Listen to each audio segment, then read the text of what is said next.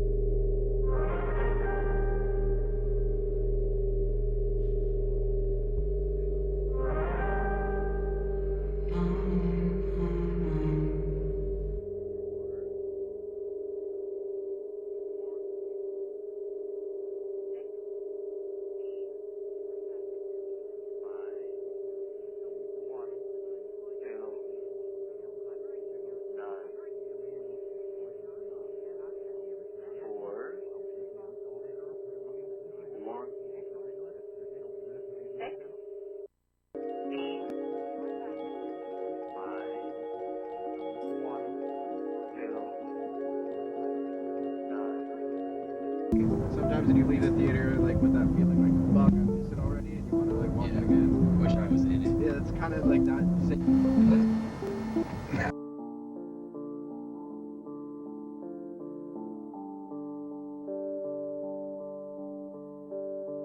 Wither away in that comfortable place where I stay.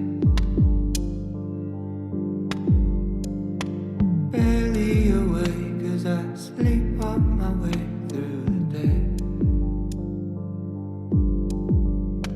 Don't ask how I've been if you run into me, it's so fake. First it's all quite piss poor and that's not the answer that you need.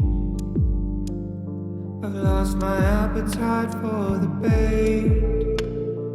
Time after time it's a waste. Lost my appetite for what you time after time can ever say. Now I don't care for the convo, I'm up in my head, I'm in space. Floating alone, it's the one place I feel incredibly unsafe.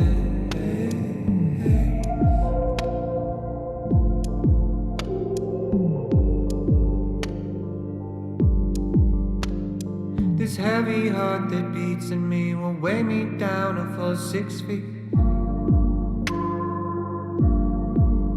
If not these 750 milliliters, one for each of the secrets that I keep. Could you turn it down?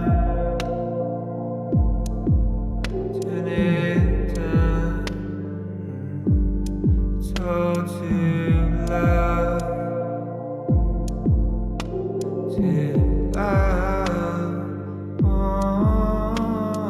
June turned me into a shell. Inhale, God. 6 year exhale. Left a residual self. Scraps of compassion. Missing in action. No care for the convo. I'm in space. Floating alone, incredibly unsafe.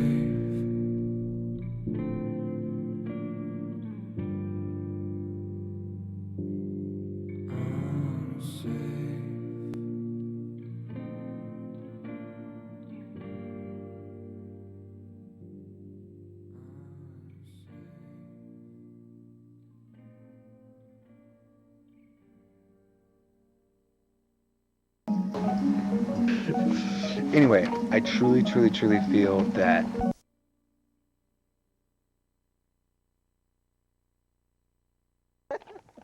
oh, keep going. Anyway.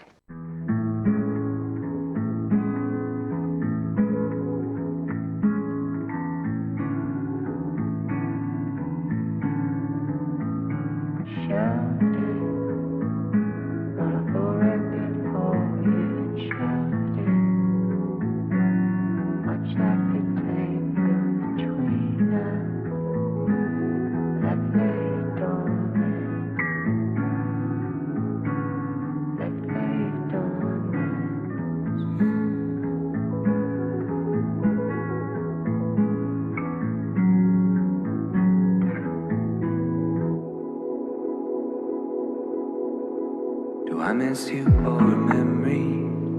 Someone or something I couldn't call it. Is it your smile in the morning? Or just the prime of our 20s? I shouldn't bother. I'm just searching for a feeling, and maybe it's past and I can't grasp it. A moment set somewhere in between where we met and where we left it. Almost as if every passing bird flies directly through our shadow. I really shouldn't. Where you at now? Did you save the 10,000? Did you find a passion? Alleviate some pressure? Have you got any new friends? Did you find a new man yet? Does he treat you special? I hope he treats you better than I had it.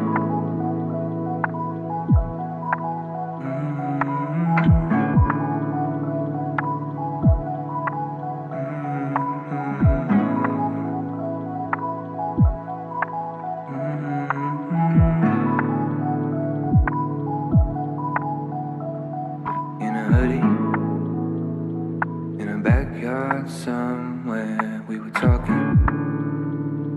And your eyes all sparkly, got me nervous.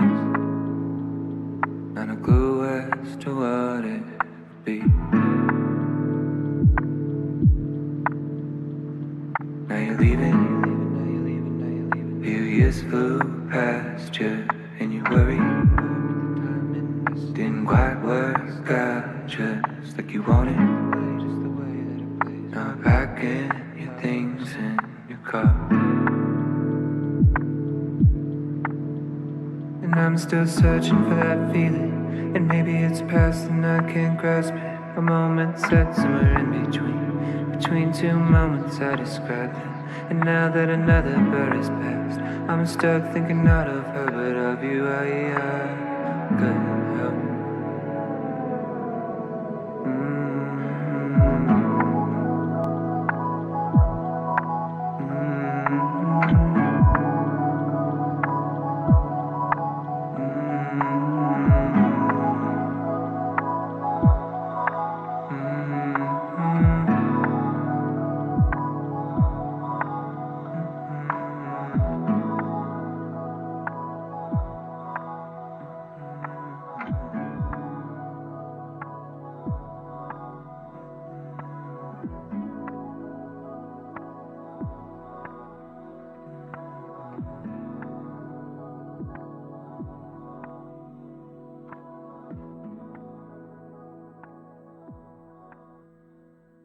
Hey, don't move on my toe.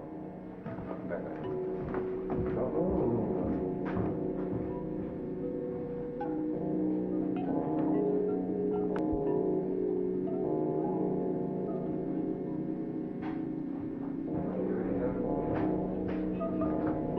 Still got a light or should I have a glass of peanut or? Oh, yeah, give me his last name, bitch. This looks so awesome. Oh my god. I love you, Grandma. Look, this is amazing.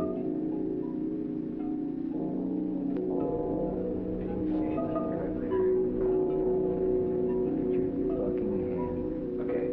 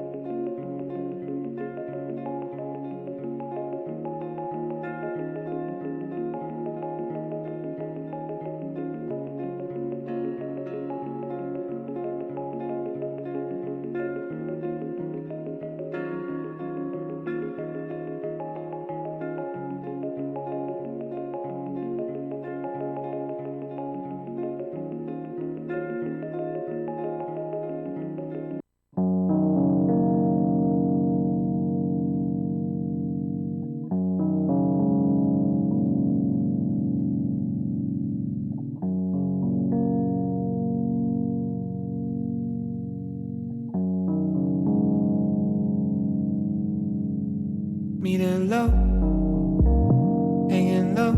I'm on empty, headed home. I'll make it home. I guess I'm okay. I don't know. No, I'm not sure. I wasn't thinking about you. But the piano roll had me feeling cold with memories of you. Yeah, we were younger. I was struggling. We were good, standing still, right beside me. You were good to me. I couldn't say the same but we laid the blame to waste. By the wayside, you went away. Took the good times, took the bad times, let them breathe. Left in the wake, the space.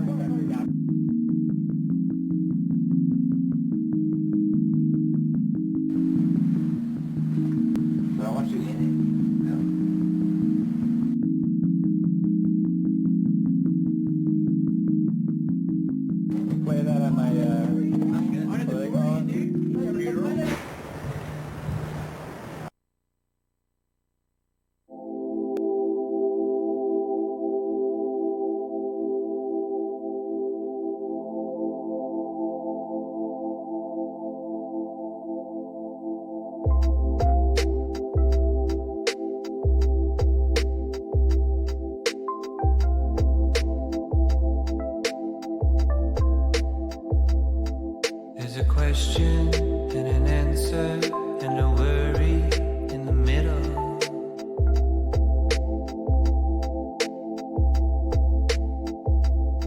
There was a promise of forever and a wishful intention.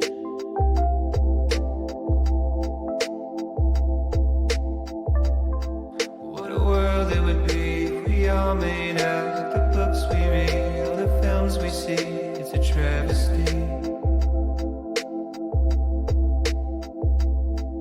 As the moon drifts by with the shifting tides, and you're lost in light, so the love floats into the ether.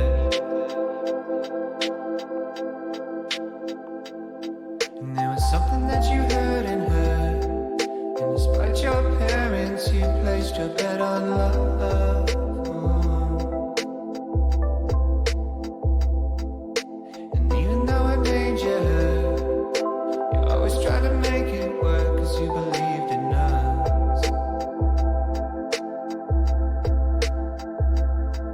Said you're pretty, but you drink too much. You've got a head on your shoulders and it's good enough, but something broke you. I said I'm sorry, and it's well in advance, but I will hurt you more than anybody has. Yeah, it's a sure thing. Oh, is it a sure thing? She said, I know that you didn't know back then. Getting all that you should know by now. It never was about the pain you held, not in the way that you shut me out, not in the way that you hate yourself, or all the ways that you let me know it was that you and I, we were on our way. Kind of feeling that was unexplained, and you still feel like it felt back then. It's what you tell me when nobody's listening, and you ain't happy where you're at right now. Talked about it for a couple hours, but a lot of change in the past few years. A couple deaths and a few relationships. A little older and a little scared of making all the same mistakes I made. You said you're weary because you think too much. You've got a mind of your own. It's free enough, but it'll drain you. I know you're sorry, and it's right on time, cause you told me what would happen if I stuck around. I know you warned me.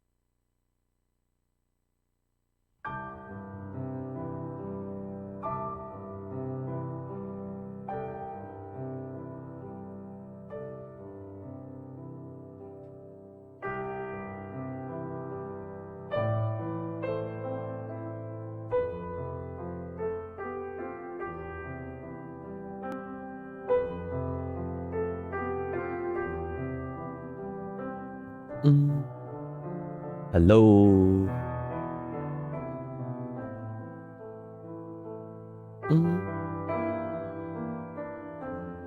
What up, what up, what up, what up, what up, what up? Oops. What's up, everybody? Hello. Hello, hello. Moon River. How's it going? How's everybody feeling? What's the vibe?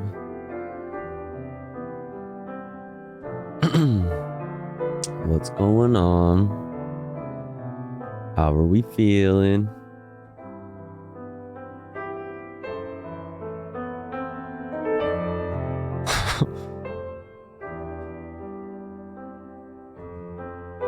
Damn.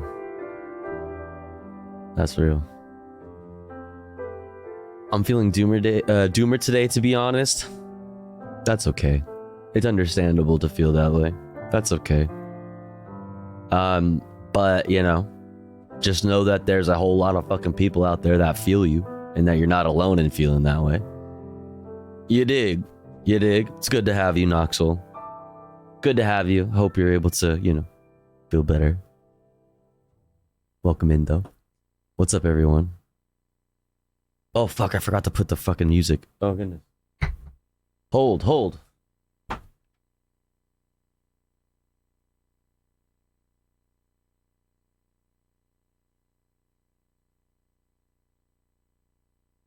There we go.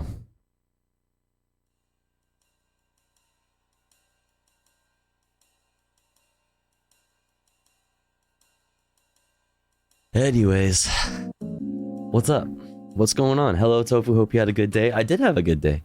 I had a good day. It's a pretty sleepy day. Took a fat nap a bit ago. Well, I mean, it's a little bit much later now. Took a nap. It was hot. Yeah, it was chill. Nice. Relaxing. I hope you all had a good day. If you ever need a fun cat meme, let me know. I got a lot. Let's fucking go, Malty. Hell yeah. Drop some fucking memes in the fucking disco.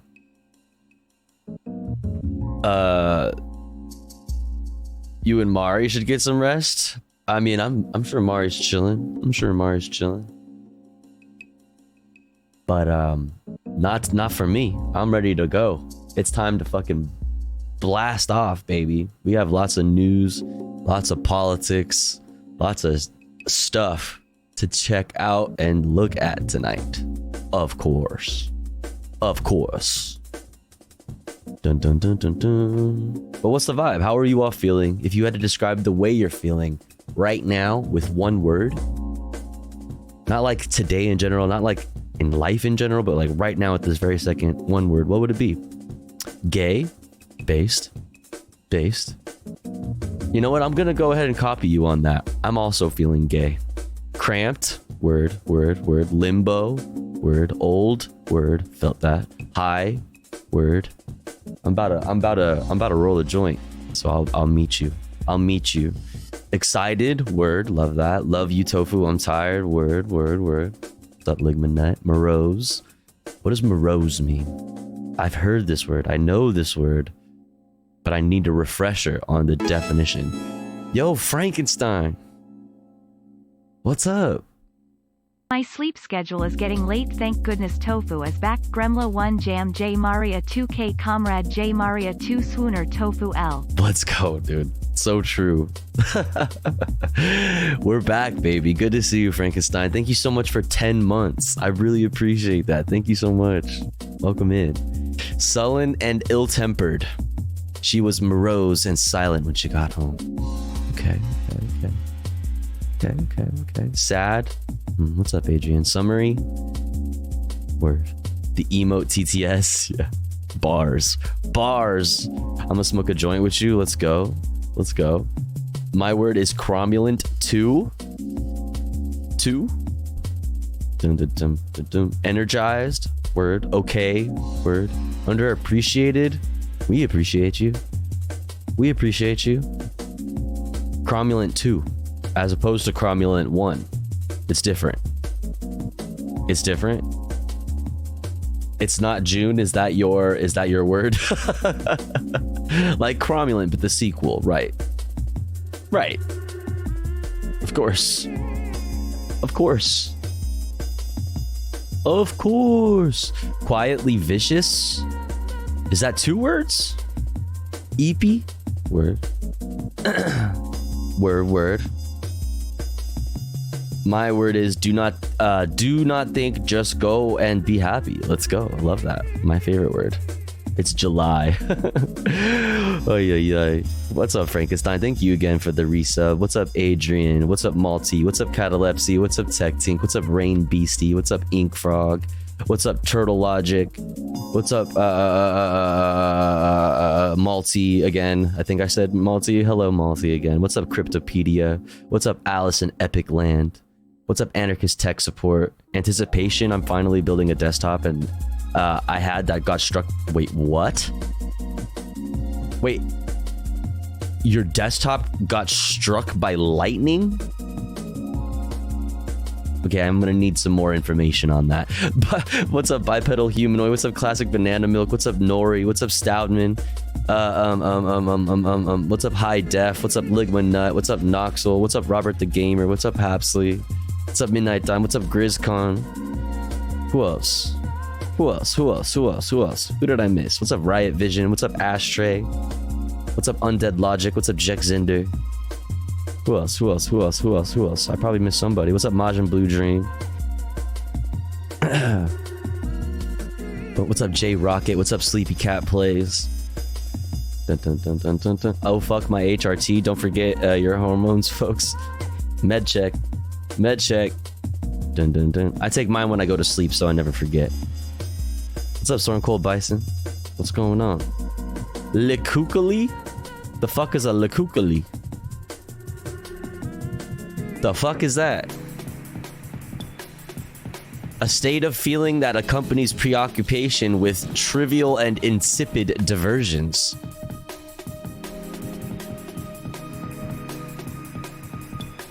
Okay.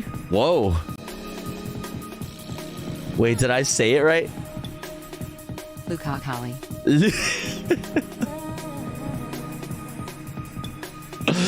Yo, DJ, run that back.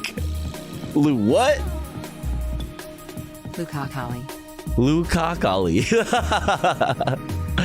Run that back. One more time. Lukaku Holly. How come it's not getting louder? Lukaku. Fire. New word acquired. Fuck yeah. Enough with the long words, brother. My word, unreal. What's up, Achado? What's up, Rizerp? What's up, Round Girl? What's up, Liv? Dun, dun, dun, dun, dun. What's up, Manufacturing Content? What's up, everybody? What's up, Mugwine? I hope everybody's having a good one.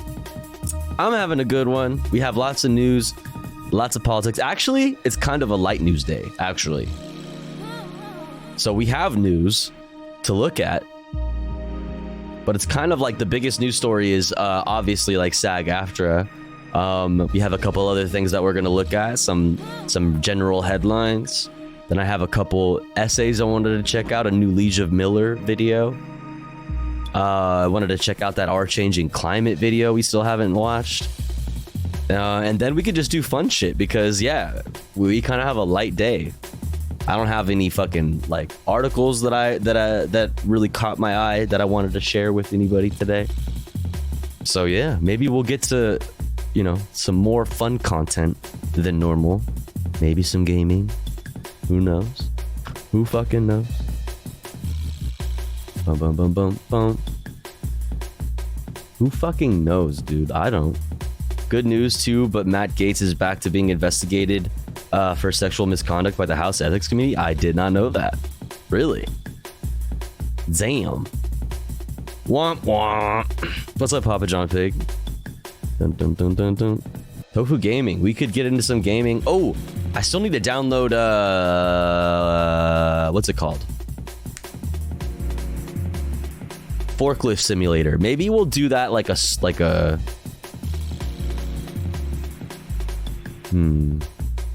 Maybe we'll make that a special thing. Maybe like we'll do a sub goal. No, we'll just do it like Monday. We'll probably just end up doing that like Monday.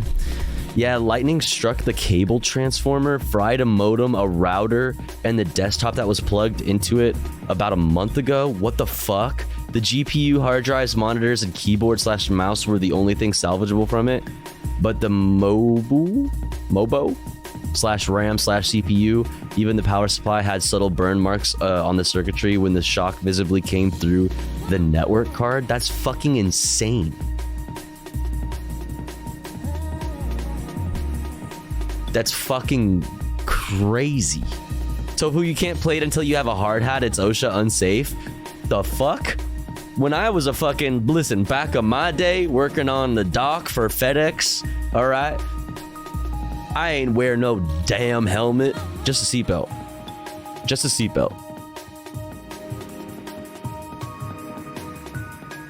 I've been wondering what it was that that was protecting him, and now it's gone. What was it? Oh, Matt Gaetz. I don't know. There was just, I think it was just, wait, no, did that ever even, hold on. I'm like getting it mixed up with other fucking trials in my head. Matt Gaetz.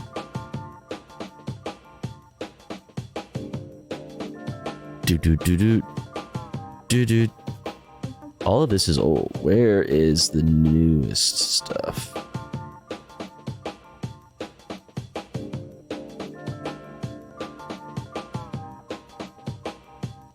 His friend took the hit for it. Was that it? Yeah, Matt Gaetz won't be charged in sex trafficking probe. Justice Department decides.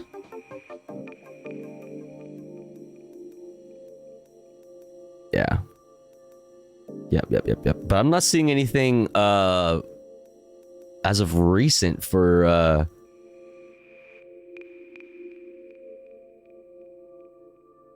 oh, here we are. House Ethics Committee revives sex misconduct probe into Matt Gaetz. Damn.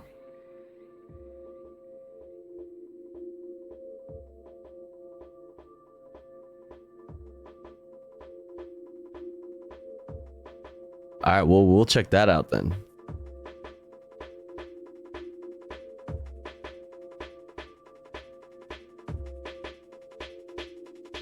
Dun, dun, dun, dun, dun. All right, well, one thing was just added to our list of news. Boom, boom. We'll check this out. What's up, Oil Peanuts? But after we started off, we got to start it off with something nice and chill. Started off with the new daily dose of internet, then see what happened today in history for July 13th. Hog. Let's get it started. Exclamation point watching in the chat if you would like the links to all the videos we have on the list tonight. And then I'll share the links to the articles that we read today as we read them. Boom, boom, boom, boom. Let's start off with the daily dose of internet. Never going to the beach again. Hello everyone, this is your daily dose of internet. One of my subscribers sent me this video of a worm that they found at the beach.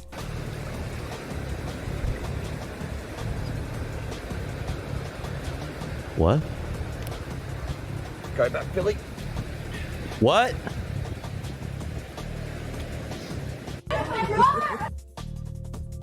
Nah, that's cap. What the fuck is that?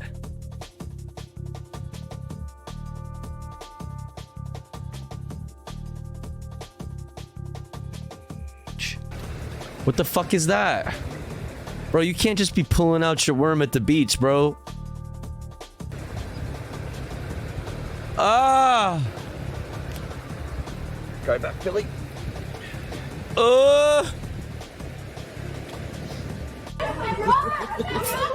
That's it, scary as hell. That's not a little guy at all. Yeah, what the hell?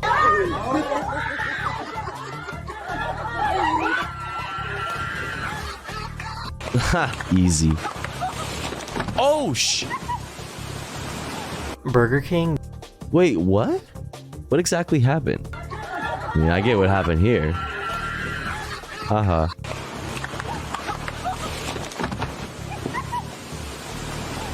What the fuck was that? Burger King This tree just fell over. Instant bridge. What's up, Celtic? just released a new item that's only available in Thailand. Oh my called god, Real I saw this yesterday. Bro, alright chat, would you? That's disgusting, dog. Stop. I kind of want to try. Like, you just need like 2 of those. You just need like 2 slices and that's it. What is it? It's literally 2 pieces of bread and a mountain of cheese. Does it have mayo? I don't know. I'm not sure. Is that just American cheese on a bun? I assume it's American cheese, just a whole bunch of it. And then you just put 2 pieces of bread. Thick ass grilled cheese, dog. You don't get it? That is too much cheese. I know you're gonna be like, oh, tofu, you're a fucking stupid, annoying vegan. Fine. But here's the thing. Grilled cheese is bomb. I used to eat hella grilled cheese. That's too much cheese. You only need like 2 of those slices, my guys and gals and non-binary pals. You just need to... And it's not even toasted bread. It's not even toasted bread. That's crazy. That's absurd. Burger. The only thing it has is slices. Also, that shirt. That's only available in Thailand called the Real Cheeseburger. What is this shirt? Cheese Kitty. The only thing it has is slices. Dude, that is no. You don't. Dude, no. That's literally just a fat chunk of cheese. There's no way that tastes good. There's no way. I'm sorry. That's coke. It needs to be hot, melted, and toasted to be good. Yeah, exactly. It's just like 2 raw ass pieces of bread with a bunch of fucking unmelted cheese in the middle. That's crazy. Recession food. Listen, I would be... Here's the thing. Here's what you do. What makes this recession food is you do this, but only 2 slices. And then, I mean, maybe you don't have enough pieces of bread. Fine, I guess. But listen, that's too much cheese. You only need 2 of those. Yo, Amy. What's up? Would you eat this? No. I'm an annoying vegan, so I have other reasons why I wouldn't eat this. But even if it was fucking purely dairy-free, fucking 100% vegan cheese, I'm not eating that. That doesn't look good. What do you think, Amy Raiders? What do you think? Amy, thank you so much for the raid. I hope you had a wonderful stream. Raiders, hit this link. Also, shouts out Amy if you don't already follow Amy. Very cool, very based. Go hang out over there and sub and follow. Amy talks about housing and how it's a human right. Very based. Go, go, go. Hope you had a good stream. I will eat this. It isn't bad at all. Damn. Not even 1 pickle. That's what I'm saying. There's like, we have no confirmation on whether or not there's anything else on this. You know what I mean? Like, is there ketchup? Or like mayo? Or like, I don't know, something. Like anything. Chopped up McDonald's fucking style onions? Like anything at all? After 4 dabs though? Good question. Yeah, that's a good question. See, when I was a young one, when I was a young non-vegan little soybean stoner, I used to use Kraft singles, right?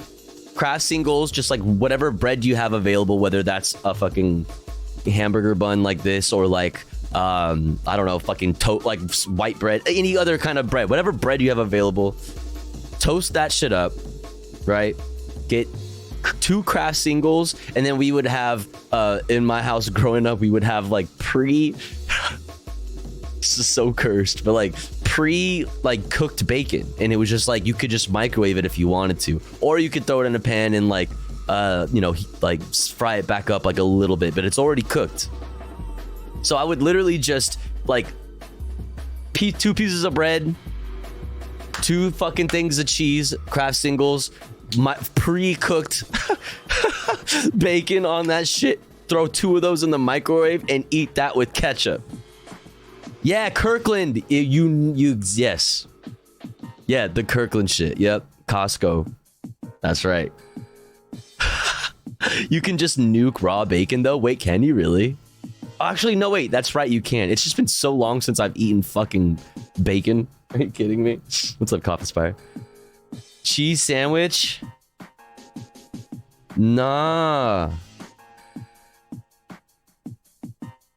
Oh my god, she doesn't love you. Bruh, this is what I'm saying. That's...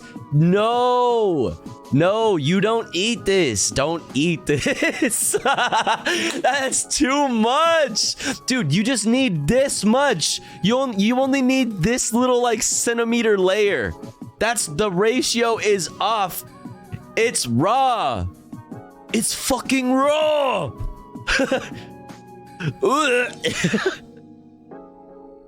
Not high enough for this shit, dude. I don't know if I could get high enough.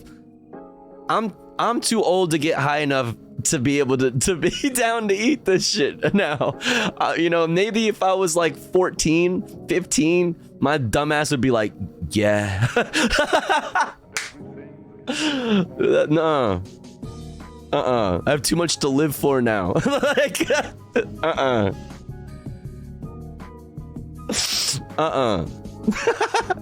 Meat is expensive right now. Tofu, it's for us carnies. That's a fucking classic carny L. Very common classic carnivore L, dude. Larnivore, more like. Let's go. Wrecked. I'm having a coronary just looking at this. An entire package of craft singles. It's literally like the package, like a fat brick of craft singles. They just spin it around to make it look like a star instead of just like literally a block. That's like all that goes into this, is that they spin each other fucking slice of cheese to make sure it's like, you know. To be fair, I know some white woman who grate cheese and then just sit down eating it off a plate. Maybe this is for them, Tofu. That's real. That's real. Yeah, I mean, to be fair, I do know lots of people who just like eat cheese out of the fucking fridge or whatever, which is fine. But the thing is, they're not eating this. I mean, listen, maybe there is, but that person is a degenerate. Nobody is just taking, like, oh my god, taking every single craft single out of the package, each individual package, putting them all together and just taking a bite of it. Nobody's doing that. You know what I mean? Somebody might be taking a slice and just munching on that. Like, okay, fine. It's worse than being the type of psycho that just fucking takes the string cheese and bites it. It's worse than... Dude. I do that, I feel called out. You should. You should feel called out. You should. This is not a Tofu Go stream. This is a... what's it called? An intervention. People eat whole packs of string cheeses because basically the same thing, in my opinion. But that's what I'm saying. Those people are psycho. People do be putting 3 pieces of lettuce and a pound of cheese on top and calling it a salad. Yeah, that is nasty. Y'all ever take a bite out of a block of tofu? Nah, you know what? That's funny. I've never actually just straight up done that. Never actually just straight up done that. I love the people who don't string their cheese. Truly fascinating. It's insanity is what it is. Let's fucking move on. Let's get out. Let's cheese stacked between a hamburger bun. No. That's cope. Ew, bro. Ew. Ew. No.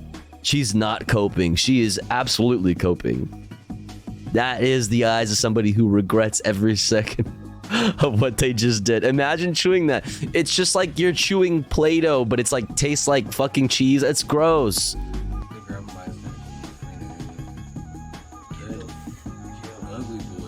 Oh my god! Oh! This guy figured out a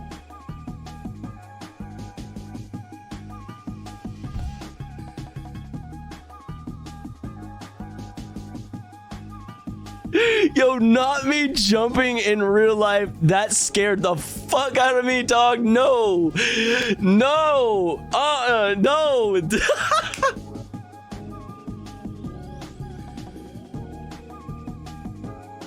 Okay, that was 100% genuine. That shit scared the fuck out of me, dog. I'm good. I'm good on that. A genius way to eat ramen. That's if you watch too much TikTok videos. Yeah. Are you joking? Okay, that I was about to say. Okay, I was about to call out the caucasity of this act, but actually, my guy might be onto something. Wow.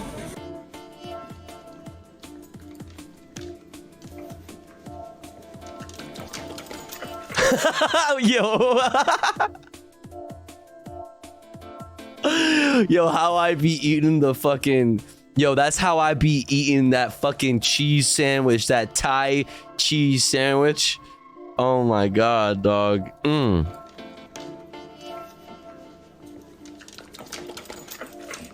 This is not CGI. A new building called The Sphere is opening soon in Las Vegas, and the outside is already operational. No, that is absolutely CGI. Okay, that is absolutely insane. Okay, that is actually crazy. The orb, dude. Hi, you are currently being recorded. This YouTuber... Yo, that happened. That exact thing happened to me. Literally, was that yesterday or the day before? I don't know. Yesterday or the day before, me and my roommate pulled over to the side of the road to grab a fucking a perfectly good like outdoor like table that somebody like put out on the sidewalk to like give away, you know, to get rid of, and it was like perfectly good and tight and would work great on our fucking patio. So we pulled over to get it, and I got fucking the shit scared out of me because the fucking house I pulled up to started fucking talking to me and said hi. It was exactly that same exact recording. Dead guy in his freezer, and then called out a repairman to fix it. It's about this freezer? Mm-hmm. Yeah. When, boy? Well, a week ago. I just bring my stuff, okay? What? You can bring my stuff, okay? Okay. He's about to drive away. We'll tell him not to. This is a joke, dude. That's my friend in the refrigerator. He's alive. This dad found out that his son is... Bro, I don't know, man. These pranks. The snitch. I'm not giving you my driver's license. I'm not even telling you my name. Okay. I know his name. What's his name? Rodrigue.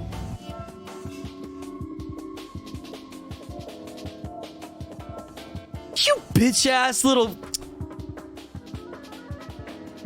The fuck? You are grounded, young man.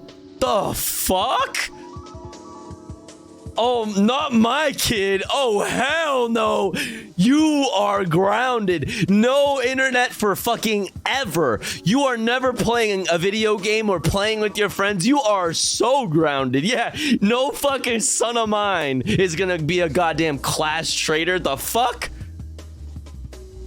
Yeah, ACAB even includes my child, okay? If they be fucking... Nuh-uh. ACAB, all children are bad. Dog, what a little fuck. His dad found out that his son is a snitch. I'm not giving you my driver's license. I'm not even telling you my name. Okay. I know his name. What's his name? Rodrigue. I have to.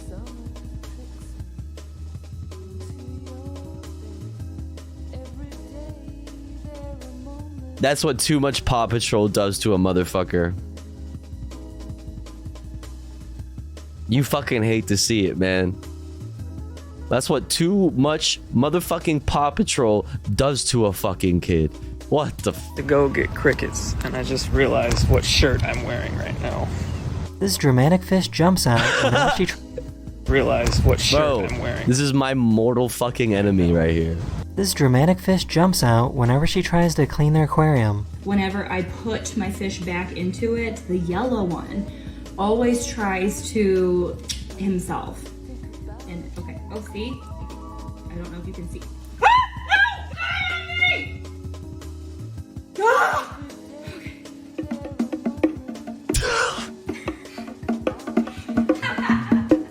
Cat jam. These are snowflies, and they can be found in the mountains of North America. They can survive in these very cold and harsh environments. What's cool about them is that they have evolved the ability to easily amputate their limbs. They often get stuck to the ice, so they simply rip off a leg and keep moving. I simply remove my leg. Fucking Giga Chad. Oh, he's chilling. He's munching. This poor little guy doesn't know how to use his body yet. What? Are you embarrassed? This dog likes to dive incredibly deep.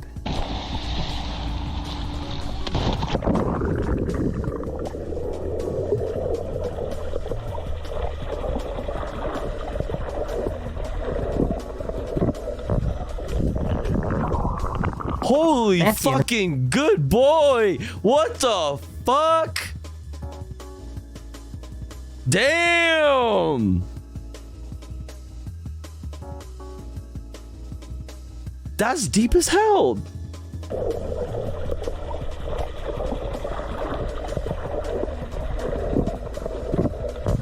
My dog's scared of the hose. Not this dog. That's you. This dog stares straight into the fucking hose's eyes and says fucking what? Diving into the fucking ocean. Like a G. This video. Hopefully this video put a smile on your face, and I'll see you guys again very, very soon. Me reading theory. Later. Nice. That dog loves water. That's crazy, dude. I've never seen a dog do that. Actually, I mean, I've seen dogs dive to get something like that, like a fetch something. But not that deep. That's insane. Is today a Nazi day? Is today a okay, chat. All right. Yo. Should we do our first prediction or whatever the fuck? Is today gonna be a Nazi day or 9/11 day? Or what is the other one? Or both. Or both. Let me see. Let me pull it up.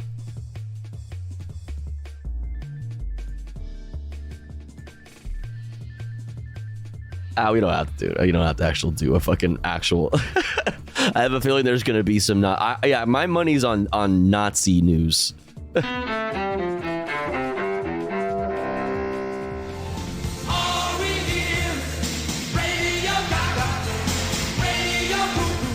July 13th, 1985. There are hours to go in this Live Aid show in Philadelphia, and it looks as if no one's leaving early. Live Aid, a global rock concert to raise money for starving people in Hassan? Africa, takes place in London and Philadelphia. The mammoth event spawns charity music concerts in years to come, from Farm Aid and Hurricane Katrina relief to Live 8 and Live Earth. 1793. A bloody milestone during the French Revolution. Jean-Paul Marat, a revolutionary writer, is stabbed in his bath by Charlotte Corday. She's executed 4 days later. Dang. 1863. In New York City, riots erupt against the Union's military draft during the American Civil War. Over the next... What extension are you using to zoom like that, Tofu? Apple. Macintosh. I have this guy. It's an I stream on a yeah. I have this little guy. Enhance Mac user. Yup. 3 days, more than 1,000 people, many of them blacks, are killed in the violence. Yikes. 1977, a power blackout leaves New York City in the dark for 25 hours. Oh, damn. After lightning strikes north of the city. After lightning strikes anarchist tech support's computer. Result, looting, vandalism, and arson hit the Big Apple, already reeling from a severe financial crisis. And 1942. Snakes. Why did it have to be snakes? Actor Harrison Ford, best known on the silver screen as Han Solo in Indiana Jones, is born in Chicago. Today in history. Damn, the earring. This is a look right here for Han. July 13th. Birthdays. Peter Bohannon, The Associated Press. Hell yeah. All right. Let's see. Next up, chat. we're gonna get into the headlines. We have very little, like, we're like pretty light on the news today. We're gonna have the PBS news wrap. We're gonna go to news highlights, international news highlights from Al Jazeera. We're gonna go to the Democracy Now. We have the Philly D. I have a couple Al Jazeera pieces and then a Fox News piece, and then we're gonna talk a little bit about SAG-AFTRA. And then it's gonna be fun stuff pretty much from there on out. But here's the thing, chat. Before we get into those headlines, we are gonna run an ad because it's been about an hour since our last ad break, or at least since we started this stream. And here at the Tofu Ghost broadcast, we run ads while the streamer is away from the stream. That way, even if you are unsubscribed to the channel, you don't miss out on any of the content.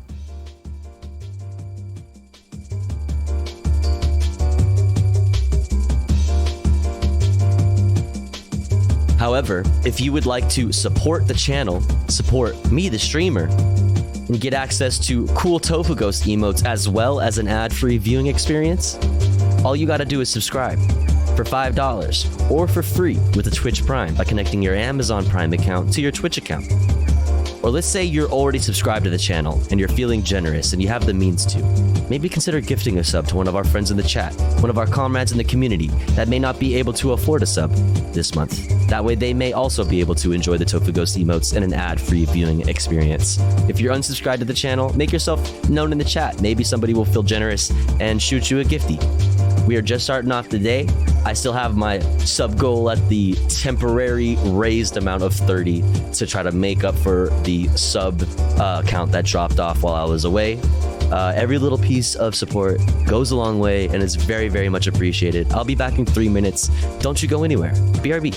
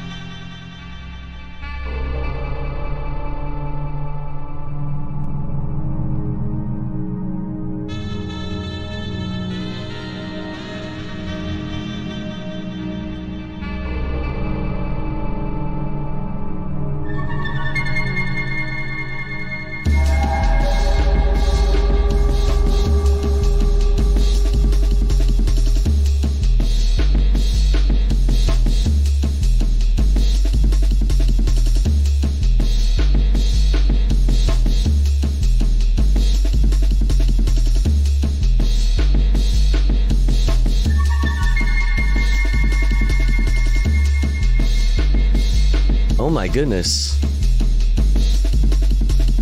Oh my goodness. Hello.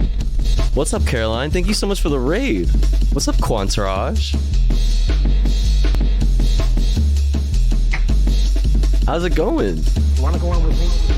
I hope you had a great stream. What were y'all up to? Yo, Biaki, thank you for 13 months. Tofu Wiggle. Thank you so much, Biaki. I really appreciate that. Hope you're doing good. Hope you're doing good. Thanks for the raid, Caroline. I hope you had a wonderful stream. If you've never been here before, I'm Tofu Ghost. We talk about news and politics and other stuff. You came just in time. We're about to start off with some headlines, get into more specific stories. Biggest story is probably SAG-AFTRA story, which you probably talked about at Caroline's chat, which is awesome and dope and based. But yeah, welcome in. Welcome in, welcome in. Let's get cracking. Next up, we got the news wrap from PBS NewsHour. Let's check it out. In the day's other headlines, a wave of sizzling heat moved into central and southern California, with forecasts topping the 100-degree mark through the weekend. It adds millions more people to excessive heat warnings Hydrate that have time. blanketed the Ashtray Southwest says to drink for water. days. Let's do it. Throngs of swimmers bathed in outdoor pools this week, from San Antonio to Las Vegas. Arizona has seen temperatures top 110 degrees for more than a dozen straight days. In northern India, officials say severe flooding from record monsoon rains. It's been hot in Southern California. Oh yeah? Well, you know what? What's funny about that? Laura Ingraham doesn't agree. Laura Ingraham has some words for you if you think it's been hot. I can't wait to check this out. Laura Ingraham's gonna say some bullshit about liberals crying and coping and seething over there being hot weather during the summertime. It's gonna be so fucking great. Can't wait to check that out. In the last 2 weeks, most of the deaths were in the mountainous Himachal Pradesh, some 300 miles north of New Delhi. In the capital, floodwater blocked roads, closed schools, and swept away houses. The destruction. Fran made me cry. Yo, Fran is such a legend. We're gonna watch an interview with Fran and somebody else. I'm not sure what their name is off the top of my head. So it'll be, hopefully that's cool. Struggling to cope. The problem is people are stranded. This is the first time I'm witnessing this. I pass by here every day to deliver milk and cottage cheese. All these vehicles are stuck and submerged in water. It's a matter of grave concern. Water levels in a river flowing through New Delhi have hit a 40-year record, with another 2 months left in the monsoon season. A mass grave with at least 87 bodies has been found in Sudan's West Darfur. The UN's Human Rights Office said today the grave is outside Janina, and the victims were likely killed by paramilitary fighters battling Sudan's military. Hours later, the International Criminal Court's prosecutor announced he is investigating alleged new war crimes in Western Darfur. Back in this it's got the ICC's attention, and we have another piece from Al Jazeera in a bit talking about the refugees due to the conflict. Federal jury we'll check out in a bit. Pittsburgh has found the gunman who killed 11 people at a synagogue is eligible for the death penalty. The mass shooting in 2018 was the deadliest anti-Semitic attack in U.S. history. Robert Bowers was convicted last month, but his lawyers have argued he is mentally ill. The trial's next phase focuses on whether Bowers should actually be sentenced to die. The Secret Service has finished investigating how a baggie of cocaine got into the White House with no leads and no suspects. The powder drug and conservatives are fucking livid. They're furious over this. Staff and tour groups alike. A Secret Service report says tests found no fingerprints and no DNA, and video of the lobby entrance was no help. President Biden charged today that Senator Tommy Tuberville is jeopardizing American security by blocking military promotions. The Alabama Republican wants the Pentagon to stop paying for troops to travel for abortions. Speaking in Finland, Mr. Biden said mainstream Republicans should... Another little piece of proof for you, as if you needed any more, that conservatives don't actually give a fuck about the people in the military. They never did. They don't actually give a flying fuck about military people, people in the military. The idea that we're injecting into fundamental foreign policy decisions what in fact as a domestic social debate on social issues is bizarre. I don't ever recall that happening, ever. And it's just totally irresponsible in my view. Tuberville has stalled more than 260 nominations since March. They include the nominee for chair of the Joint Chiefs of Staff, the nation's highest military officer. Secretary of State Antony Blinken is reportedly... It's literally always this photo or a photo that looks exactly like this. Hacking, and it's like numbers. Numbers and green and a guy in a hood. Hacker man. It's always this fucking photo. It's so funny. Warning China's top diplomat, Wang Yi, over cyber attacks in the U.S. The two men met today at an Asian-Pacific summit in Indonesia. News accounts say Blinken vowed that hackers and their sponsors will be held accountable. This follows reports that Chinese hackers breached email at the State and Commerce departments. Tens of thousands of doctors across England began a 5-day walkout today, their longest ever.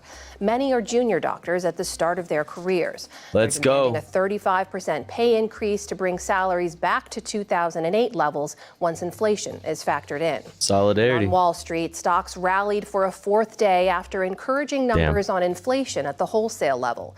The Dow. All right, this is where PBS loses me. Do not give a fuck. Do not care. It's time for some international highlights from Al Jazeera. Let's check it out. Holy fuck, that's loud. Hello there, this is Al Jazeera. Cool ass glasses, dude. Kyiv's mayor says Russian airstrikes have targeted the Ukrainian capital for a third straight night. Authorities there say 20 Iranian-made drones and 2 cruise missiles were shot down by the army's air defense systems. Meanwhile, Moscow has dismissed an army commander after he criticized the military leadership of failing troops in Ukraine. Major General Ivan Popov commanded the 58th Combined Arms Army in Ukraine's Zaporizhia region. I always come to the Tofu broadcast to see how my stonks are doing, and I'm always disappointed. Real. Joe Biden is meeting with the leaders of several Nordic countries in Finland's capital. Leaders of Norway, Iceland, Denmark, as well as Finland and Sweden are attending that meeting in Helsinki. It follows this week's annual NATO summit in Lithuania. Finland joined the military alliance this year. Sweden is expected to do the same very shortly. The UN says a mass grave containing at least 87 bodies has been discovered in Sudan's West Darfur region. They were members of the Masalit ethnic minority group. The UN's Human Rights Office said it had credible information that the Rapid Support Forces were responsible. The RSF paramilitary group is currently fighting the army for control of Sudan. And Egypt is hosting the leaders of Sudan's neighbors right now to discuss ways to end the conflict.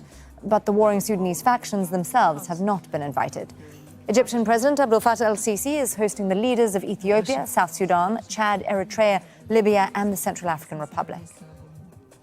Thailand's opposition leader says he will not give up on his bid to become the next prime minister. Peter Limjarorat's Move Forward party won the most seats in the lower house in May's general election. Parties linked to the military were defeated. But in order to take power, Peter also needs support from members of the military-appointed Senate. All right. That was Al Jazeera. Now, democracy now. Right now. Right at this very fucking moment. Right fucking now. Welcome to Democracy Now!, democracynow.org. The War and Peace Report. I'm Amy Goodman. Heads of state from 31 NATO member nations have wrapped up their annual summit in Vilnius, Lithuania, pledging to support Ukraine in its war against Russia for as long as it takes. On Wednesday, Ukrainian President Volodymyr Zelensky met with President Joe Biden on the sidelines of the talks, one day after he sharply criticized NATO's refusal to commit to a timeline for Ukraine to join the military alliance as unprecedented and absurd. To put it in simple terms, the moment the war is over, Ukraine will definitely... I mean, it's kind of not unprecedented because, like, you've kind of just been getting dicked around this whole time. You know what I mean? Oh, you're going to be in NATO. Oh, you're going to... You're gonna be in NATO? No. Oh, no. You're not gonna be in NATO. Oh, you're gonna be in it? No. Join NATO, and Ukraine will become a member of the alliance. Before leaving Vilnius, Yeah, you're totally gonna be in NATO, bro. No, it's gonna happen, bro. Trust me, bro. Biden It's coming, bro. delivered a major address reaffirming U.S. support for Ukraine. It's like, it's not unprecedented, and it's honestly not absurd, because obviously that would just mean essentially the West declaring war on Russia. Like, come on. To join NATO someday, and declaring NATO is now stronger than ever. President Biden's now in Helsinki. Any Oilers for our unsubbed Quantarage friends? Yo, what Mari said. Finland. Also, shouts out Mari. Go follow Mari if you don't already. Do it now. For a meeting with Scandinavian leaders. Finland recently joined NATO, and Sweden is poised to join as its 32nd member nation. Biden's the first U.S. president to visit Finland since then-President Donald Trump met with Vladimir Putin at a 2018 U.S.-Russia summit in Helsinki. We'll have more on the NATO summit after headlines. In Ukraine, at least one person was killed as Russia launched a wave of drone and missile attacks on the capital, Kyiv, for the third straight night. The attacks came amidst mounting signs of a crackdown by the Kremlin on leaders of the failed June 23rd mutiny by Wagner Group mercenaries. A Russian lawmaker close to President Putin said Wednesday the deputy commander of Russia's military operation in Ukraine is, quote, currently resting and not available for now. Sergei Surovikin reportedly had advanced knowledge of the Wagner rebellion. He has not been seen publicly since shortly after the failed mutiny. On Wednesday, Yo, Midnight Dime, thank you so much for gifting to Concussed Keeper.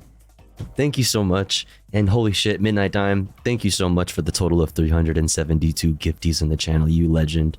Thank you so much. Thank you for all the support. Really appreciate it. Russia's foreign intelligence chief, Sergei Naryshkin, confirmed he spoke with the director of the U.S. Central Intelligence Agency, William Burns, in a phone call late last month to discuss the Wagner Rebellion and the war in Ukraine. The UN Security Council is meeting to discuss North Korea's latest launch of an intercontinental ballistic missile Wednesday and the 12th such test this year. The launch came after Pyongyang threatened to retaliate against alleged U.S. spy plane incursions over its territory. Japan and South Korea's leaders condemned the launch from the NATO summit. The UN is calling for— To be fair, like, alleged spy planes—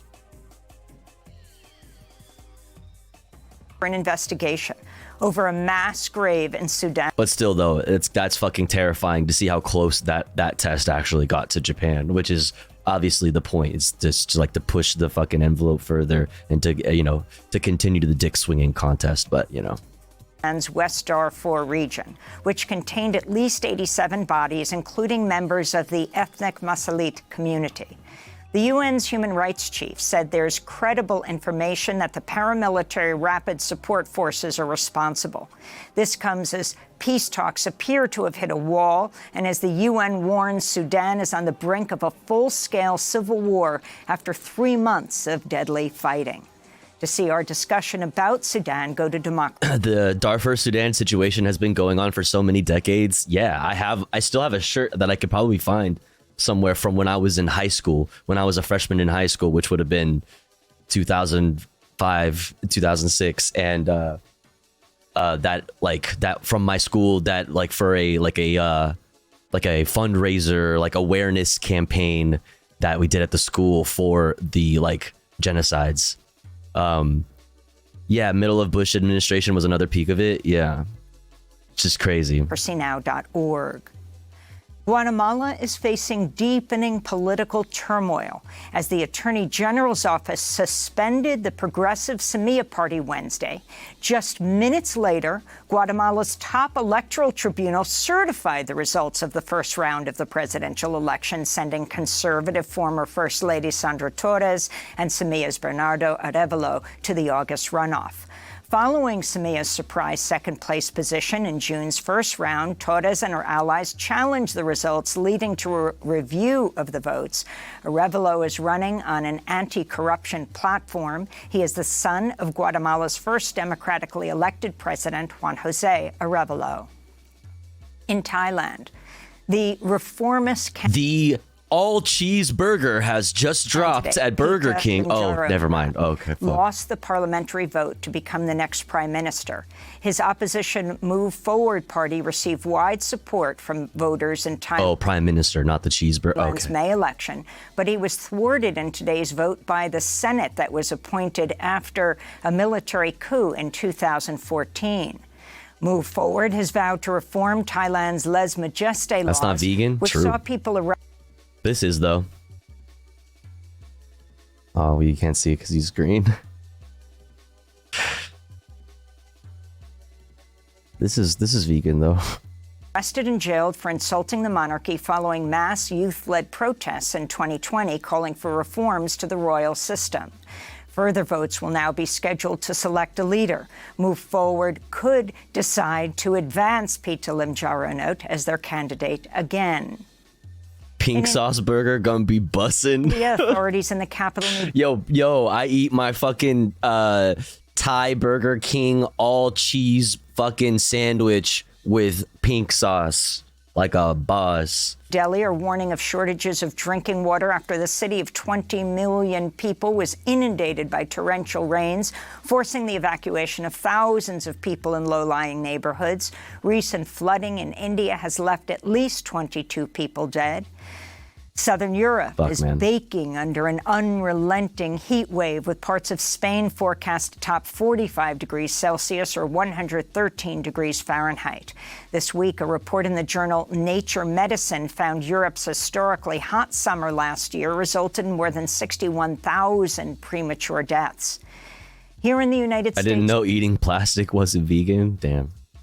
Damn, yeah, that's real. I guess we got to look at the fucking the ingredients list of that cheese first before we make that judgment. Multiple tornadoes touched down Wednesday across the Chicago area, including a twister that struck near Chicago O'Hare International Airport, prompting passengers to take cover and disrupting hundreds 42 in of Greece. flights. More than 112 million people across the U.S. were under heat alerts Wednesday, with more blistering heat in the forecast through the weekend.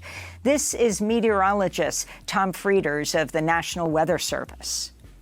We're looking at, potential daily records for high temperatures being broken. Let's go. From California to the west through Arizona. Let's go, baby. America, #1.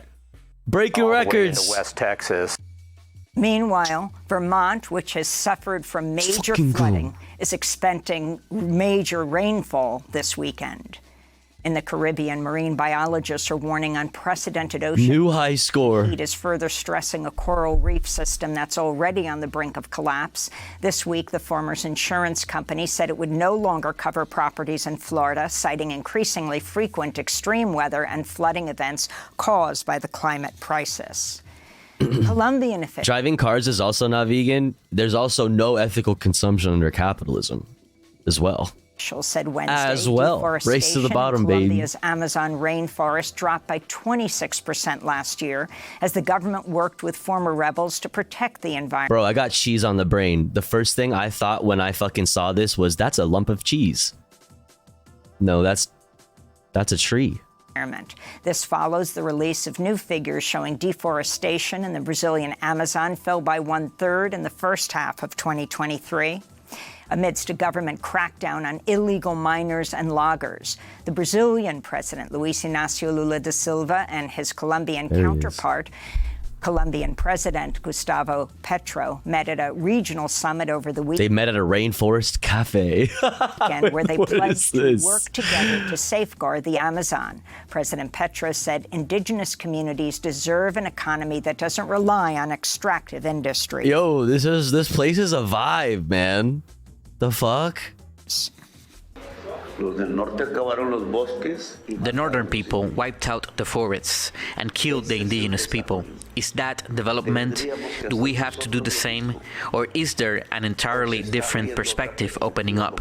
There is another kind of development that has to do with not cutting down the tree. A new report by the Wall Street Journal reveals AT&T, Verizon, and other telecom Rainforest Cafe was the shit when I was younger. It was, dude. It was the vibe. companies for decades. They had a little fucking... It was raining. It's raining inside. There's lightning storms. There's like animals. It's covered up the dangers of their lead-containing phone cables to workers and the environment.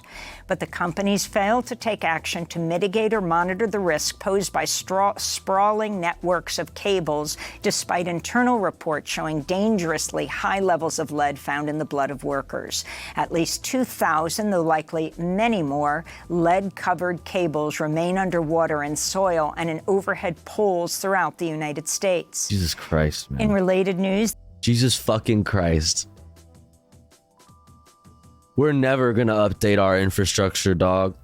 the EPA is proposing stricter limits on lead dust from homes and childcare facilities built before 1970. Not only are we gonna continue to just let our like energy grid and shit just be so ass that it fails super easily, but when people go to fix it, we're gonna give them fucking diseases and shit. We're gonna fucking expose them to lead. We're gonna kill the fucking people who fucking fix the problem for us. Wonderful. An official asserted there's no safe level of lead. The new rule would deem any quantity of dust in floors and... Yo, Potato King, thank you for 6 months. Let's go. Thank you. Hey, 6 months of ghosting tofu. Let's go. Let's go, baby. Let's fucking go. I appreciate that. Thank you, thank you. Windowsills from lead-based paint is hazardous, requiring abatement. Babies and young children are the most vulnerable to lead exposure, which can damage the brain and nervous system. Several lawyers who had business before the U.S. Supreme Court used the online payment app Venmo to send money to a top aide to Justice Clarence Thomas. That's according to The Guardian, which reports the payments to the aide, Rajan Vasisht, appear to have been made in connection with a 2019 Christmas party held by Justice Thomas. Among those making payments was Patrick Strawbridge, who recently successfully argued that affirmative action violates the U.S. Constitution, and Elbert Lynn, who played a key role in a case that saw the Supreme Court limit the EPA's ability to regulate greenhouse gas emissions. Former White House ethics lawyer Richard Painter responded, "There is no excuse for it. A federal government employee collecting money from lawyers for any reason, I don't see how that..." Just another day in Washington, D.C., baby. What are we talking about? Just fucking business as usual. Works, he said. Republican members of the House... Totally cool and normal democracy we have. Democracy?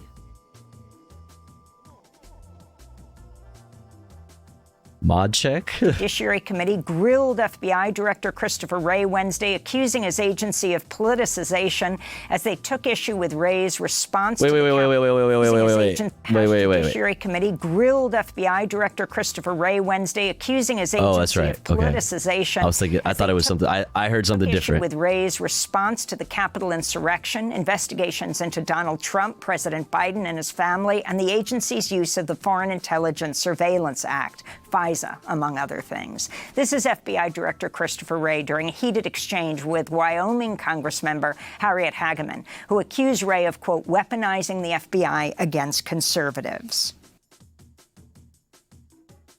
I love when we say things like, I can't believe you would politicize this government agency that was created to enforce the politics of elected officials.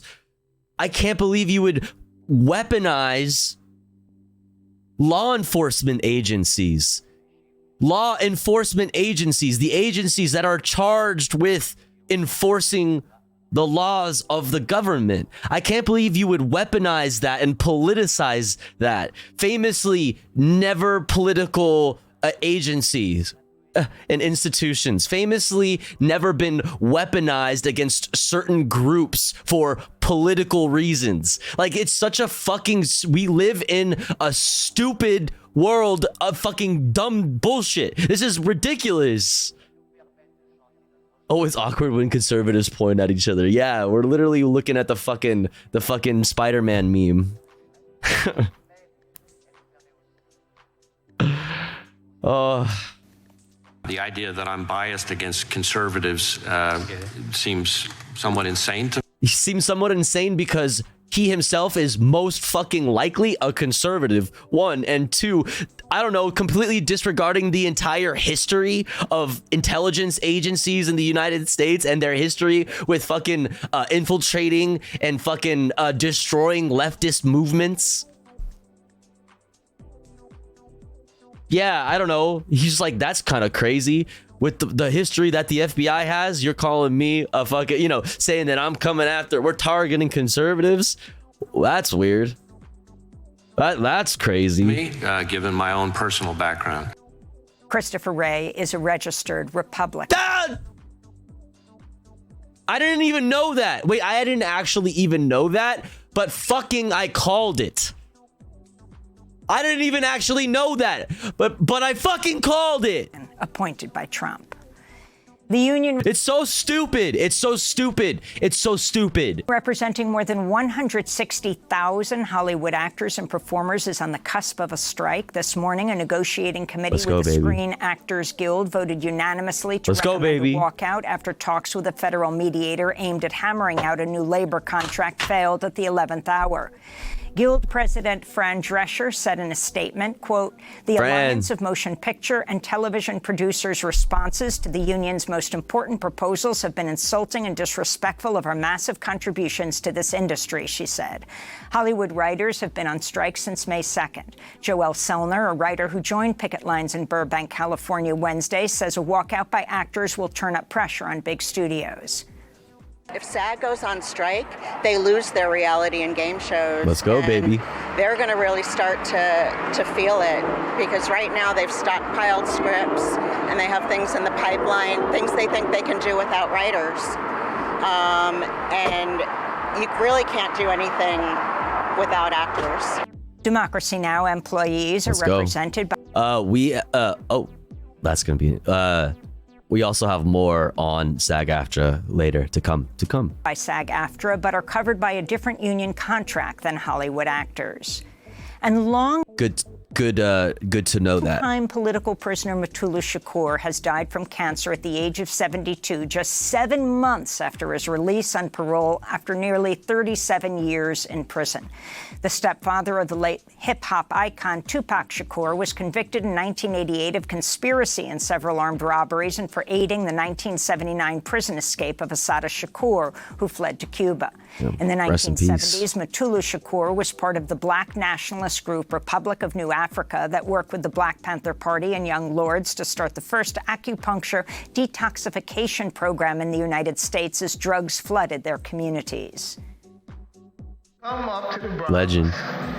Dope fiends, hardened dope victims.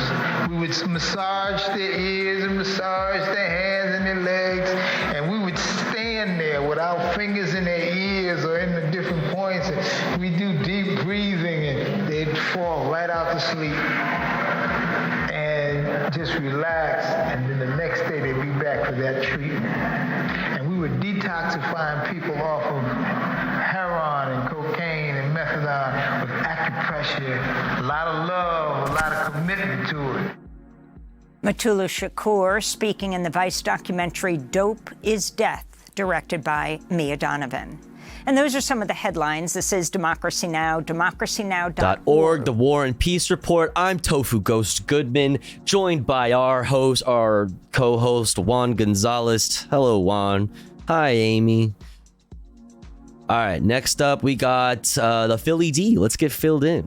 Today, we're talking about true crime. And I'm gonna be right back also. YouTubers being accused of selling an 11-year-old's autopsy images. Canada's government going after Logan Paul and KSI. Logan Paul firing back with misinformation allegations. The actors have officially gone on strike. A judge ruled in Italy that groping only counts if it lasts more than 10 seconds. We're gonna talk about all that and so much more in today's brand new extra-large Philip DeFranco show. You daily dive into the news, so buckle up, hit that like button, and let's just jump into it. Starting with, y'all, the headline true crime YouTuber goes way too far has become as common as Florida man throws live gator in Wendy's drive-thru window, which is to say, while it should be, it is no longer a surprising one. And today we have not just one, but two YouTubers provoking outrage, Natasha Cooper and Zavgirl. And that's because they've been covering the case of an 11-year-old boy by the name of Gannon Stout, who was murdered by his stepmother in 2020. And Zavgirl obtained the gruesome autopsy photos of Gannon's body through a Freedom of Information request, which she, along with Cooper, put in content and sold on her Patreon for $3. And so, of course, with this, people reacted with disgust, accusing her of exploiting this little boy's death for profit and entertainment. And you had Gannon's dad calling it evil, saying that after 3 years of enduring his son's murder trial, now he has to relive the trauma because of these YouTubers. Well, you followed it, but the only day I chose not to come to the trial was the day that they showed the autopsy photos. Now I feel like I can't even go on YouTube without the possibility of accidentally coming across these photos. We saw Zavgirl defend herself in a now deleted YouTube post, saying she didn't sell the autopsy photos on their own, but rather as one part of a longer video, and saying, quote, "I spent a lot of time and worked hard putting together a video lining up the coroner's audio and descriptions along with the appropriate part of the photo she is describing and editing it together to try to make it as informative as possible for the viewer, as well as saying..." So what happened? I'm sorry, I know I was fucking peeing. So this is like a true crime creator or something, and they're sharing like sensitive images of this child in regards to this crime. Is that what's going on? Reality of the situation is that different people feel different. Video contained pics of dead person. Jesus. She paywalled the dead child's. Oh God. Okay. Oh my.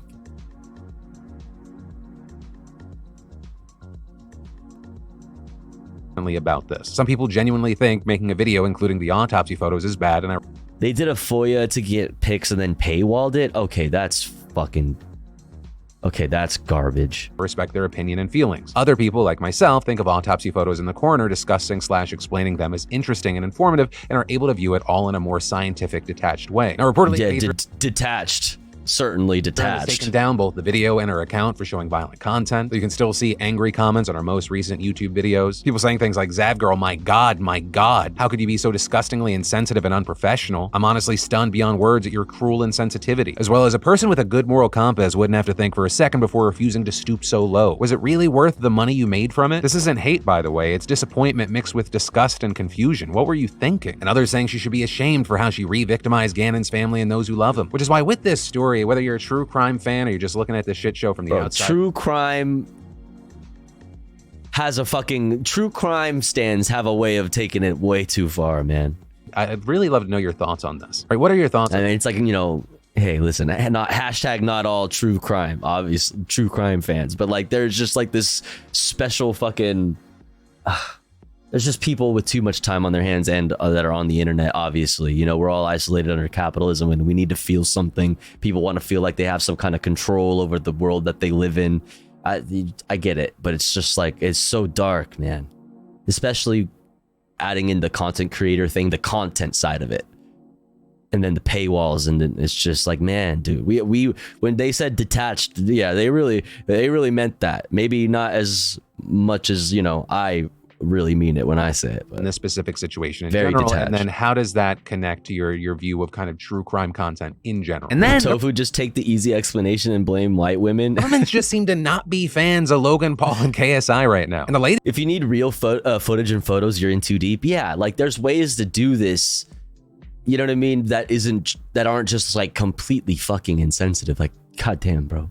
The reason I say that is that Prime energy drink has now been recalled in Canada over its caffeine levels, with cans of Prime reportedly containing 200 milligrams of caffeine hitting shelves across the country there, which exceeded Health Canada's limit by 20 milligrams. So we had a spokesperson telling CBC News this week that as a result, it should not be sold in Canada, and Canada's Food Inspection Agency adding that it is being recalled following a health risk assessment. Though notably, on the other end, you had Prime releasing a statement to the press saying that its energy drink contains a comparable amount of caffeine to other top sellers. Yeah, I was gonna say, isn't there like a fair amount of other fucking drinks already on the market that have way more caffeine? I'm pretty sure I drink them all the fucking time.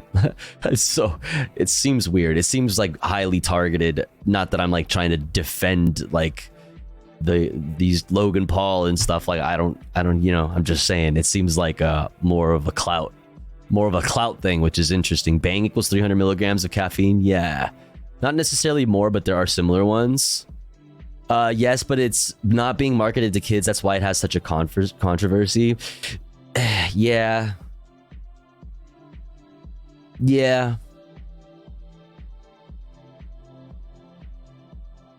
I guess that's the main distinction, right? Is that these people have extremely large and extremely young audiences. Can of Coke is 34 milligrams. Well, yeah, but the Coke is not really on the scale. It might have to do with other ingredients, I guess. Really? What's up, Sky? Marketing to kids plus clout. Yeah.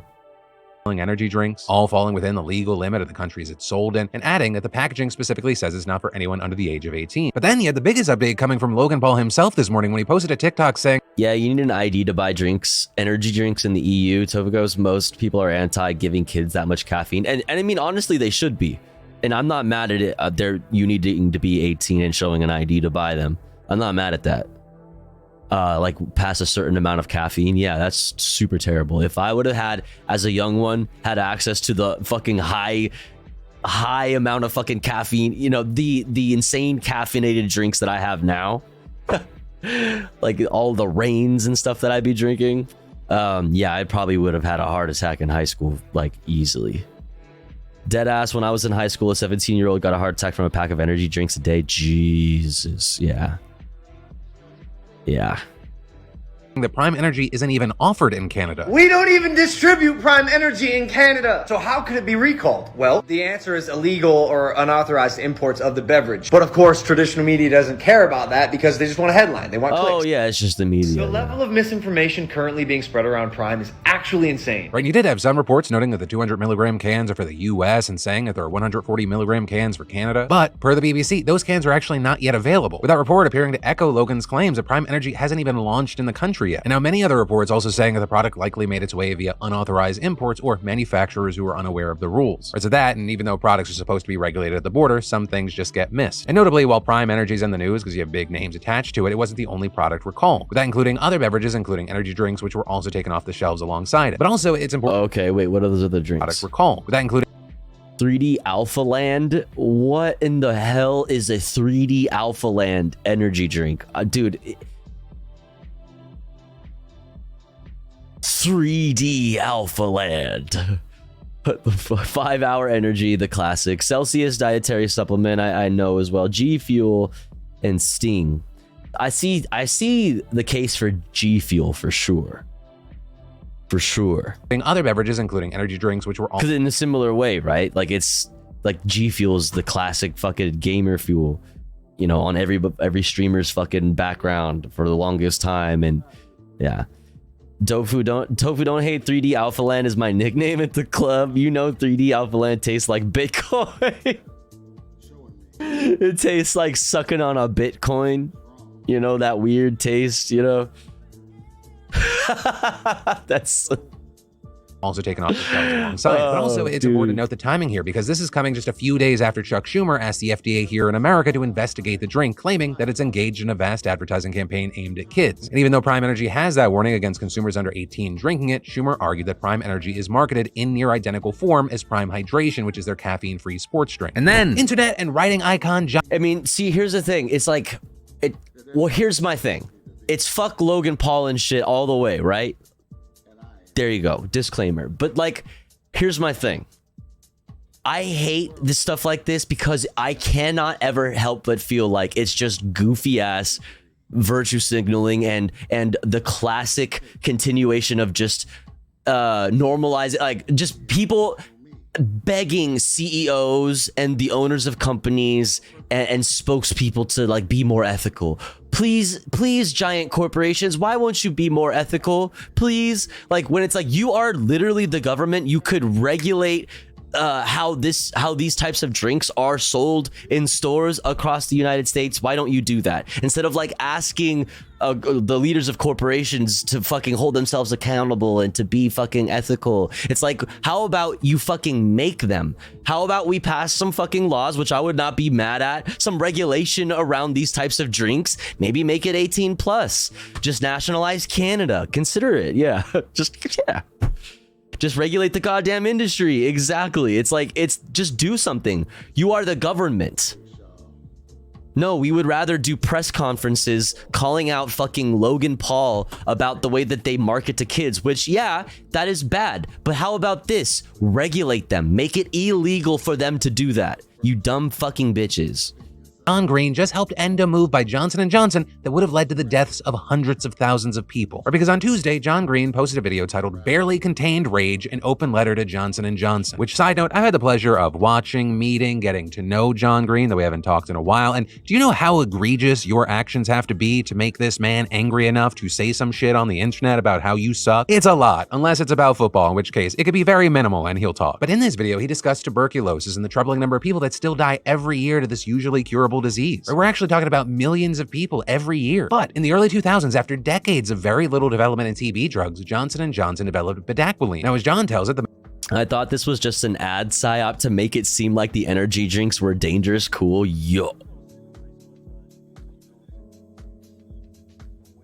Yo, Marking's fucking third eye is wide the fuck open, dude. Wide open. The wool has been removed from Marking's vision. Damn. Majority of the money for the development of bedaquiline came pineal gland decalcified from government funding. Let's go. But Johnson & Johnson did also invest some money, allowing them to file for a patent for the drug in 2003, which meant they've had the monopoly on this life-saving drug for 2 decades at this point. Though notably, that patent is set to expire next week, which is really huge news because that would allow generic pharmaceutical manufacturers to develop the drug, making it cheaper and more accessible. But the thing is, Johnson & Johnson filed a secondary patent in 2007, and in many places, they were using that patent to extend their exclusivity until 2027, with John saying, during those 4 years, experts estimate that up to 6 million people who would have access to bedaquiline in a world of generics won't be able to afford it, and most of those people will die. Now, it's important to note here that in some places, courts have rejected this secondary patent, saying that it doesn't have adequate innovation. But in the countries that don't have the power to do that, the exclusive rights remain, and many of those places are ones with the highest TB burden. And so we saw John rally his fan base, calling them to speak out against this move by Johnson & Johnson and saying, tell your friends about this injustice, tell your family, tell the internet, because the only reason Johnson & Johnson executives think they can get away with this is that they think we aren't paying attention in the part of the world where they sell most of their products. Now, Johnson & Johnson, of course, was less than pleased with this, releasing a statement on Twitter yesterday saying the usual, it's not true, here's all the good we're doing, etc., etc. That prompting John and so many other people to respond angry and disappointed with the company and leading to a very terrible day for Johnson & Johnson's PR team. Do we ever watch Breakthrough News here? Yeah, but my problem with Breakthrough News is it's hard for stream because most of their content is very long form. So it's hard to fit in because I try to cover a lot of things on the stream. I try to cover like a broad range of stories and stuff. Now they do short form. I know they do it sometimes, but not enough for me to like, because I go through my subscriber list, you know.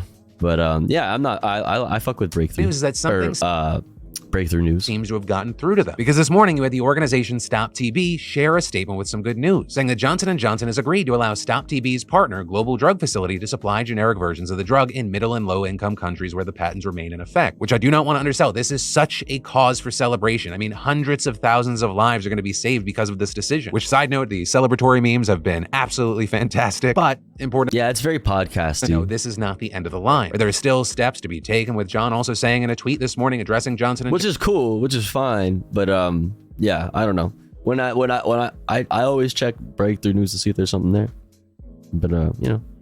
Johnson, we're starting to have feelings for you since you announced the deal to make generic bedaquiline available through the Stop TB partnership. But we can't fully close this thrilling enemies to lovers romance until you commit to deal with GDF in perpetuity, provide the list of countries that can access bedaquiline through this deal, publicly acknowledge this amounts to a functional abandonment of secondary patents on bedaquiline in countries with high TB burden. Say that in a tweet or press release, and it's on. Also, with all this, while the online pressure stirred up by John almost certainly helped, he was also quick to place the credit elsewhere, saying in a tweet, I want to be clear that while I think our pressure may have affected the timing, this must have been in the works for a while. The real heroes here aren't us, but the Stop TB partnership and other activists who've been working for years to get to this moment. You rule. Thank you. So for now, it seems like we actually have a happy ending, though, of course, we're gonna have to keep an eye out for Johnson & Johnson's next press release, which will hopefully include their commitment to let their patents on bedaquiline die for good. And then, did you know that 2 out of 3 guys will experience some form of male pattern baldness by the time that they're 35? Or maybe you have that friend or that family member. Oh, I was like, wait a second. What is this?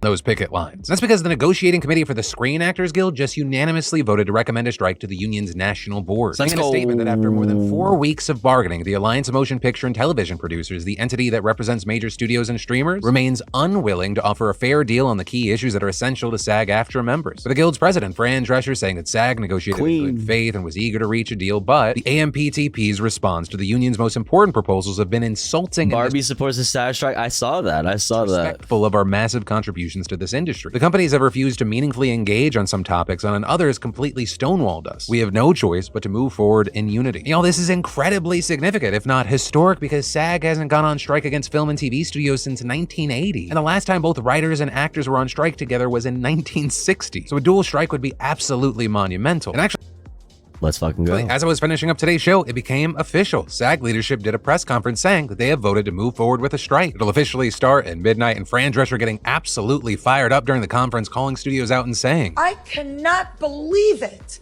quite frankly. How far apart we are on so many things. How they plead poverty, that they're losing money left and right when giving hundreds of millions of dollars to their CEOs. It is disgusting. I love her. Shame on them. They stand on the wrong side of history at this very moment. Now, for their part, the I AMPTP fucking love her so much. She's so badass. Actors saying that rather than continuing to negotiate, SAG-AFTRA has put us on a course that will deepen the financial hardship for thousands who depend on the industry for their livelihoods. Which, just to insert my opinion in here, is such two-faced bullshit to act like the people who make your industry work, wanting a bigger and fairer piece of the pie. That's what's causing the financial hardship here. And by the way, the same fucking week, Deadline reported that a studio executive told them the end game is to allow things. This is my queen right here.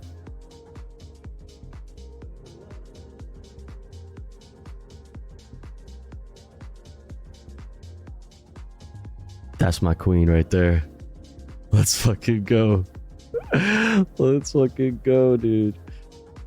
To drag on until union members start losing their apartments and losing their houses. Or with that quote being in reference to the Writers Guild. The audacity of these scumbags, right? And like we've talked about in the past. That skirt is crazy. Hollywood workers are fed up, and it's become increasingly difficult to just make a living, and they want to fight back. Also, you might be wondering, if the writer's strike has already pretty much shut down most production, what's an actor's strike gonna do? And well, essentially, it would just take the few remaining projects and make those totally shutter as well. But for example, The Wrap, noting that things like Tom Cruise's 8th Mission Impossible movie, which was still pressing forward, would then have to shut down. And then, on top of that, an actor's strike would likely bar actors from promoting shows and movies with studios. Hell, it could even stop them from participating in awards campaigns in the upcoming Emmys, meaning no premieres, no press junkets, no San Diego Comic-Con appearances. The Hollywood Reporter noting that major film festivals could be impacted, or at events like Venice and Toronto that rely on massive star power to promote the film. Anti-vax tendencies, I'm not familiar. Anti-vax and what's this? What you said? Pro-Zionist? Sauce on the Zionist? I mean, listen, even if that's true, that's not a reason to be like, she's not our ally on the labor front. That's a very silly reason to, like, you know what I mean? You work with somebody on the things that you're working on. That makes sense. At this point right here, we are working on the labor movement.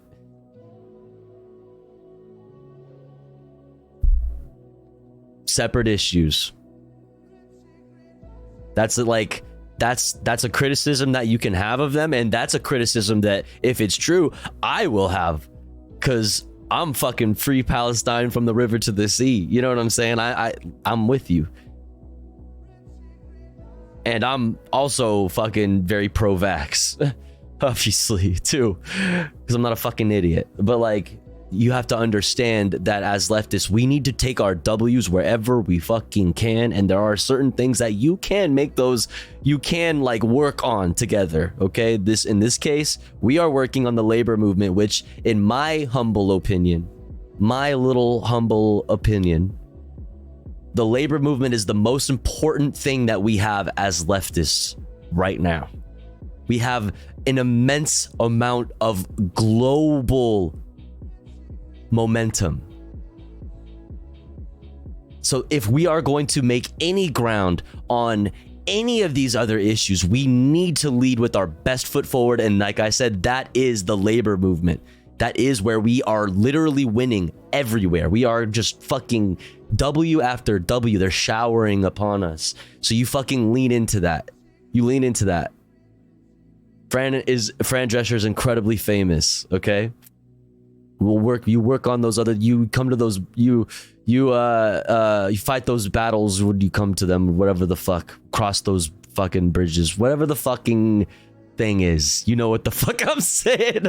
Make sure that there are actual eyeballs God on them. damn Things it. like Zendaya's challenges, which is You set for know mere the thing. Right? That would usually take over the internet with some glitzy red carpet. But the strikes likely going to bar that. And one PR executive telling the outlet, if there aren't any stars, will the reporters come to cover the festival? And if they don't come, what will that mean for coverage of your film, both now and ahead of release? A lot of films won't get the attention or the publicity they were hoping for. And so all of this would add stress and pressure on the studios. But ultimately, who knows what's going to happen next? Because again, you know, you do have studio execs smugly saying, well, wait till the writers lose their fucking homes. And this in the same week where Disney CEO Bob Iger, who reportedly gets like $27 million a year, said the expectation level that the writers have, it's just not realistic. Oh, really? The amount of wealth that you have is not realistic. How about that, buddy? Okay? Nobody needs that, bitch. Especially not while you are making that wealth off the backs of other fucking people, you fucking asshole. But for now, that's fucking where we are. monster. See how this game of chicken plays out. And then, is the new Margot Robbie Barbie movie pro-China? That's a very real question that's popped up over the past few weeks, and people have been debating, especially as the movie's now been banned in some countries, and it sparked a debate about China's influence in Hollywood because I'm gonna of this die. act. Because if you look I'm on gonna the pass coast of out. Asia, there's a dashed line going into the sea, and that line was enough for the country of Vietnam to ban the movie, claiming that it legitimizes China's notorious claim to the South China Sea, which if you've watched the show for a while, we've covered that dispute many times over the years. But the oversimplified TLDR is that a ton of countries have overlapping claims to the sea. China's is by far the biggest and most vague, relying on an old map that has 9 dashes to mark its claim, which is essentially in my opinion, this is another instance of us like begging people with power in whatever context is relevant at that moment to just be ethical instead of like, it's just so silly. It's like, oh, why aren't they virtue signaling in the way that I prefer? It's so, it's like, obviously what they are doing is what they assume is the most beneficial for their fucking profits, where they are trying to serve the markets that are the most important to them. It's just like, dude, hello, they want to make money, so they did whatever they fucking needed to do for the market to be able to fly in the markets that they wanted to be in. It's so goofy, dude. the entire sea. Now with this, Warner Bros. Has denied the claim, saying that map. Also, the only reason you would have to care about that is if you are on this China bad train and you need to chill out with that. If so, you need to relax. Barbie Land is a childlike crayon drawing, saying the doodles depict Barbie's make-believe journey from Barbie Land to the real. Like it's Barbie. We're talking. It's a Barbie movie, my guy. World. It was not intended to make any type of statement. Yeah. That didn't stop the Filipino government from also reviewing the movie over fears that it legitimized China's claim over theirs in the sea. Although they did end up agreeing with Warner Bros. That it was just a silly cartoon map and are allowing the movie to be shown there. It doesn't matter. The possibility that this was some veiled reference to China's territorial claims has sparked more conversations about how much Hollywood caters to China and its $4.6 billion. And it also, yeah, it literally is called the South China Sea. Good point. It is literally called the South China Sea. Film industry. Because reportedly in the past, we've seen a lot of naked pandering, with people pointing out things like adding a panda to Zootopia's Chinese release or setting films in Hong Kong. And possibly the biggest example being casting actors that are massively famous in China into tiny or cameo roles when possible and then using them to market the film in China. As well as over the years making changes to not... Why would they not want to cater to an audience of over 1 billion? anger the communist government over sensitive topics. Or things like Doctor Strange changing the race of the Ancient One from Tibetan to Caucasian, or Bohemian Rhapsody removing all references of Freddie Mercury's sexuality, or more recently, Top Gun removing... Like...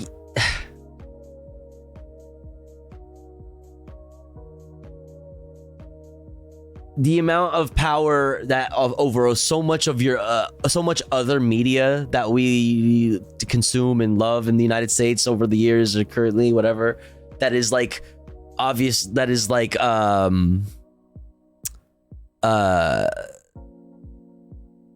like curated, I guess, so to speak, for lack of a better term off the top of my head, by like the US military and the US government. Like, look at like Top Gun and things like this. Designed. Sure. It's, I don't know, man. It's a Taiwanese patch from a character. Why can't our movies be ethical in the way that I want them to be and represent my view on the geopolitical fucking conversations of our day? What the hell? Jacket only for fans to be outraged and the patch put back on. And this on top of Tencent pulling out of the project, leading to Top Gun not showing. Yeah, the Pentagon signs off on all depictions of the U.S. military in China. With all of this kind of showcasing how there was such a massive blow up over something that was seemingly so small, right? A cartoon map in a Barbie movie. And then, you know how when you were a little kid, like you had the 5-second rule, you drop some food on the ground, I picked it up in 5 seconds, it's still okay. Well, apparently, fuck that 15-second rule. In Italy, they were like, fantastic rule, let's also make it apply to assault, but because it's assault, let's double it, 10 seconds. And I say that because last year, a 17-year-old girl at a high school. Okay. I said anything before I realized that it was about fucking assault? In Rome was walking up the stairs to class when a 66-year-old janitor pulled down her pants and groped her from behind, with him reportedly saying, "Love, you know I was joking," after she turned around. No, of course, she does not find this funny. That is not a joke, and she reports him to the police. So we had the public prosecutor seeking a 3.5-year prison sentence for sexual assault. But this week, the judge acquitted him, with the judge saying what he did does not constitute a crime because it did not last more than 10 seconds.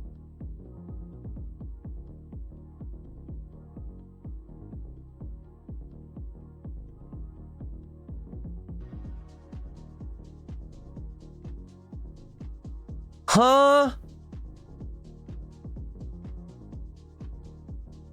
Hate this country? This is Italy, by the way. This is in Italy. But what? It didn't last. It lasted less than 10. Oh, 10 seconds, not enough time to accrue enough fucking assault units. Yeah, 10 seconds. There's no way you accrued enough assault units for you to you know, be able to call it a crime. What do you mean? The Cuomo defense. Shut the fuck up.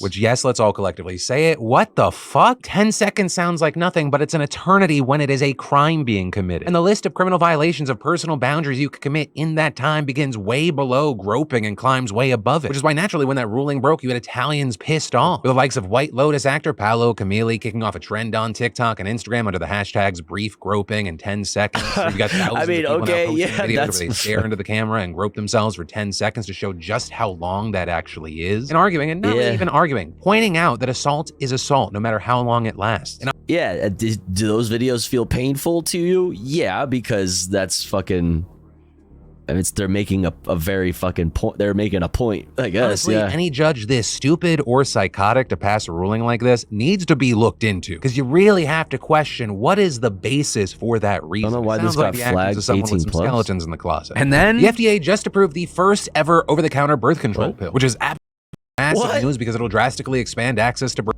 Americans have never been able. Excuse me. What are you? Why is this 18 plus? What?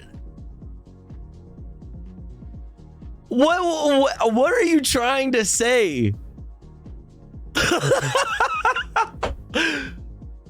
What?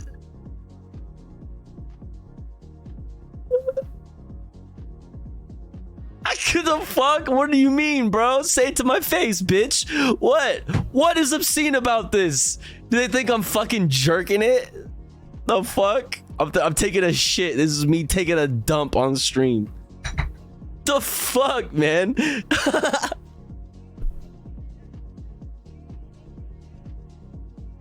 That's so ridiculous. That's fucking hilarious. That is fucking hilarious. Also, I'm saving this. New huh emote. New huh emote just dropped. Let's fucking go. Yeah, we'll make that the new tofu, huh?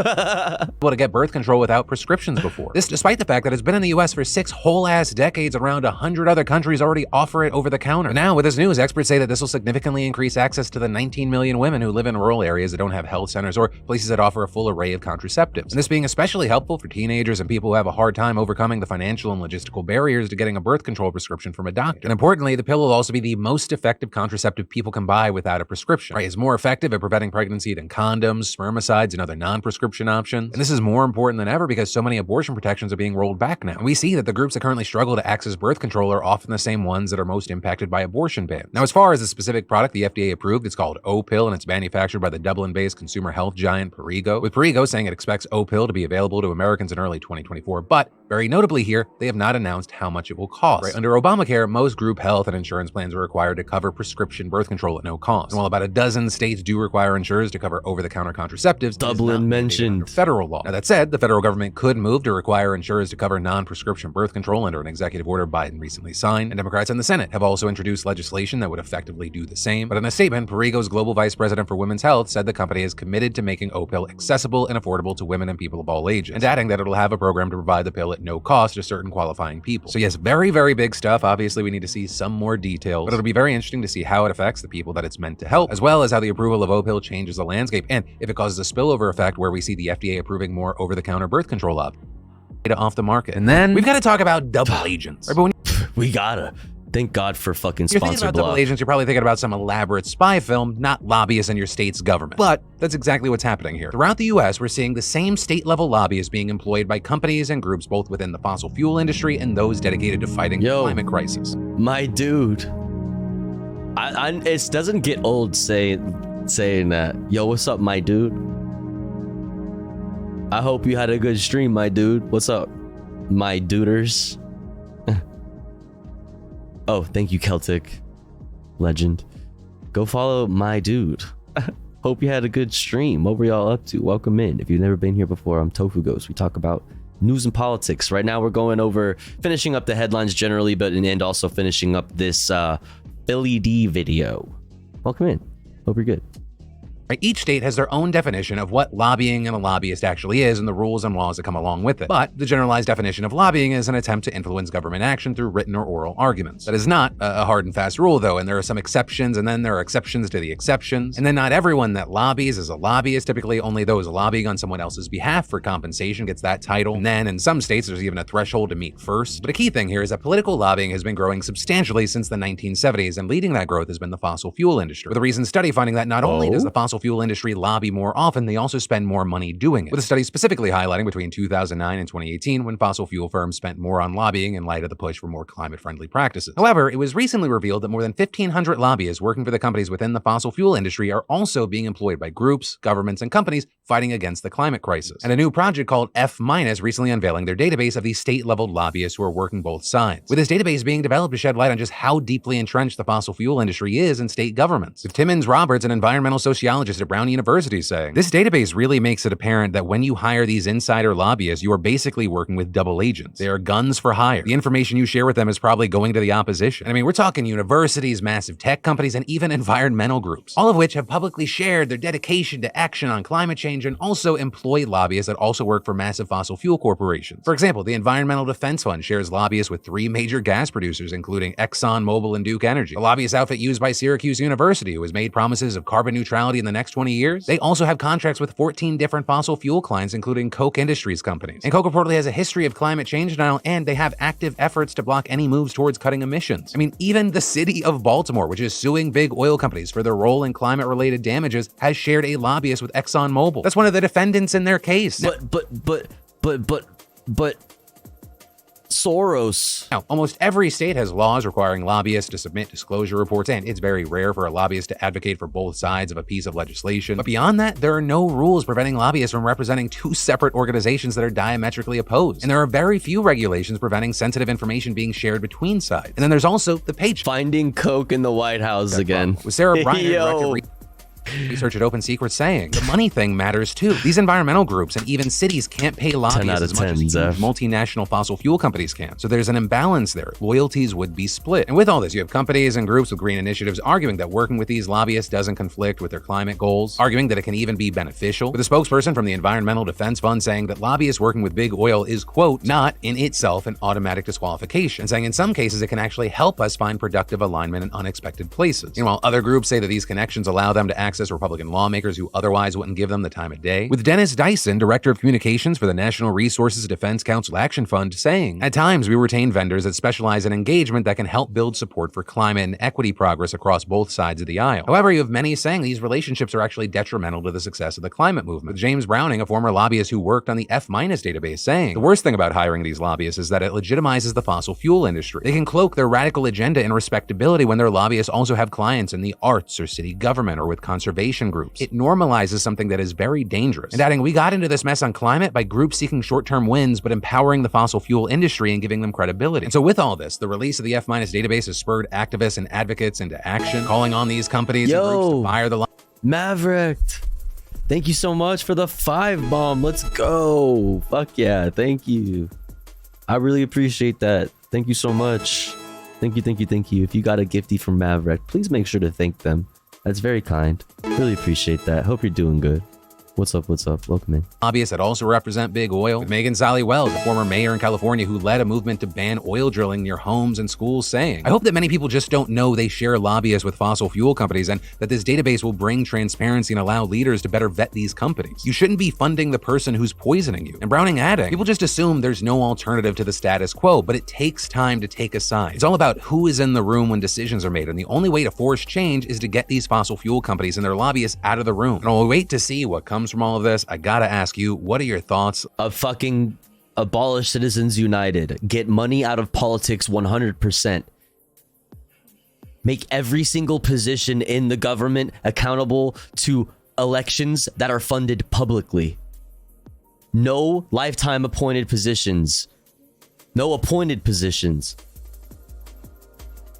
Term limits. Zero money in politics. 100% public funded. Like, ever. Period. Let me know in those comments down below. And then you got big news coming out of the UK today. And that's because after months of strikes by healthcare and public sector workers, the British government has finally caved to paying them more. With an announcement being made just this morning as tens of thousands of junior doctors were getting ready to start a 5-day walkout. So with this deal, it would see police getting a 7% raise, teachers getting 6.5%, junior doctors scoring 6% alongside a lump sum of £1,250. And on top of that, hospital consultants, which are set to strike next week, are also getting 6%. With this, Prime Minister Rishi Sunak says that the pay raises won't involve borrowing more money, which could possibly worsen inflation. Instead, saying it'll be funded either by raising revenue through various schemes, such as charging more for visas, or it'll be handled by the budgets agencies that the NHS already has, leading to worries that there will be big spending cuts. And with this whole situation, it's important to remember it took over a year for the government to finally cave to these demands, and it only did so in the face of new strikes and because of the recommendations of independent pay review groups. However, with this, Sunak warned, "Today's offer is final. There will be no more talks on pay. We will not negotiate again on this year's settlements, and no amount of strikes will change our decision. Now that we've honoured the independent pay recommendations, I implore you, do the right thing and know when to say yes." Now, because the offer was just announced as I'm filming this, it's unclear how each union feels about it, though early indications point to split feelings. So Sunak claims that the leaders of the teaching unions backed the deal and will urge members to support it, and the union that represents civil servants saying that the offer is both fair and reasonable. But on the other side, the junior doctors have rejected the deal and are going forward with their 5-day strike. For them, the 6% raise alongside the lump sum still isn't enough to get them in line with their demands, with those essentially to just be paid the rate they got in 2008 once you account for inflation. And so for now, we're gonna have to wait to see what the reactions are and what the fallout is. And of course, part of that being if Sunak is serious that there will be no other deal, because then, you know, in the UK, it could get pretty ugly for the rest of the year. And that is where today's extra large daily dive into the news is going to end. But for more news you need to know, I got you covered right here on those links down below. And if you've already happened to have watched everything, do not worry, because my name's Philip DeFranco. You've just been filled in. I'll love your faces. Shut the fuck up. Shut up. Shut up. All right, chat. Next up, we got a couple Al Jazeera pieces. DNA of U.S. presidents heading into space? The fuck? Sudan fighting pushes refugee camps to the limit, and unrest in France, before we get to a Fox News segment from Laura Ingraham. Can't fucking wait. But here's the thing, chat. We're going to run an ad before we do that because it's been about an hour since our last one. And here at the Tofu Ghost broadcast, we run ads while the streamer, that's me, Tofu Ghost here, is away from the stream. That way, even if you are unsubscribed to the channel, you don't miss out on any of the content.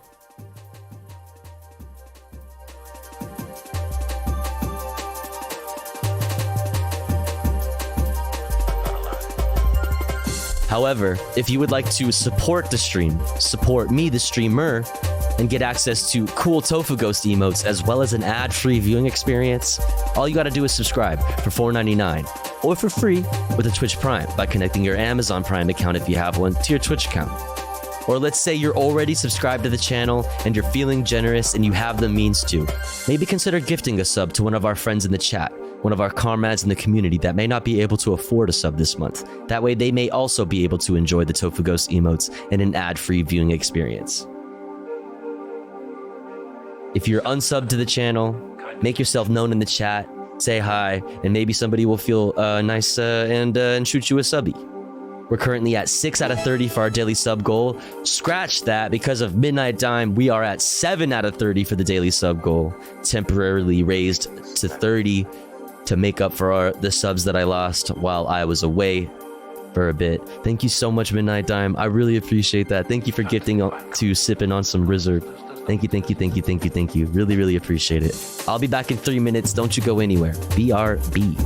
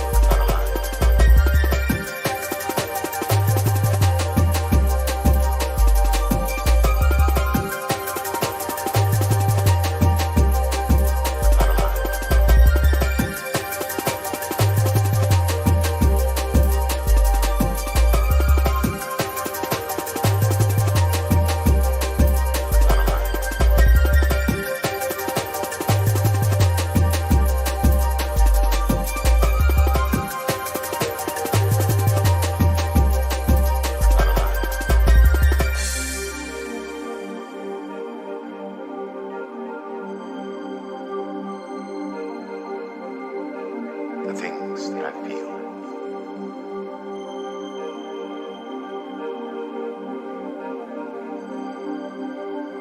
We can't define consciousness because consciousness does not exist.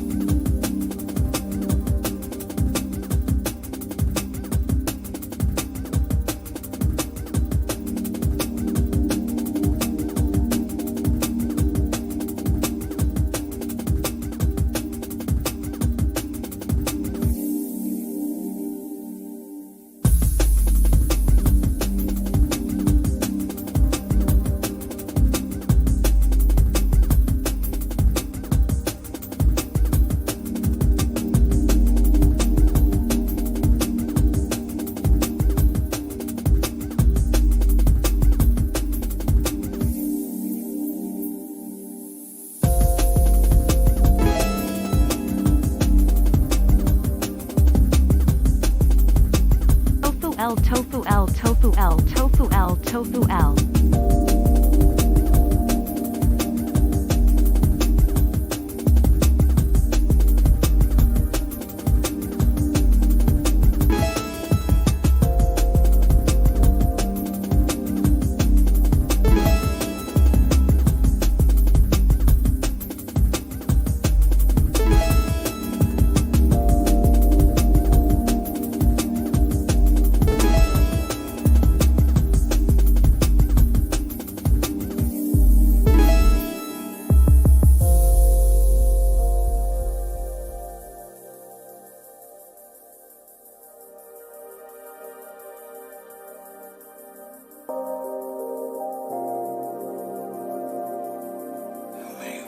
find something reaches out, drags you back into its depths.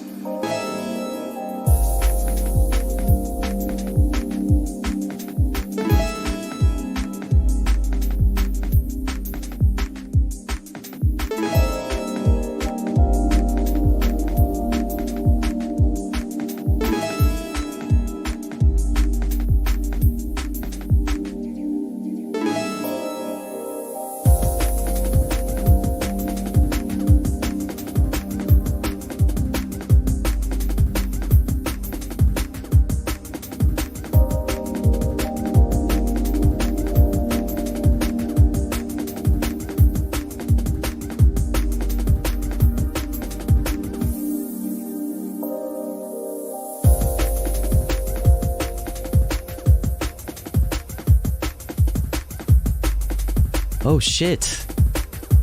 Wait, what the fuck?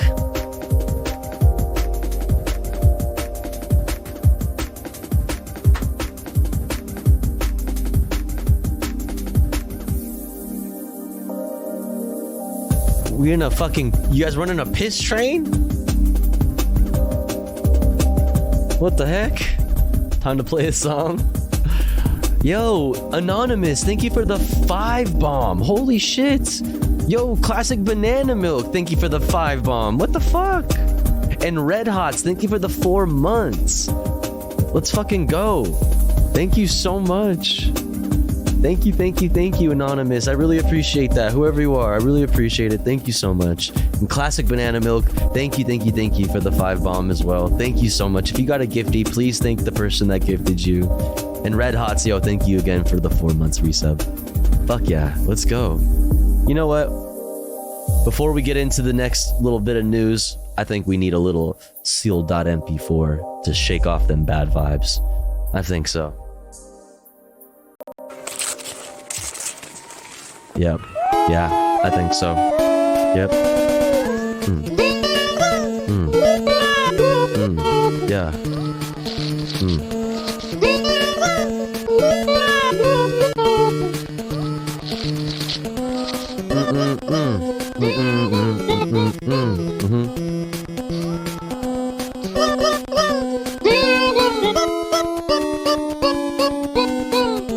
Wiggle it up, wiggle the bad vibes away. Yeah, we're watching Seal.mp4 with the Tofu Gang and friends today. Hell yeah. Pog. Let's go. Thank you so much, chat. I really appreciate it. Thank you for all the gifties and all the support. We're now at 17 out of 30 for the daily sub goal. Fucking Pog. Based. Thank you so much. Whoever produced that really blacked out. I'm pretty sure that's a Mario jam. An OG Mario jam. I want to hear a full song with you singing the lyrics. Like that. We'll make the Tofu Ghost song. Yeah. Yeah, I'm pretty sure that's a Mario song. Super Mario. Thank you so much, chat. We're gonna get back into it. Unless you guys want to keep gifting, I could be convinced to keep the hype train going and maybe we could jam out. But listen, all good. Really appreciate the support. We're gonna hop back into it.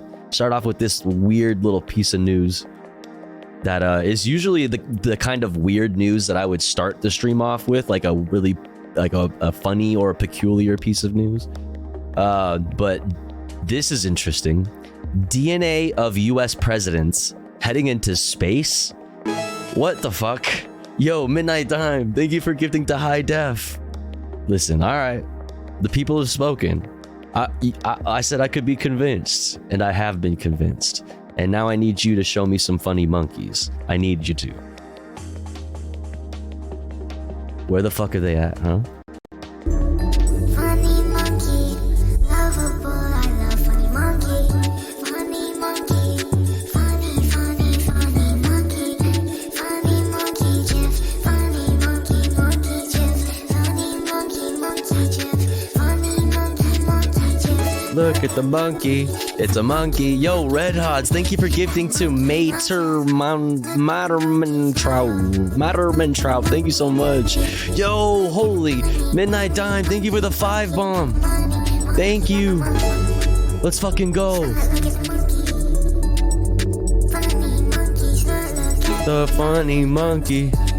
I said, look at the monkey. Yo, thank you so much, Midnight Time. I really appreciate that. Thank you. And thank you, Red Hots, for the gifty as well. Thank you so much. Fucking poggers. Thank you so much. Thank you. Monkey. Hell yeah. Banger.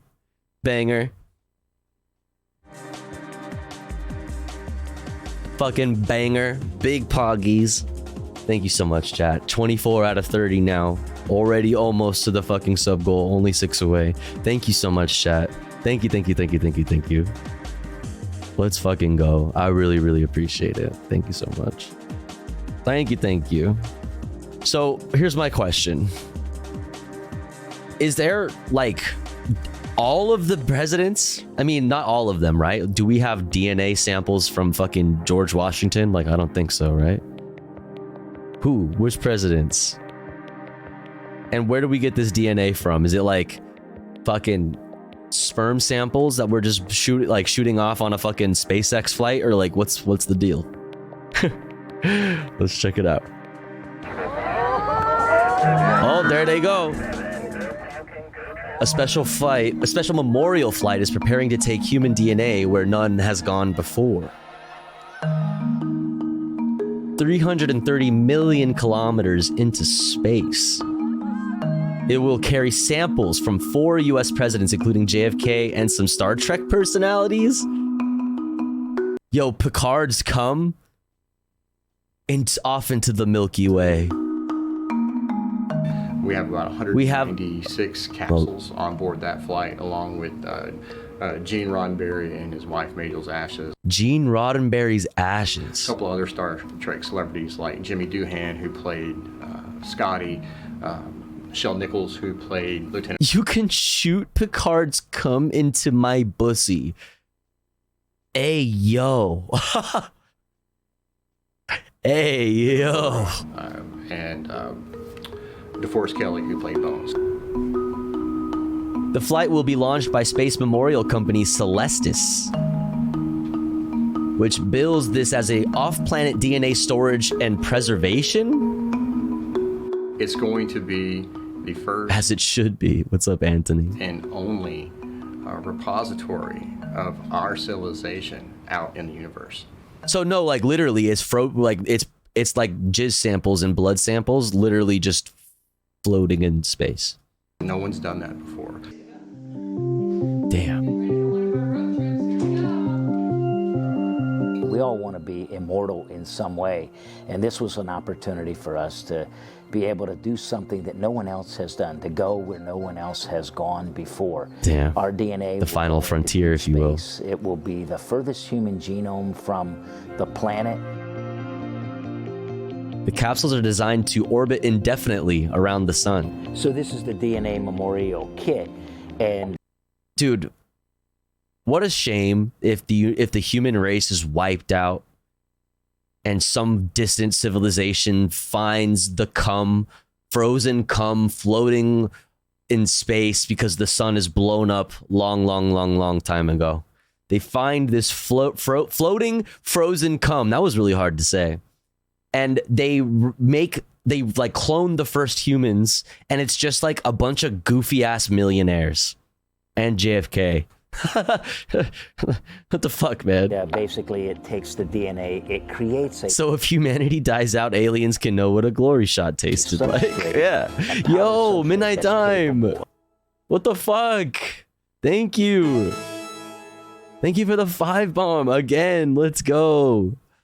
I really appreciate it. Thank you so much. Thank you. Fuck yeah. Look, I got a new emote. What's this? Oh, that's so cute. That's super cute. Who did these? That's adorable, actually. So pog. What's up, Izzy? JFK being one of the last surviving humans would be a funny twist of history, at least. Yeah, that's true, Mortimer. Doodleburb did? Oh, pog. You know, because you don't have heaters on board, you have to have the DNA that's in a powdered form that can handle the rigors of space. Thank you so much, chat, for the hype train. I really appreciate it. Thank you, thank you. Wait, I don't think I did that.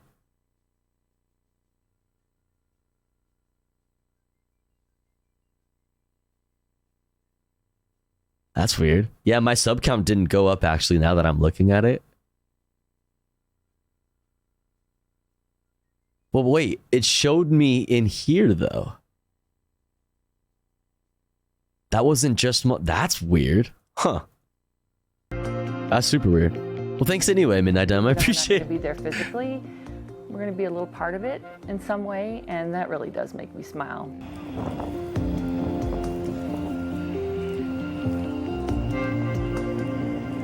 The flight is due by 2024.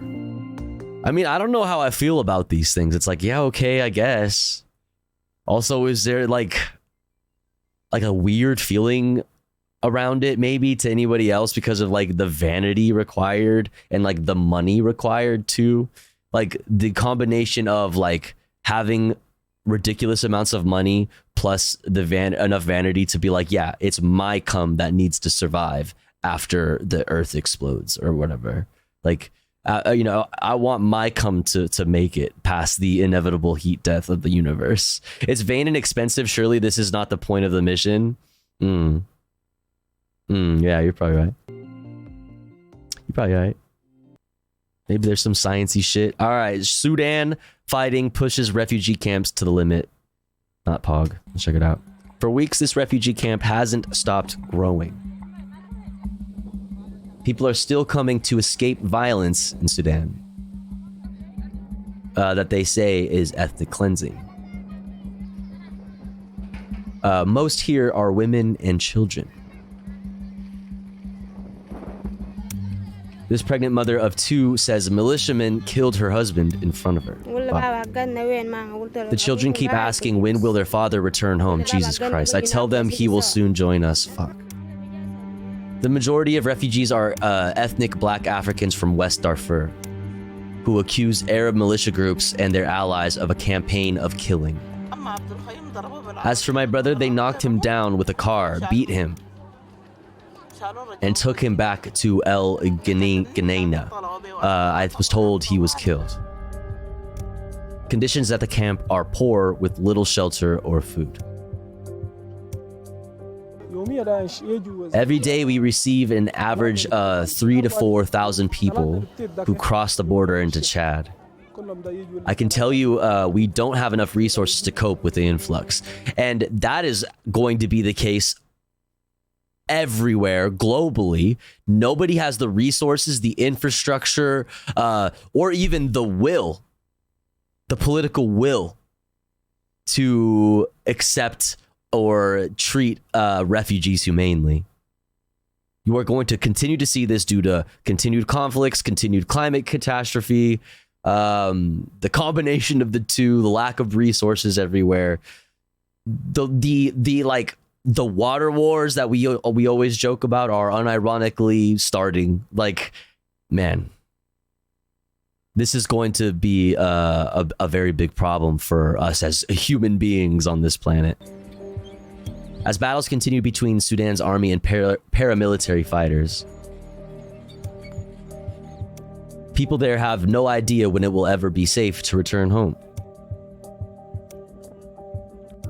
It's really going to get worse, huh? Here's the thing, is we are past the time of like preventing global warming. We need to focus on building up our infrastructure, which also would be great for economies. We need to like really go all out and like we need like historic levels of mobilization to really prepare for these things. And we need to also politically work on the people who are going to increasingly so are already though not very welcoming to immigrants. That type of sentiment is like very prevalent and is growing because of the amount of people moving around the planet. So you need to work on those things politically. We're already fucked. Shit's gonna suck, but we can make it. We have to have hope, right? We have to have that revolutionary hope. We have to keep our eye on the ball, so to speak. Anyway. All right. Unrest in France. Let's check it out. Naël was 17 years old. He was born in the city of Nanterre. It's a suburb in the north of Paris. Everybody in the neighborhood knew him. People gathered around the place where this young boy was killed by a police officer. Then a couple of hours later, a video emerged. And then first we send cum in the cum into space. True. Yeah. What's up, Daisy? We have seen a bunch of videos going viral with kids doing crazy things to let the world know that they are angry. The current unrest in France is less surprising than it seems. I am Ricardo Abdallah Camacho, producer for Al Jazeera English, and between us, people from the French suburbs had had enough.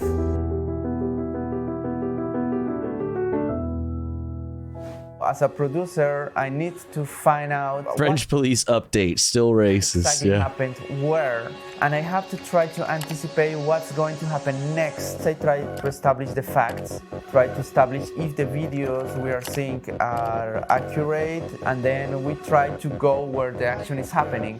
We heard the reports of someone that was shot by a police during a traffic control in the suburbs. A couple of hours later, a video emerged. Naël was driving a car, he didn't have a license, and he was stopped by a police officer. Then a discussion happened. The police pointed a gun against him. The version of the police was that he tried to run over them with the car, but then in a video it was clear that he didn't threaten the police officer. He was shot on the chest at a point range, and he died just a couple of minutes later. Typical police shit. Just normal police activities. On the first night, we have protests. People spend so much time coming inside people and they never even thought it could reach space.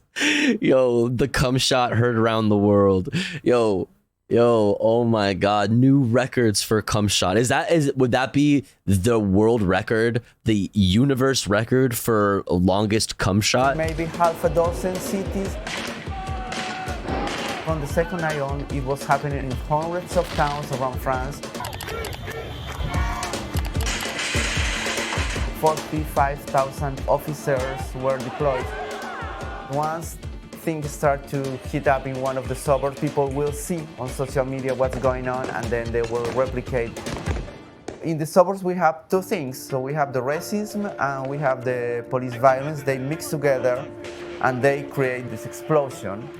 The first inhabitants of those suburbs were migrants, people that come to France to participate in the reconstruction of the country. But then the second and the third generation of people, they were born in France. They have seen what's up, how the French establishment treats them. Even if they fight to get proper jobs, even if they fight to integrate, Yo, I saw that emote you made for Izzy. It's so cute. belong to the society, they have been rejected. They create the conditions for several episodes of unrest. One of the main ones happened in 2005 when two teenagers that were chased by the police got into a power station and died. So in 20 years, nothing has changed. At the scene where the teenager was shot by the police, we saw a woman coming with flowers in her hand, and she just laid down the flowers at the place. I asked her, why did you bring those flowers here? And she said, well, it's just that I have a son who's the same age as Naël. They knew each other, we all knew each other on this neighborhood. So it could have been my son because the police are always there and we always know that one day or another this could happen. So it was very sad. There was a lot of anger, but also a lot of dignity. I think my feeling is that under Macron's government, the police forces in France feel more free to act without any kind of control. Just to give you an idea, 13 people died last year after traffic control by the police. It's the first time that an officer is charged over this kind of killings. But that has I mean, that's listen, as an American, I hear 13 and I'm like, that's it. But I mean, the sentiment is real. Like, it's the same. It's just the classic story that we can all relate to across borders, across the fucking planet. We can all relate to that idea. There was a video. Macron And that's why it's all cops, chat. announced that he will take measures Just because it's worse somewhere else doesn't mean this isn't bad too. Exactly, classic banana milk. to improve the conditions in the suburbs.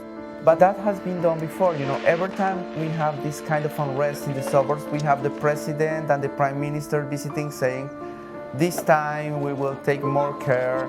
This is far from enough because the roots of the problems are there. You need to treat the unemployment, you need to treat the discrimination.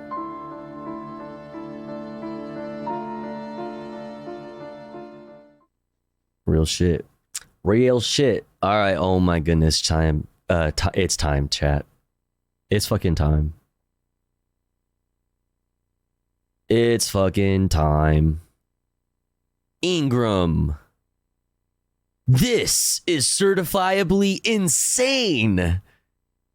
And the thumbnail has like a picture of G and fucking what's his fucking name? Why am I blinking? Oh my god.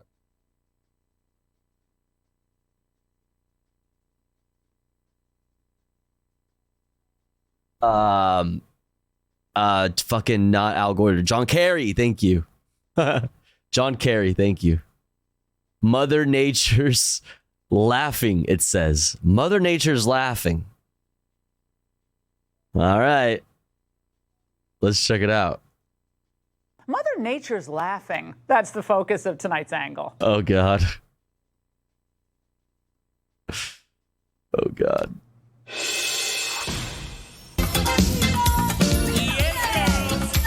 Dude! Oh, right off the bat. Oh, my God. Okay, right off the bat. New in 2023. Hot summers. Let's go, baby. Let's fucking go. I can't wait to hear the take. I can't wait to hear the take.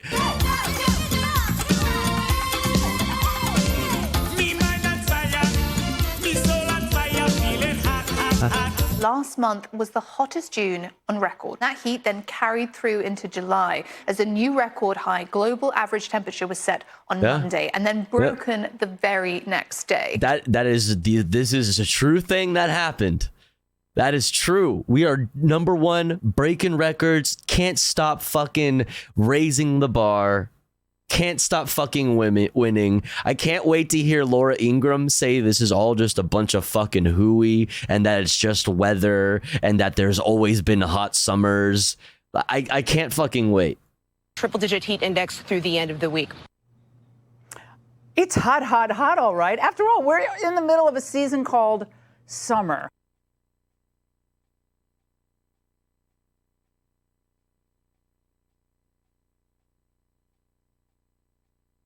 Oh my god, you guys, you know that what's that reminds me of that that interview on British news. I'm trying to remember the outlet. What was the outlet? The one that was like, shouldn't we be like grateful for like warmer, nicer weather? I mean, it doesn't sound so bad after all. Oh my fucking god, I need to look up that fucking clip. It's so amazing. Oh my god, UK.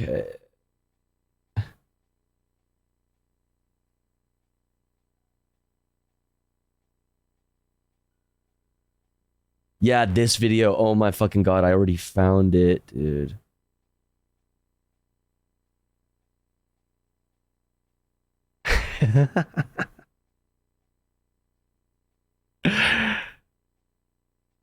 Harbingers of Doom. Anchor lashes out meteorologist over. Oh my god. No, stupid fucking ads, bro. Please, God, stop. Ugh. All right, I need to show this to you, chat. I need to. It's A surreal moment of life imitating art. A TV news clip about the extreme heat wave in the UK Hello? is drawing comparisons to the Doomsday movie, Don't Look Up. Here's the scene from the movie where a scientist is trying to make her... That's so fucking quiet. Being clear? We're trying to tell you that the entire planet is about to be destroyed. Okay. Well, it's just something we do around here. Oh my god, I hate this. I just want the fucking clip. By early next week, you can scrap 20 degrees. It could well be 40 degrees. I think there will be hundreds, if not thousands, of excess deaths early next week. So, John, I want us to be happy about the weather and every single... I don't know whether something's happened to meteorologists to make you all a little bit fatalistic and harbingers of doom. It's like, why are you so negative? I for one am hyped about warmer summers. You know, like, why are you so negative all the time? All right, back to you, Laura, in the studio. Average temperature was set on Monday and then broken the very next day. Triple-digit heat index through the end of the week. It's hot, hot, hot, all right. After all, we're in the middle of a season called summer. It's called summer. Ever heard of it? It's so fucking dumb, dude. You fucking idiot. I fucking hate you, Laura. I hate you. Now, fast forward a few years and imagine that one morning you wake up to cook breakfast, you turn on the stove, and the gas doesn't work. And your living room is kind of cold, so you try to turn up the heat. But the thermostat won't go past 64. Then you're just so fed up. You jump in your car, you drive to get gas because the tank's empty, but every station you pull into, it's closed. Then an emergency bulletin comes across your cell phone saying that for the foreseeable future, Americans are instructed to limit travel to home and essential work, maybe medical appointments. This escalated very quick.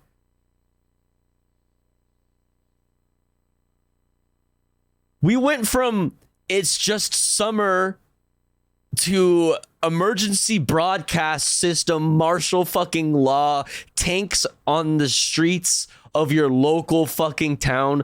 What is going on, dude? This went from 0 to 100 in no time at all. Now, why is this happening? Because the UN has declared a global climate emergency. That's why. This is a made up story. She just made all that up. What is happening? Presenting a plan to supercharge efforts to achieve this climate solidarity pact through an all-hands-on-deck acceleration agenda. Leaders of developed countries must commit to reaching net zero as close as possible to 2040. I mean, you guys, 2040 is too late. It's too late for you to hit.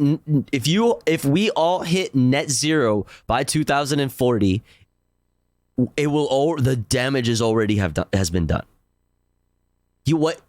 That's why I'm saying at this point it is not even about like the first and foremost thought needs to be preparing the infrastructure for climate disasters and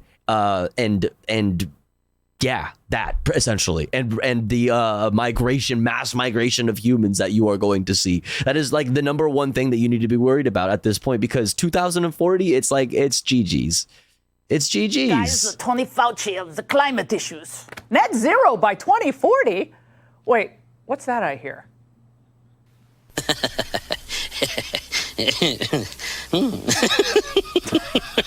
Yeah. China's laugh.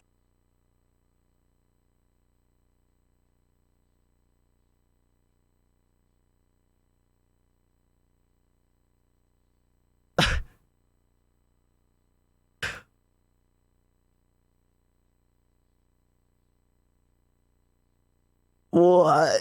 Why? What? I was so confused. I was like, am I playing two videos at the same time? What did I do? I fucked up, right? Like, what did Wait, what's that I hear?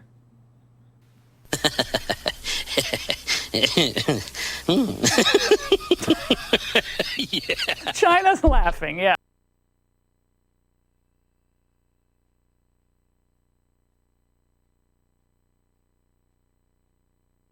I don't even know what to do with this right now. That is the most insane. I don't even know what to say. I don't even know what to say about that. Who thought that was a good idea? You thought you did something there. We're all just confused. Bro, you... That's fucking Greg Gutfeld pitch shifted. Are you sure is that what that is? Oh my God. It obviously would never abide by any climate agreement that slowed its growth. You don't want to talk. It's always, oh, but China is leapfrogging us in this category. You idiot. Growth? China is growing way faster. They have high-speed rail. What? That's not why they're laughing. They're laughing because they're leapfrogging us in this category. You fucking dingbat.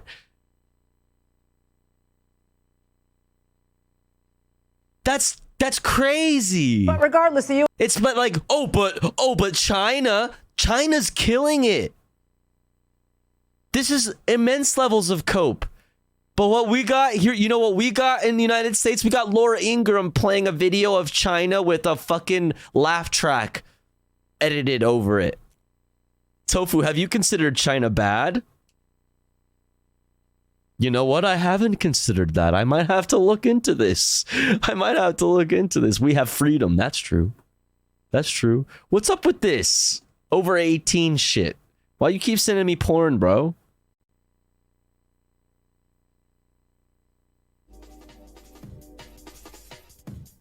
Per capita CO2 emissions. China is red because socialist. And the United States is green because you know why.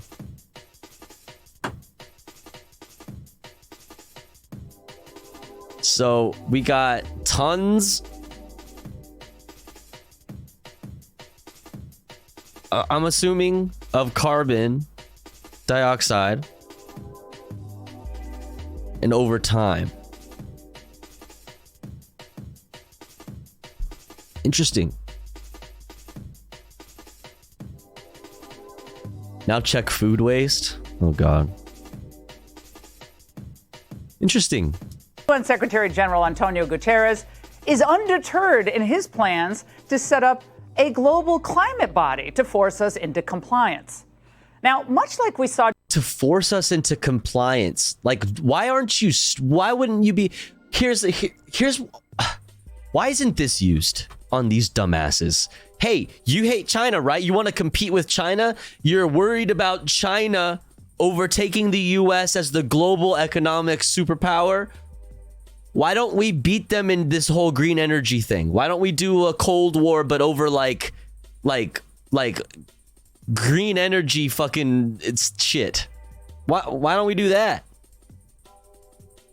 I don't know. Why wouldn't you do that? Like, so then you can have your precious competition,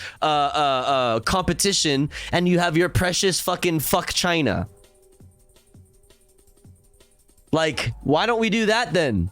It's so stupid. During COVID, they plan to invoke emergency powers based on flimsy science. The narrative is already being set. The hottest June also ever. COVID.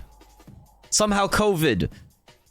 Also, China did COVID. Recorded by a mile.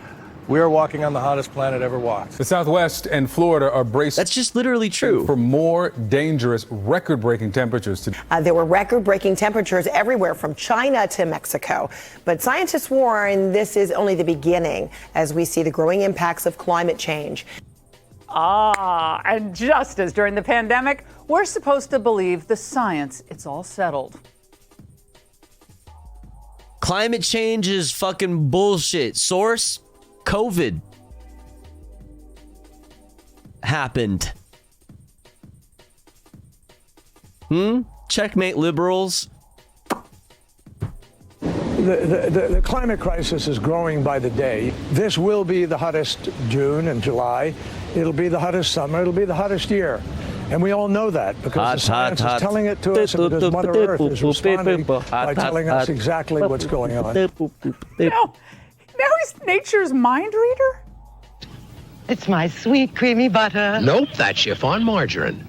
Chiffon margarine? Oh no, it's my butter, all right. Chiffon fooled even you, Mother Nature. It's not nice to fool. What in the fucking boomer fucking hell is going on right now? They're trying to do memes. They're trying to do that thing where they cut to memes, but this is all just the most fucking boomer reference of I don't understand. They're trying to do Zoomer memes with boomer references.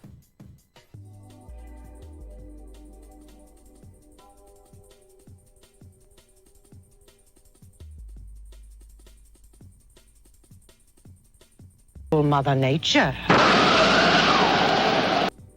I've never seen that before. I don't get the reference. And plans are moving forward for an ultimate vote by 2024 that would essentially give the UN control over your lives. It would mean less freedom and less money for you. Oh no. An international body keeping rogue countries doing crazy fucked up shit. You know. That's terrible. How no way. No way. Thank God we don't recognize the ICC. Oh no. Accountability. And more power for the government. In this case, a global government. In September of 20... Uh-oh, now we are fucking... We're New World Order... fucking posting. 24, right before a presidential election, the UN will host what's called a landmark summit of the future. Member nations are planning to So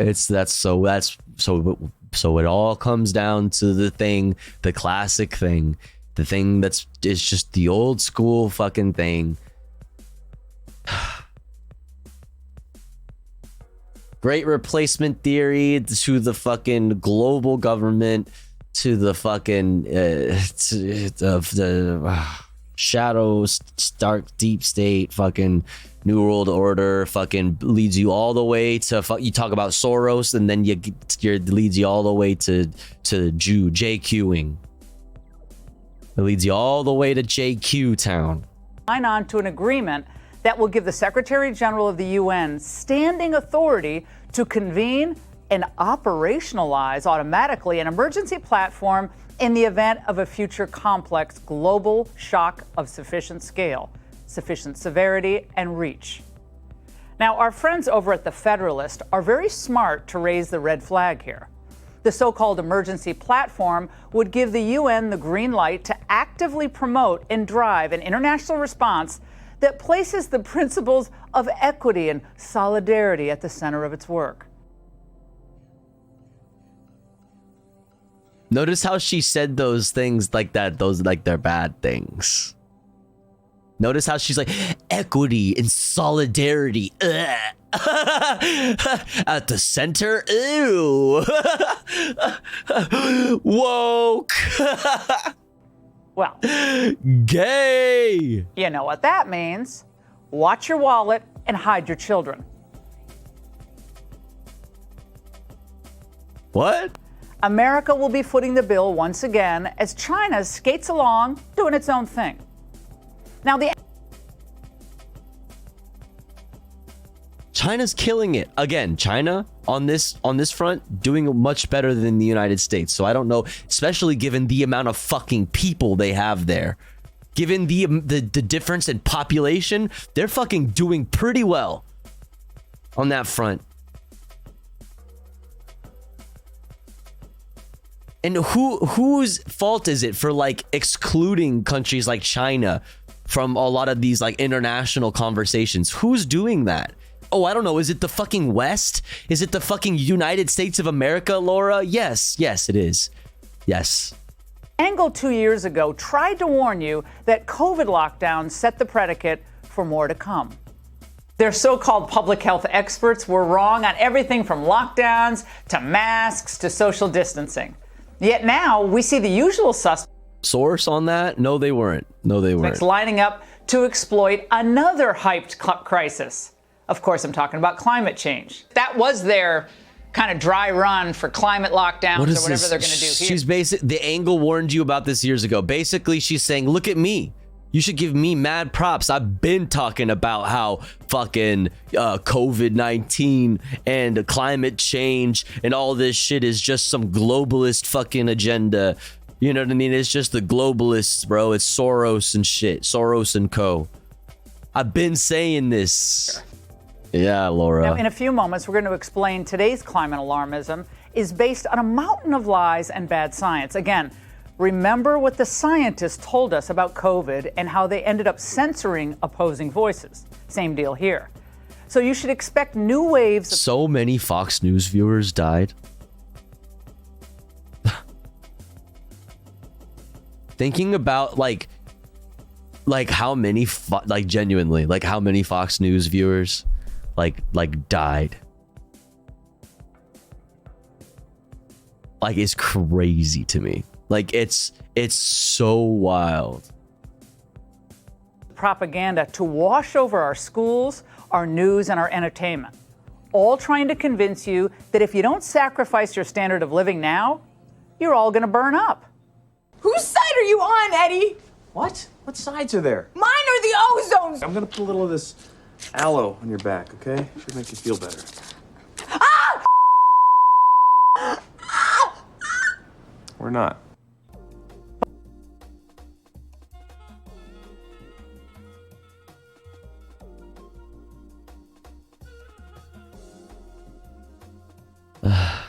The joke is that, like, the woke aloe vera or whatever, it doesn't work as well.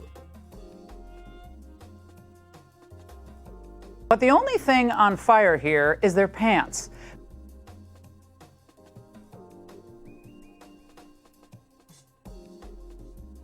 What? What is going on in their pants? Because their policies would amount to nothing more than a transfer of wealth from our country to others who didn't earn their way, all in the name of equity. Who didn't earn their way. Those countries that didn't bootstrap themselves. As if those countries aren't actually the ones who subsidized our wealth with their resources and their labor. The global South's not gonna fucking pay their fair share when everything we have is because of them.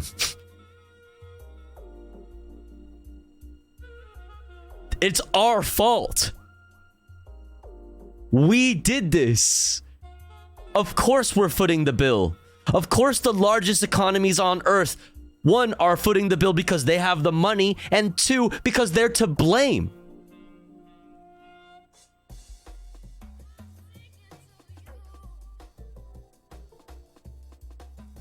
Like, yeah, and you know, you're not willing to actually talk about to advocate for regulation that brings jobs from overseas back to the United States, like manufacturing jobs. You're not actually willing to do anything or advocate for anything that would support that, that would encourage that. It's so stupid. But China. If any of these people really, really cared about climate or climate change, they wouldn't be trying so hard to suck up to China, which has zero. Nobody, the thing, and I hate this thing. This is so annoying. Nobody is sucking up to China. Not a single fucking person. Like, We live in this world. They live in a world where Joe Brandon and the Democrats don't actually fucking hate China just as much as they do. They all want to fucking bring it to China. They're all worried about China. And she's lying to you saying that Joe Brandon and the Democrats don't also give a lot of fucks about China. It's so stupid. They are all fucking horny. They are all horny for war. They are all hawkish on China. All of them. They live in a different world, a different reality. Intention of phasing out of oil and gas. Even NPR, by the way, I saw this back in March, had to report that China permitted more coal power plants last year than any time in the last 7 years. And it's the equivalent of about 2 new coal power plants per week. Everybody else is moving. So wait, I thought coal was clean. Away from coal. That was hard to say. China seems to be stepping on the gas. I thought coal was clean. Are you also going to talk about how Brandon has increased fracking and Brandon has started new drilling projects, even though he promised otherwise when he ran for the president?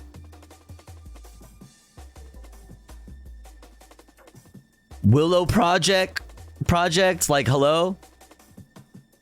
Keen coal. It was hard to say. Shut up. Only U.S. coal is clean. Yeah. So it's like, what is it? It doesn't matter that this contradicts any other, like, them. This contradicts them sucking Trump's dick. Talking about clean coal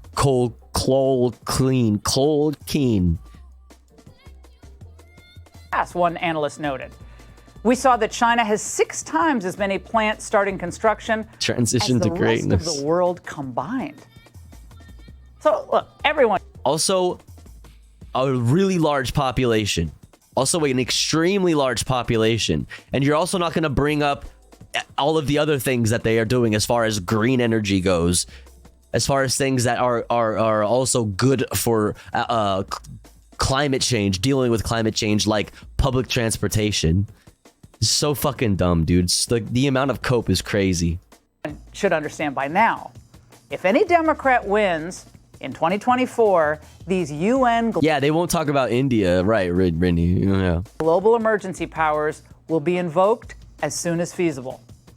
That means your standard of living will decline further, your freedom of speech. They'll just like talk shit about like members of the squad boycotting Modi's speech. Your freedom of worship, your freedom of association, your freedom of movement will all be limited. Our elected officials will hold regular briefings on the progress being made. They'll insist that they're just listening. Nobody, like, your freedom of movement is being infringed upon. Dude, this is so bonkers. She's just making shit up, dude. She's just literally making shit up. She's literally just making shit up. And also a complete misunderstanding of the idea, the concept of freedom too, right? Listening to the science. And just like during COVID, we're going to hear from people with long titles Right, Panda. that we need to hit our benchmarks before we can return to normal again.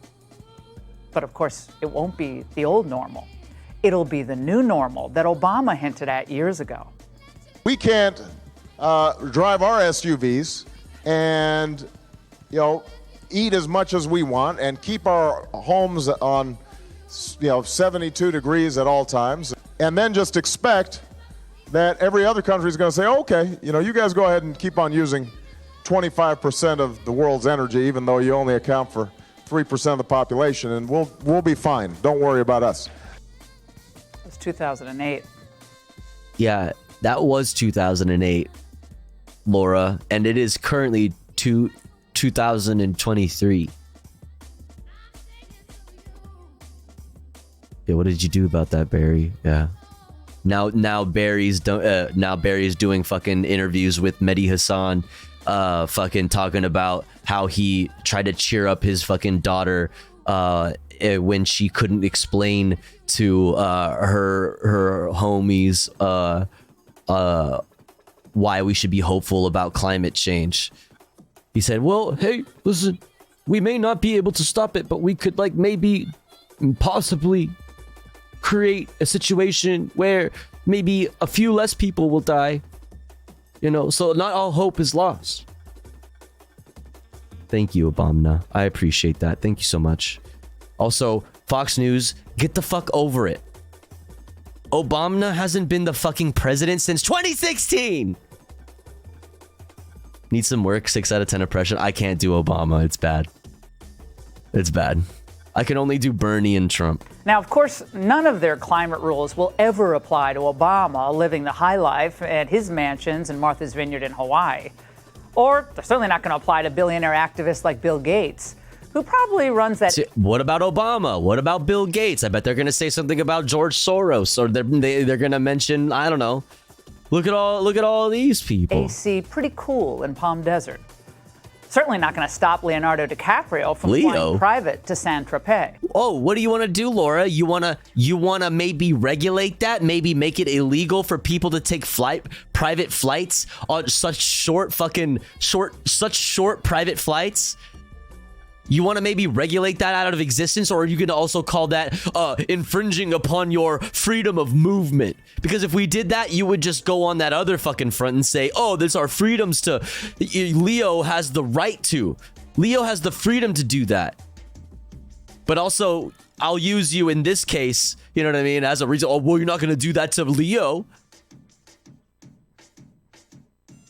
Do you see how this works? She will invoke Leo... taking fucking private jet flights down the street to get fucking ice cream. You know what I mean? With his fucking extremely young girlfriend. She'll invoke it in whatever way suits the current argument. You're not gonna hold Leo DiCaprio accountable, so you're a hypocrite. But also, it's his freedom. And it's his freedom of movement. Yeah. We have an emergency, all right. We need leaders who have the facts and the courage to call this UN power grab what it is. UN power grab. And total fraud. A UN power grab when the UN has zero fucking power over the United States. The international community has zero fucking power over the United States.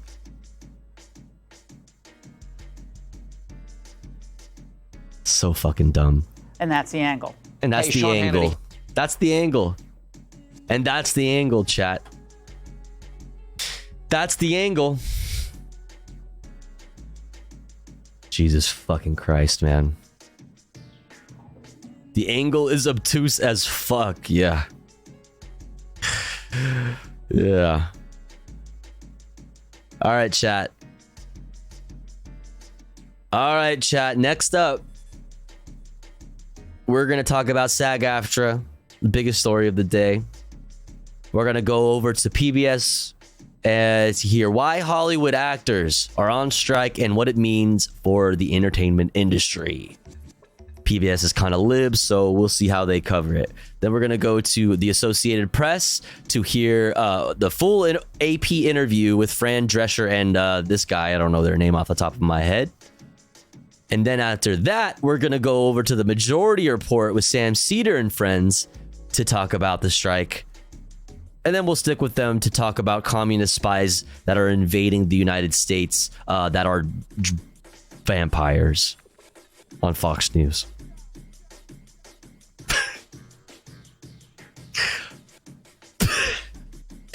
Yeah. Yep. All that up next, chat, after a quick ad break, because it's been about an hour since our last ad break.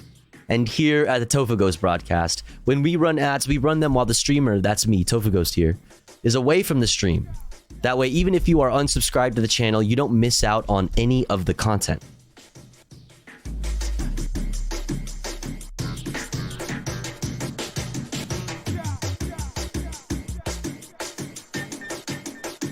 However, if you would like to support the stream, support me, the streamer, and get access to cool Tofu Ghost emotes as well as an ad-free viewing experience, all you gotta do is subscribe.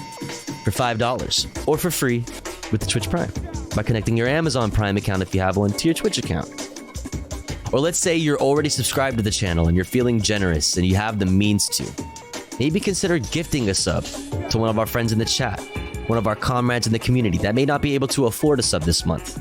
That way they may also be able to enjoy the Tofu Ghost emotes and an ad-free viewing experience. We are currently at 24 out of 30 for our daily sub goal, literally just 6 subs away from knocking that sub goal out.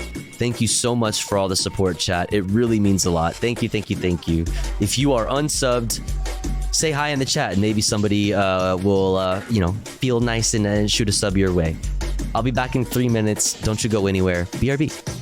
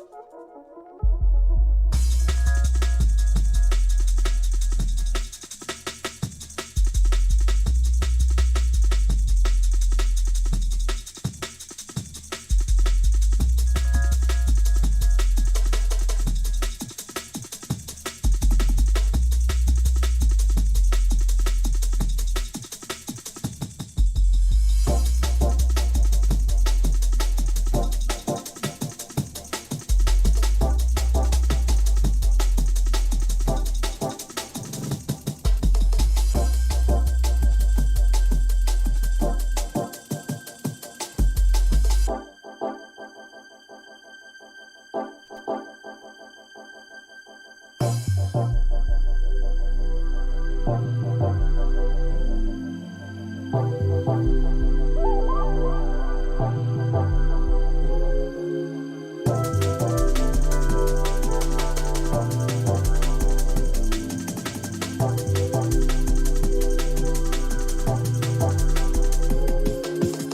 dokie, we are back.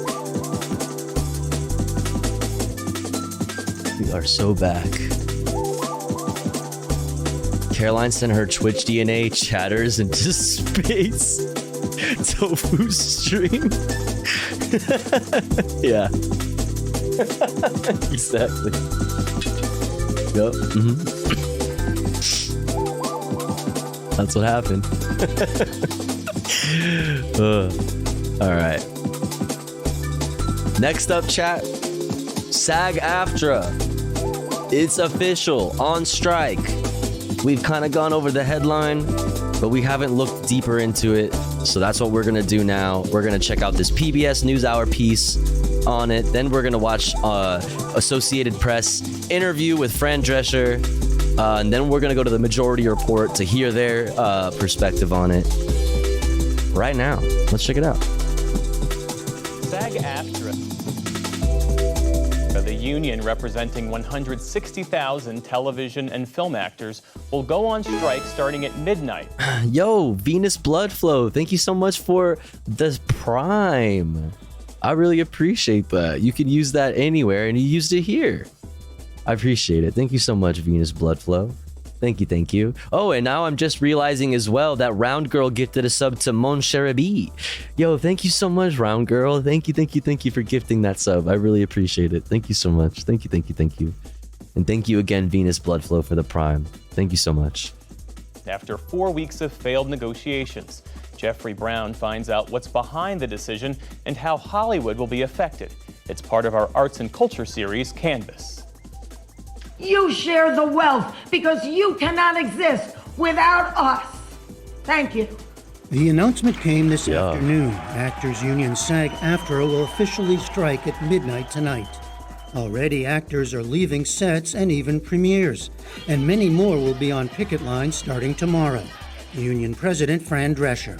The entire business model has been changed by streaming, digital, AI. This is a moment of history. That is a moment of True, Hapsley. If we don't stand tall right now, we are all going to be in trouble. Among the unresolved issues, demands for higher wages, an increase in residuals as streaming services command more of the market, and new protections from the use of artificial intelligence. For its part, the Alliance of Motion Picture and Television Producers, representing traditional studios such as Universal, Paramount, and Disney, along with newer tech giants like Apple, Netflix, and Amazon, blamed the union for walking away from major concessions, saying in a statement, the union has regrettably chosen a path that will lead to financial hardship for countless thousands of people who depend on the industry. Oh, come on. This morning, Disney CEO Bob Iger said this. There's a level of expectation that they have that is just not realistic. And they are adding to... Suck my dick. Suck my fucking dick. The amount of wealth that you have is unrealistic, you fucking idiot. The amount of wealth that you have for the amount of work that you do to generate the value that creates that profit, not fucking enough. You piece of shit, fuck off. A set of challenges that this business is already facing that is, quite frankly, very disruptive. It's so disruptive. Yeah, dude, duh, idiot. Yeah, no shit, because you guys have all the money. You guys have all the money. Of course it's disruptive. That's the point. Otherwise, you don't do shit. You just keep doing your thing. The move all but grinds Hollywood to... Billionaire Bob Iger says you have to make do. As actors now join the Writers Guild, whose members have been without a contract and on strike since May over similar issues. This is the first time both unions have been on strike since 1960, when actor and future President Ronald Reagan headed up the Actors Guild.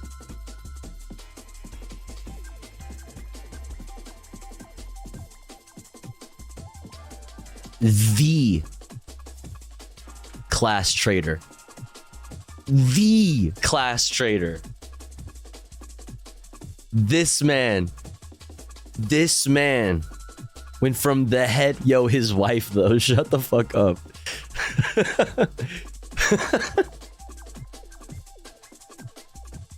This man went from being the head of SAG-AFTRA to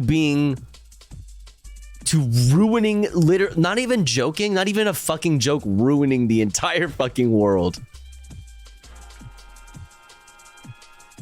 Trickle down economics. Still waiting for that to trickle down, man. The class traitor. Like the patient zero. Oh my god, bro. Is there audio? What's going on? Future President Ronald Reagan headed up the Actors Guild. Hello? Yusha Sakui, who covers the industry for the Los Angeles Times. Thanks for joining us. You know, I mentioned some of the specific issues, and we'll come back to that, but I'm struck by how both sides seem to be framing this in almost existential terms. Are you hearing it that way? Oh my god. Yeah, for sure. And I think, like you said in the package, that this is similar with the sort of debate with the writers, that the studios were sort of saying that, you know, they have issues in terms of restructuring. At that time, you know, we were seeing the studios laying off thousands of employees. And, you know, now, you know, there's been this sort of shift in the sort of streaming model where there's been a pullback in production and many studios seeking cost savings and trying to cut back. So, you know, obviously that doesn't align with unions who want to get paid more. And what are the major sticking points at this point that you see that led to the breakdown? Are we gonna talk about how much money is actually being generated? Like, are we gonna talk about that? How much money CEOs are making? Yeah, it seems that there was a sticking point around. Are we seriously? The LA Times, dude. The LA Times, dude. You know, streaming residuals, which are the royalties paid when a TV or film is replayed, and the actors wanted a sort of a share of revenue linked to the most successful shows, and that seemed to be a big no for the studios. They also wanted greater protections around artificial intelligence than the studios seem to be offering them. And they also wanted big increases in wages to counter the impact of inflation. And obviously the two sides weren't able to come to agreement on those numbers. What about the response from the industry? They put out a list of 14 proposals. Very sus framing. Very sus framing. That they said they had put on the table in response to the... You only have a certain amount, like this is a 9-minute and 21-second video, right? So that's like, you have these little chunks of time to get in the information that you think is the most important, right? In these types of like interviews or whatever. So when that's the way you start off and you start to frame this situation in the limited amount of time that you have in segments like these, you know it's all bad. Union. You saw Bob Iger's comments today. What are you hearing from the industry? Well, you know, I think when you look at it, you have to look at the finer details. It's not that easy, I think, to sort of compare one version of a proposal and what the actors are saying. So, you know, you sort of get two versions of the same story. I think a lot of the time it's, you know, looking into the details, the finer details of the offers. And, you know, what's there to say except that there's going to be a strike this week, and you know, people are very concerned across the industry about what it means for livelihoods, not just of actors and writers who are on strike, but all the other workers who, you know, the crafts people, you know, hairdressers, makeup artists. Right.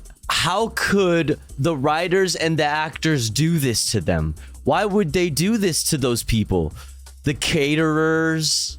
I can't believe they would be the ones responsible for this. Why would they do that? Wow, so selfish of them to do that. Yeah, totally, dude. Totally, dude. How much did Bob Iger make? How much do these execs make?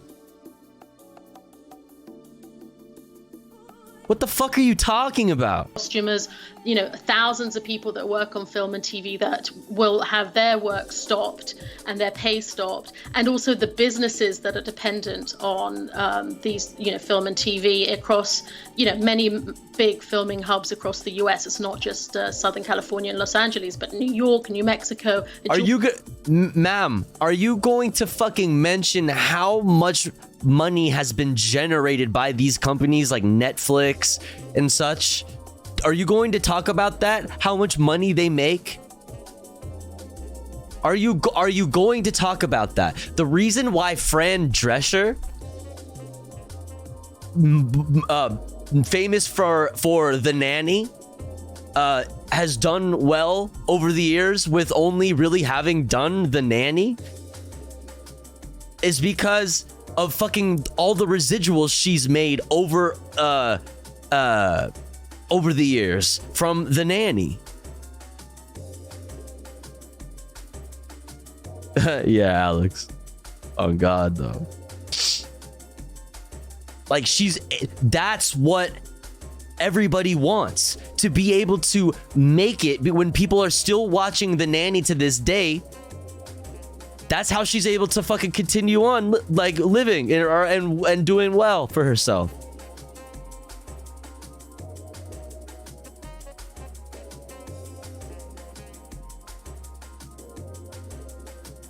But yeah, so that's a good example. Georgia, for example, have huge film industries. Well, tell us a little bit more about that, because I did want to ask you, I mean, the economic impact of this. Like, even when nobody could go to the fucking theater, they still made more money than the year before when everybody could go to the theater. Exactly, Stoutman. Exactly. Dude, the pandemic was the best thing to ever happen to these companies. They are doing extremely well, and all these people are gonna do is sit here and talk about how the writers and the actors are going to be responsible for all these other like third-party industries like caterers and fucking makeup artists and what have you, suffering because of it, because of the shutdowns, when they have the money to be able to pay the writers and the actors what they want, everything that they want and more, mind you, and could completely avoid this.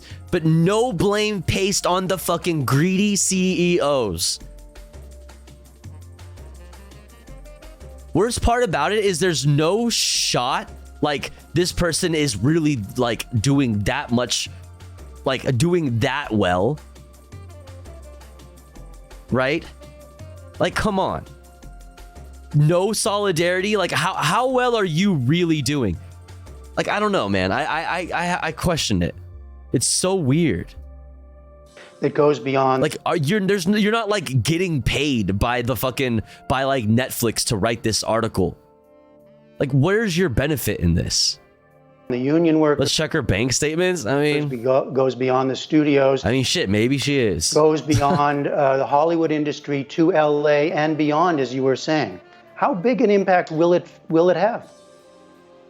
And right, also, Stoutman, it's not, and that's like also not counting all all the instances where a lot of these industries are striking in solidarity.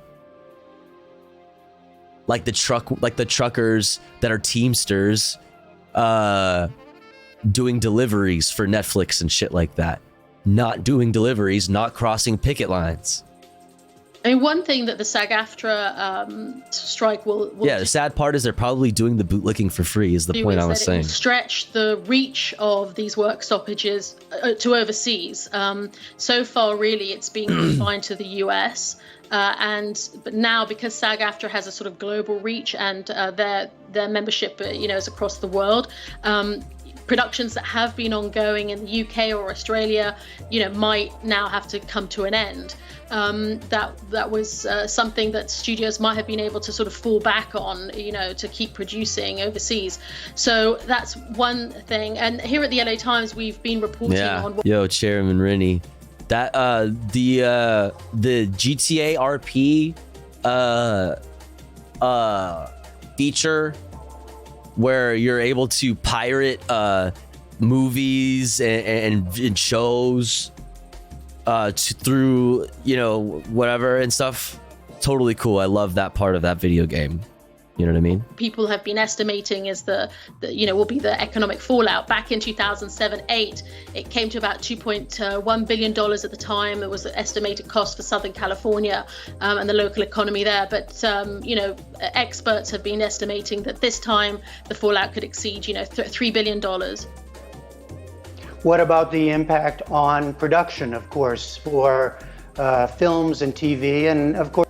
Yeah, Enrique's tech support. But Tofu, if they can't make record profits like every year for the last 5 years, the economy will be in recession, and that means everyone will be paid less. Right? Yeah. Then we won't have the opportunity to let the wealth trickle down onto your sweet supple lips.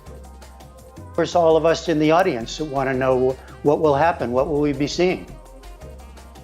So already, I can tell you that production on scripted television, the big dramas that we, love to binge and watch or catch up on a Sunday on HBO, many of those have stopped filming or their productions have been delayed for their new seasons. If you look at the networks, the big networks, which have been presenting their fall slates, they're very heavily dominated by reality TV and repeats. ABC, for example, has the popular show Abbott Elementary, but they'll only be showing repeats according to their presentations a few months ago. So, we know that shows like that, Netflix's Stranger Things, will be delayed in producing new seasons because their creators have said that they're not going to work during the writer's strike. The question now is also films that are in production, things that are ongoing, that haven't been stopped by the writer's strike, if those also will be stopped by actors going on strike, and that looks very likely. So we could see a greater impact to the fall slate and also delays in the release of movies. And just in our last 30 seconds, Anusha, do you have a sense of how long this can go on? Do you have a sense of the relative strengths or weaknesses of both sides? That's the big question everybody wants to answer, and it's really hard to predict. I mean, obviously, the last writer's strike went on for 100 days, and that wasn't the longest. So we're in for a little bit of time still to go. Let's go, baby. As long as it fucking takes. Expectation is that the studios will probably seek to resolve the dispute with the actors and then maybe seek to the writers. Corpus are fucked. They're so fucked. Alternate views. The writers, some writers seem to think that the actors going on strike might. They're saying it's so hard to tell. I don't know, man. We got a lot of momentum. Bring both strikes. Like I've said tonight, chat, we got a lot of momentum in the labor fucking movement, man. A lot of eyes, especially now on this strike. To a sooner close. So it's hard to predict. All right, much more to come. Anusha Sakui of the Los Angeles Times, thank you very much. Los Angeles fucking Times, baby. The number of TV shows has almost tripled over the last 14 years, reaching a record 559 English scripted shows in 2022. Okay. All right, SAG-AFTRA leaders discuss actors strike, full AP interview. We got Fran Drescher and homie, I'm not sure what their name is. Duncan Crabtree, Ireland. Let's fucking go, baby. Check it out. People respond to authenticity and sincerity. I love and it. we I love are her voice so much. absolutely the underdog in this equation. And, we hoped against hope. We really didn't want She looks so good still. I'm just saying, she looks great. strike. We extended an unprecedented. Like I want the fucking skin routine. You know what I mean? Drop the skin routine, friend. Like on God, on a stack, 100.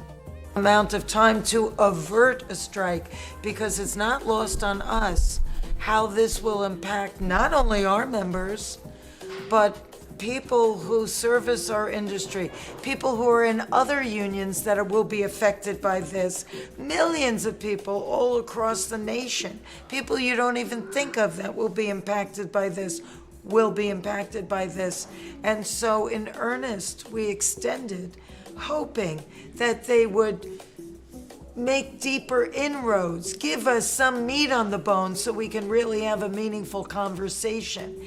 They locked themselves behind closed doors. They kept canceling our meetings, and we thought, okay, maybe they're really duking it out in there. Maybe they're going to come back with something that we could really have a meaningful discussion. But we got bupkis, and I think that we got bupkis. We got bupkis. Yeah. Maybe they're going to come back with something that we could really have a meaningful discussion. But we got bupkis. And I think that we were duped. Bupkis. Maybe they were just wanting us to extend, making us believe that something was going to come out of it, but all the while just promoting their summer movies while they still could. And as the clock was ticking, I'm still looking at this big clock in the room saying, well, there's 4 hours left. Something could happen in 4 hours. But the clock ticked out. And we had no other recourse. It's really a sad day when people that we have been in business with could turn their backs on us so profoundly, so disrespectfully, and dishonor our contributions in this way. I mean, I'm really floored. What was the initial AMPTP reaction when you first presented the demands for the contract renewal? Well, first let me just say to your prior question, I think also the sort of outpouring of support and energy that you can detect outside on the street, on social media, on other picket lines, etc. What it really reflects is the fact that people understand the kind of fight that's going on here. Certainly the other workers in the entertainment industry, like the writers who are on strike and the other union members who work in this industry, know exactly what we're fighting for. But even outside of this industry, workers in all kinds of other industries, people in the political sphere, they all understand this fight because, like Fran said, this is a fight to protect and respect workers, in this case actors, who are being taken advantage of by big multinational companies, and it's time for that to come to an end. And we're really, we get the publicity, we get the attention of the press, but we really are speaking on behalf of all labor. The eyes of labor around the world is watching what is happening right here. That's what I'm saying. That's what I said, is that this is an important strike because of how many more eyes are going to be on this one. This is a fight for workers worldwide. People will see this. And the amount of people that the number of people that view unionization and unions positively, which is already rising up, will get higher and higher and higher. More and more people will see themselves in these people and in other union workers. They'll be like, that reminds me of how I'm treated at my job. Damn, that's crazy. Damn, what if I did that in my workplace? That's crazy. You know what I mean? Like, this is important. This is extremely important. What she's saying is so fucking true. Because they feel the impact in the same way. Bob Iger recently made that comment. I know we talked about it a little bit in the press conference about how these were unrealistic expectations. In both of your opinions, what does a realistic agreement look like with the AMPTP? I think the agreement we have on the table is a very realistic agreement. The fact that the companies don't want to agree to it doesn't make it unrealistic. That's because, I mean, there are proposal after proposal in our package that would cost them pennies and they refuse to do them. Is it because those pennies are crucial to their business, or is it because in their mind it's not a priority to treat their workers with respect? I think the answer to that is obvious. And as far as Bob's comments go, it's hard to know what's going on in a negotiation when you're not there. That's not who's sitting across the table. And I think that if Bob, chose to participate directly in the negotiations, he would have a much better view of the necessity and the. Yeah, he said, he said, quit talking shit and say it to our fucking face. He said, if you're gonna talk shit, say it to our fucking face across the fucking table. Motherfucker. Pussy. A bit about how this will affect foreign members of SAG. Will they be able to essentially still participate in productions overseas, or is it a complete solidarity globally? So any SAG-AFTRA production anywhere in the world falls under this strike that's under our TV and theatrical contracts. There are some productions that are done in cooperation with local unions where the answer to that is a little more complicated, and our members who are working in those projects need to contact us so we can give them an answer, because local laws may affect exactly the timing or how that works. But for any member who's working on, a studio production, an AMPTP production under these TV theatrical contracts, if they're on location anywhere else or if they're here at home, that work stops at 12:01 a.m. tomorrow morning. But, you gotta realize we had He suggests that the kings sit at the same table as peasants. unprecedented vote of support for a strike authorization. 97.91% said yes, if we need to vote, if we need to strike, we strike, because they are living it. They are feeling it. Maybe Bob, who's making hundreds of millions of dollars, doesn't appreciate what the journeyman actor is feeling every single day, who's just trying to pay rent, put their kids through school, and food on the table. That's who breathes life into every single production. But we feel it, they feel it, and that's why they voted the way they did, because everybody who is impacted by this, not the people up in the ivory towers, but the people who are genuinely impacted by this, have a keen understanding that this is going in a very wrong direction. And unless we put a saddle on this wild, out of control pony and pull in the reins, it is never going to be within our grasp to do it again. It is now or never. I kept saying this is going to be a seminal negotiation. I hope that they would have been able to make it possible for us to do without a strike. But the strike had to happen as the next logical stage, because we did the extension, nothing came of it, the clock was ticking, and it ran out. Now we're willing to continue to talk with them. Where are they? They said it'll be a long time before we do. Okay, because you're a big corporation that doesn't really care about people. And does this fill you? No notes. Perfect. Perfect. KO. No notes. Cheers. Having been in the industry for so long, does this fill you with hope going into this strike now, joining the WGA, just because this has essentially unveiled a lot of cracks within the industry and a lot of the inequalities that exist within it?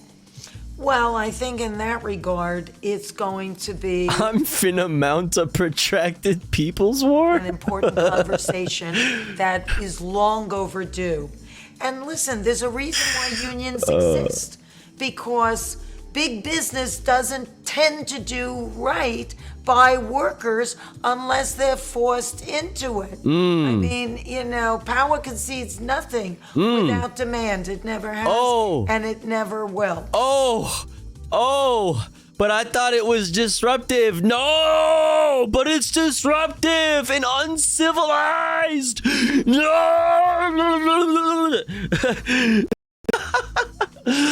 But civility. Fucking queen, dude. She's spitting.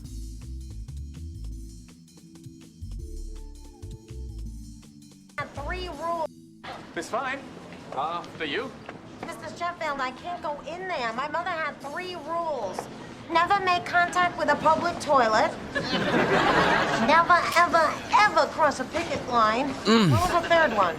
Oh, yeah. Never wear musk oil to the zoo. It's fine. You're embarrassing me now. Come along. I can't. My Andor blouse would roll over in her grave, which was paid for by her union. Now, will you please come in before this turns? It's fine. For you? Mr. Sheffield, I can't go in there. My So bad, dude. She's so gorgeous in this show for sure. She's so bad, dude. Oh my goodness. Oh my goodness gracious.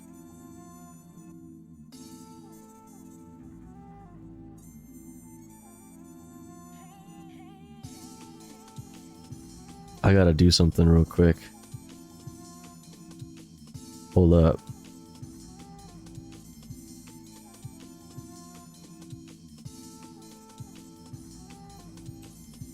There we go.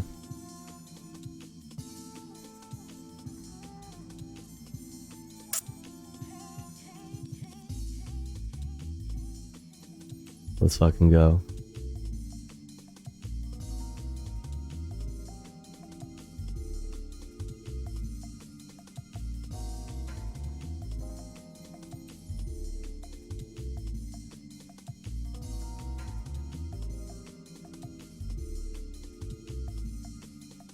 Let's continue. And so, you know, we exist because it's been that way, and now, you know, we are on strike because they gave us no other recourse. Based. All right, now let's go to the Majority Report, Sam Cedar and friends, and see what they have to say about it. 160,000. Holy fucking Emma Vigilant inside of my ear. Emma inside my brain. Where she lives rent free, to be honest. 160,000 TV and movie actors are going to go on strike, and this will be the largest actor action with this union since the 60s. The writers have been on strike for a while. Many of the actors' demands are similar to that of the writers in the way that they're getting paid with streaming services, or not paid, to be a bit more accurate. Here was Margot Robbie at the premiere of... I fucking see you, dude. You listen. I can fucking see you. Motherfucker. You all need soy Jesus. Your savior. Jesus, your Lord and Savior. Barbie, basically showing support for other actors. I saw Matt Damon also said something, you know, trying to maybe make up some ground after the whole Crypto.com stuff, at least in my heart. But here we go, Margot Robbie on like the premiere of maybe the biggest movie so far in the summer. No, we stand, dude. We stand. Speaking about the writer strike. Just finally, very quickly, there might be a strike tonight. Are you in support of the strike? And Absolutely. Would you be prepared to strike as well? Yeah, absolutely. No, Based. I'm very much in support of all the unions, and I'm a part of SAG, so I would absolutely stand by that. Based. Very nice, Queen. Literally perfect on the outside and the inside. Emma's swooning. Let's go. Can't wait for that movie. She's Australian. I had no idea. Yeah. So my fiance and I just watched. All right. And then this was from Matt. You unearthed this. From Maybe the previous you can strike explain this. a decade and a half ago. And what happened here is my recollection, I was watching late night every night at this time, and like I told Sam, like that was one of my first sort of introductions to labor actions. We didn't really have strikes that I could remember in North Dakota, for instance. And what's going on here is I believe Letterman show is airing with writers because at the start of the strike he owned his own show and accepted all the union demands and basically continued broadcasting, paying the writers and everything like that. Was this when Koenig was like spinning his wedding ring because there were no writers? Yeah, in exactly. solidarity. Exactly. So that's where Letterman's coming from. Spinning his wedding ring? Oh my God, it's horrible, and it's going on, and it really should be stopped, and some reason should be applied. I mean, it's pitting brother against brother. And the big media companies have been criticized, I guess you know this, for refusing to negotiate. But judging from this announcement, it seems like maybe the writers might be the ones who are being unreasonable. Really? Yeah, can you believe that? All along, we thought the enemy was big corporate show business. Well, sure. Well, based on this announcement, maybe we're wrong. No kidding. Yeah, maybe the writers have been unreasonable. What kind of? I'd like to see this announcement. All right. All right. I'd like to see this announcement. All right. What?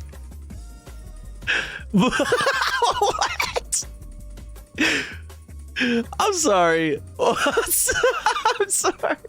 Look at this fucking chat. What is this? Yo, dude, I need this. This is my new album cover. Like the synths and all the fucking gear in the background. You don't know Paul Schaefer? Is that who this is? I don't know Paul Schaefer. This is just epic. This is just epic. I need this. He's a legend for real. I mean, just for this right here, he's a fucking legend. Zoomer spotted.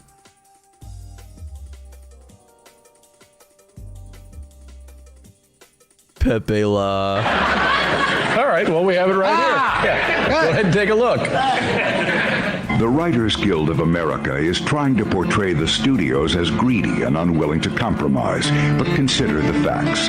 When the writers complained about their share of revenue from online streaming of their programs, we proposed a contract that doubled their percentage. But the writers still refused to sign, even after we tripled and... For folks just listening, there's a 0% crossed out by 2 0% and then a 3 0%. Good. It's a visual joke. Good stuff. Leatherman. Their share of revenue from online streaming of their programs, we proposed a contract that doubled their percentage. But the writers still refused to sign, even after we tripled and quadrupled. We just can't win with these people. The AMPTP, cowards, cutthroats, and weasels since 1982.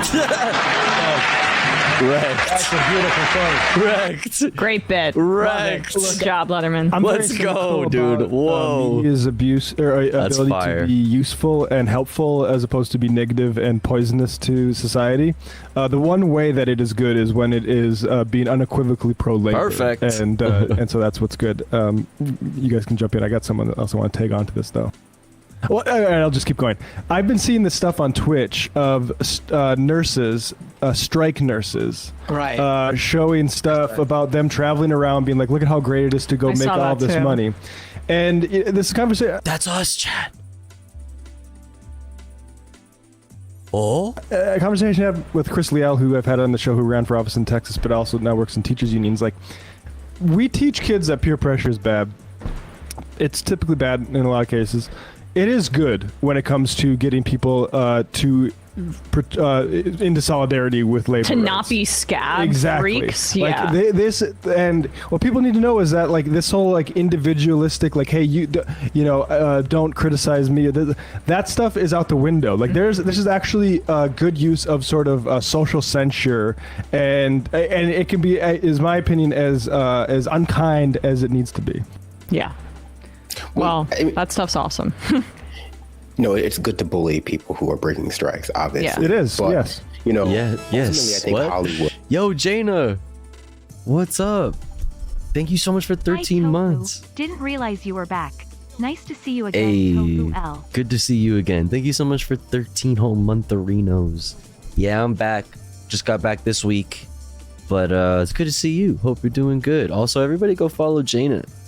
And it's not. Oh, yeah. Wait. What the fuck? I'm pressing buttons on the wrong thing. I'm trying to shout Jaina out on fucking YouTube. Oh, wait. No, don't look at that. I'm so stupid. Don't look at that. Delete that. No. I'm so bad. There you go, that one. That stuff's awesome. Thank you, Jaina. No, it's good to bully people who are breaking strikes, obviously. Yeah. It is, but, yes. You know, ultimately, I think Hollywood, and it's not the only. Dude, it reminds me of last night. Oh my god, chat, who was here when I fucking raided out? I thought I raided out, but all I did was shout out Pixel and then go and then just sit there.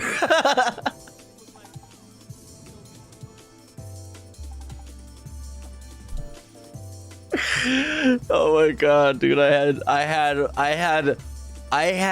1.5 glasses of wine. Okay. Has been doing its best to alienate people from the realities of who creates the products that people enjoy.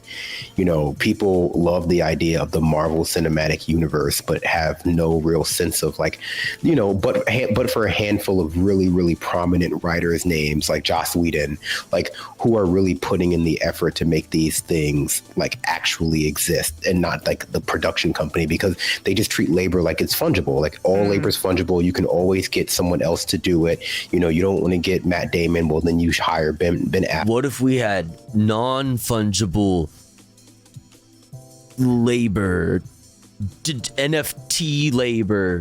And so, the product can always be delivered.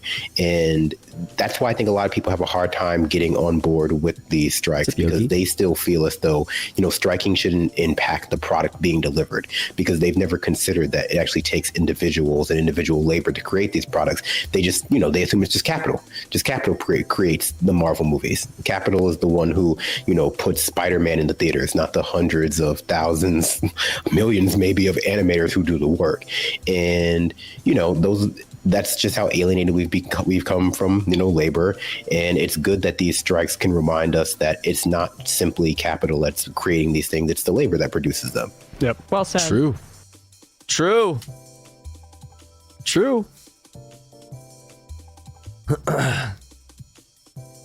True that. All right. Imagine that somebody has to do the fucking work. What a concept, right? That's crazy. You mean that value doesn't just pop out of thin air when a fucking entrepreneur fucking thinks up an idea? That's crazy. That's crazy. Anyways, next up.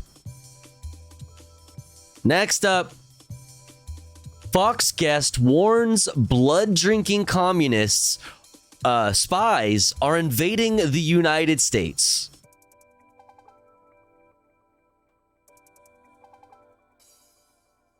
Right. Holy. The fuck? Jaina. What the? Thank you so much for the 10 bomb. What the fuck? God damn. Thank you so much. I really appreciate that. Thank you. Fucking destroyed the sub goal. Wayna Winters. True. Thank you so much. If you got a gifty from Jaina, please thank them. And also go follow her. She's very pog.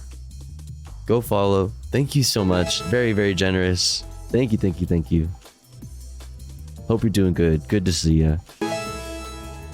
Thank you so much. Fox guest warns blood-drinking communist spies are invading the United States. Is this true? Chat, is this true? Is it true?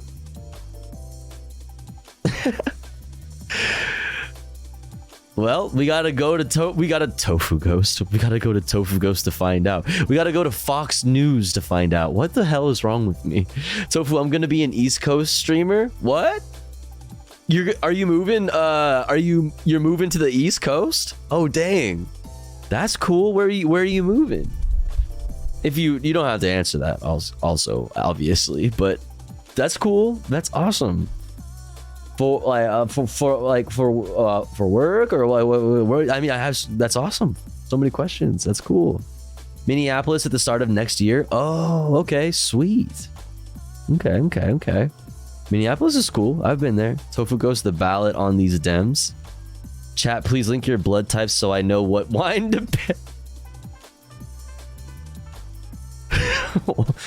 Monka. The North Coast. I thought you were going to the Mid Coast, like Minnesota. Wait.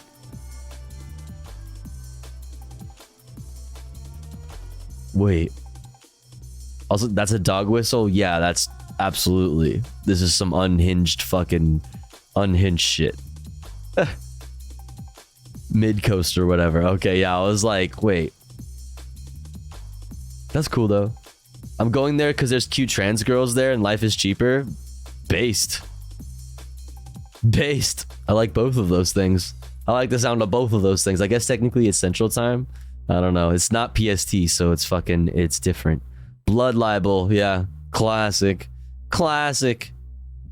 JQing, as if there wasn't enough JQing already on the Laura Ingraham angle tonight that we covered.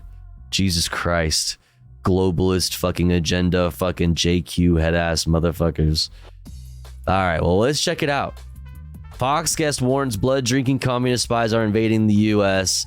Let's go. Maria Bartiromo has been one of the most conspiratorial China hawks on television. She's always been one of the most unhinged, in my opinion, one of the hardest to listen to, but I mean, that's kind of just more of an aesthetic. Shit, look at that timing. That's crazy. Swamp Goth, cheers. I was about to hydrate on my own. You ain't gotta tell me to hydrate. You ain't gotta tell me to hydrate, motherfucker. I hydrate on my own, motherfucker. God damn it. Does coconut water count? I'll accept it. Coconut water is actually very good for hydration. Oh, yo, Machina says to stretch too. All right, chat. Remember to hydrate, drink some water, and let's get a little stretch in. Before we learn about communist vampire spies invading the United States with Maria Bartiromo. Ugh. A little stretchy. Gotta remember to stop fucking shrimping. You know what I'm saying? Oh.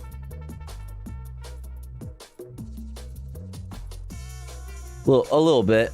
All right, let's get into it. Big thing. But I'm really surprised. What happened, Bradley? Governor DeSantis, like she's... Governor DeSantis? I mean, it just... Why are you such a freak? I'm surprised. Those are actually really good fucking Maria Bird from... Oh, shit. Digimon donated $5. Tofu, did you hear about Hava? Having a dick in your fucking butthole? have a cock in your mouth? Have a what? Thank you, Digimon, for the $5. Have a nice day. Ha! Got him. Wrecked. Got him.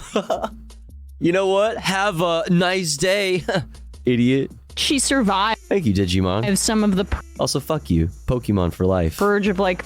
But thank you. Some of the most crazies, even over on Fox Business.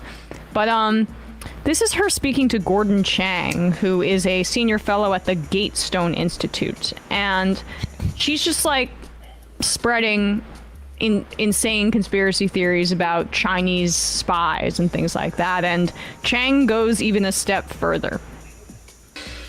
Welcome back. We are back with former House Speaker Newt Gingrich and Gatestone Institute senior fellow Gordon Chang. Gordon, I mentioned the number of apprehensions at the southern border of Chinese nationals. Over the last year, it is up 1,300%. Do you think these people are running from the Communist Party, or are they being directed to come and stay in America until further word? Both. all of it. All of it. Both. And also a secret third thing. Everything. Yes. They are invading. They are coming from the southern border, but also the northern border and the eastern border. Fuck it, the western border. From the sky. They're digging through the Earth's core and popping up from below us. Yes. First of all, we're Can you seeing pause just for desperate one middle sec? class China. Both. The Gatestone Institute is a think tank known for publishing anti-Muslim articles.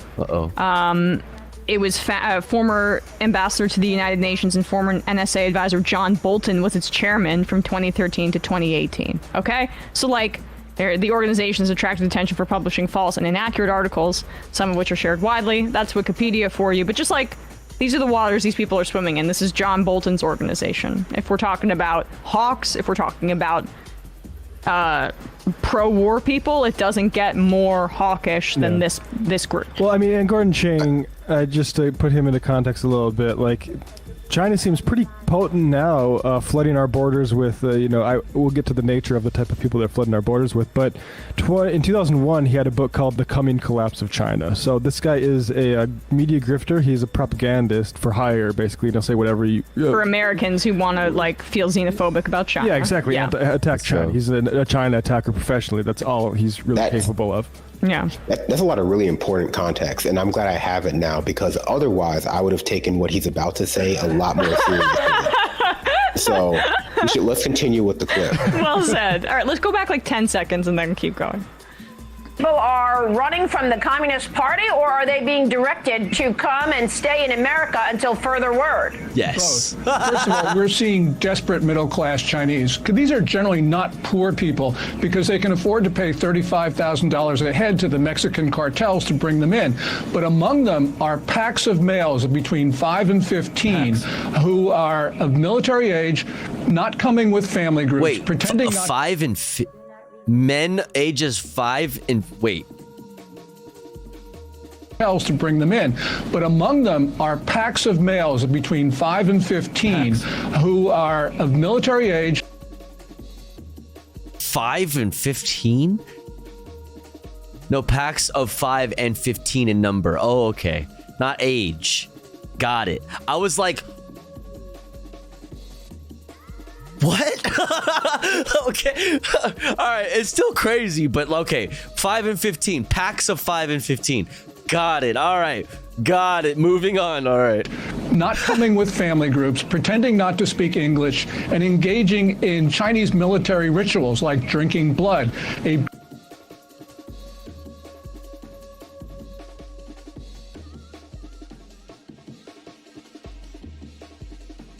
Bro, what? That went from 0 to 1,000. How? What? That fucking what? What? That came out of nowhere.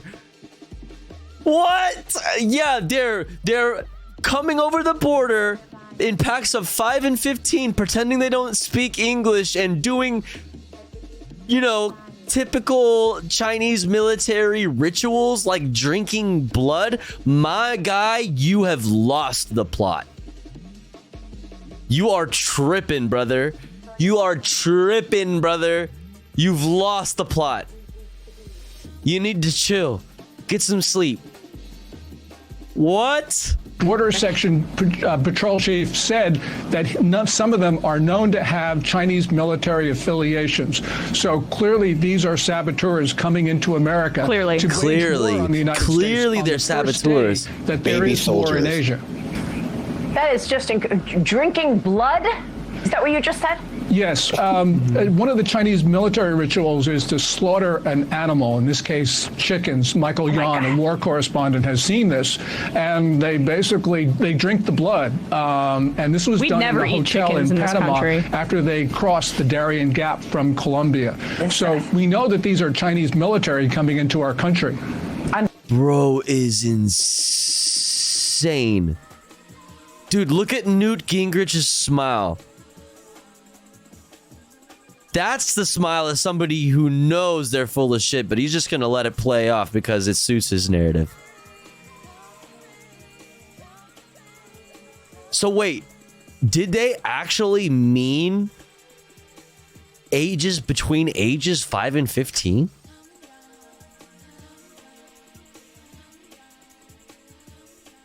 Newt knows this is bullshit. But he's just gonna let it slide. He's just gonna let bro go on. You know what I mean?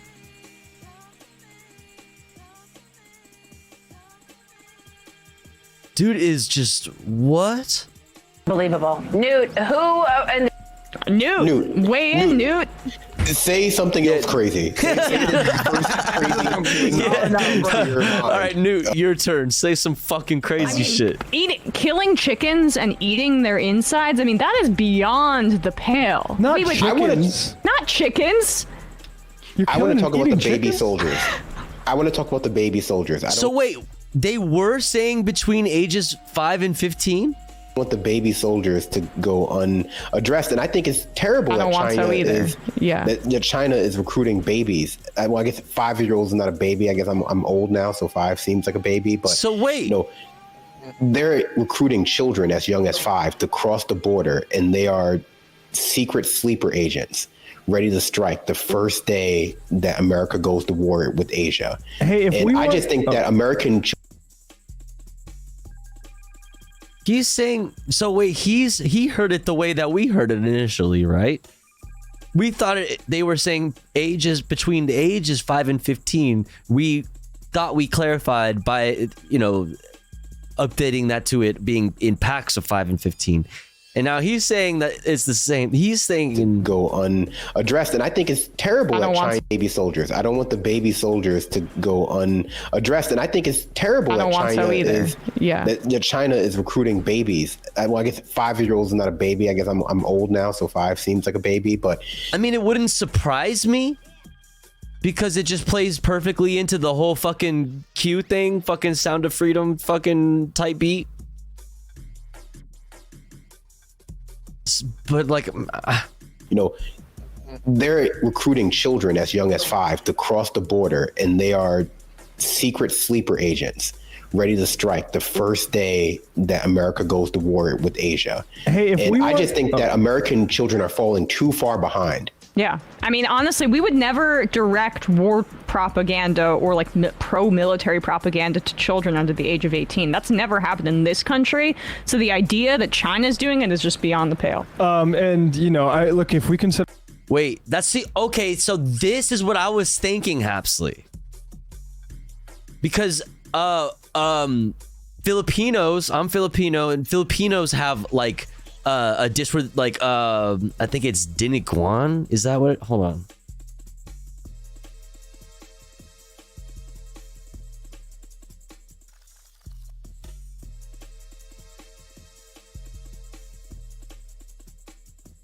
Yeah, Diniguan.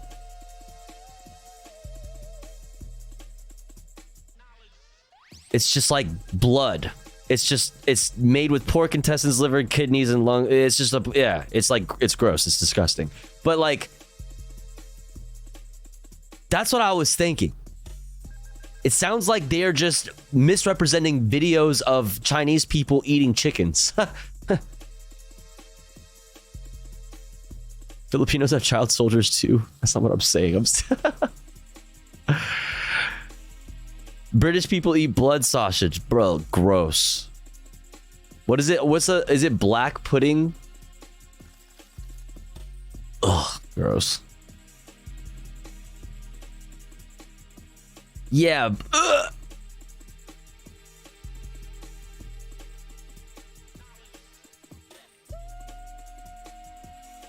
Bro, why would you eat this?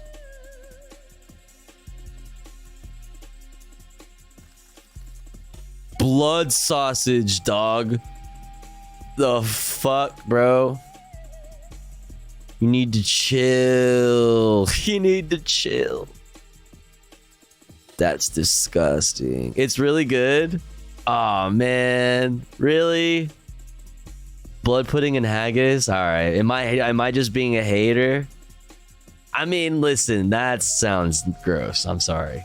I mean, like I said, Filipinos have dinuguan.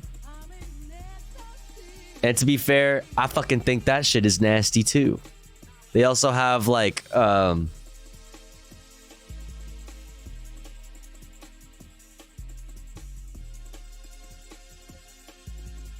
it's pig's blood and shit.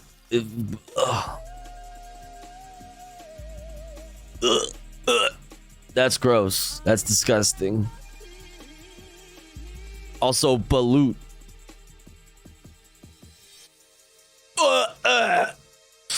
Also, balut is a. No. No.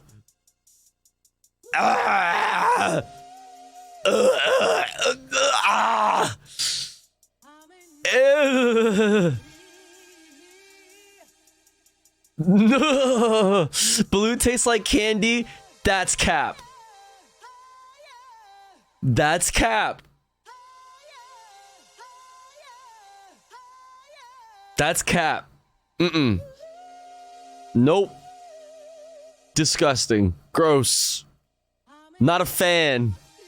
Scandinavian countries have blood pancakes.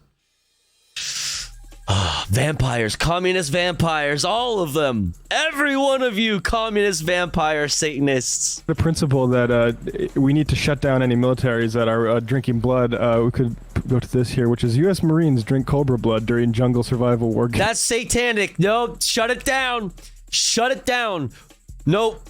We are dismantling the American military temporary for now until we figure this shit out. We are banning the military. Thailand, like, wow. Probably just until we figure this out. Context, first of all, not to grant the legitimacy. It's a food of struggle. Tofu always comes back to working class cuisine. You're right, but let me have this. I know. Listen, okay, yes, I know. But let me just think it's disgusting. Okay, I'm sorry. All right, listen. I know, you're right. I know. Yes. No war but class war, but also that's disgusting. It's gross. Stop. Because this is the same thing. Vegan supremacy forever. People who are doing all the mosques, the terrorists, or not the mosques, the prayer rugs that were found on the southern border, like the Obama administration. Good point. Yeah. Right? Like this is just the new version of that. 13 are working together.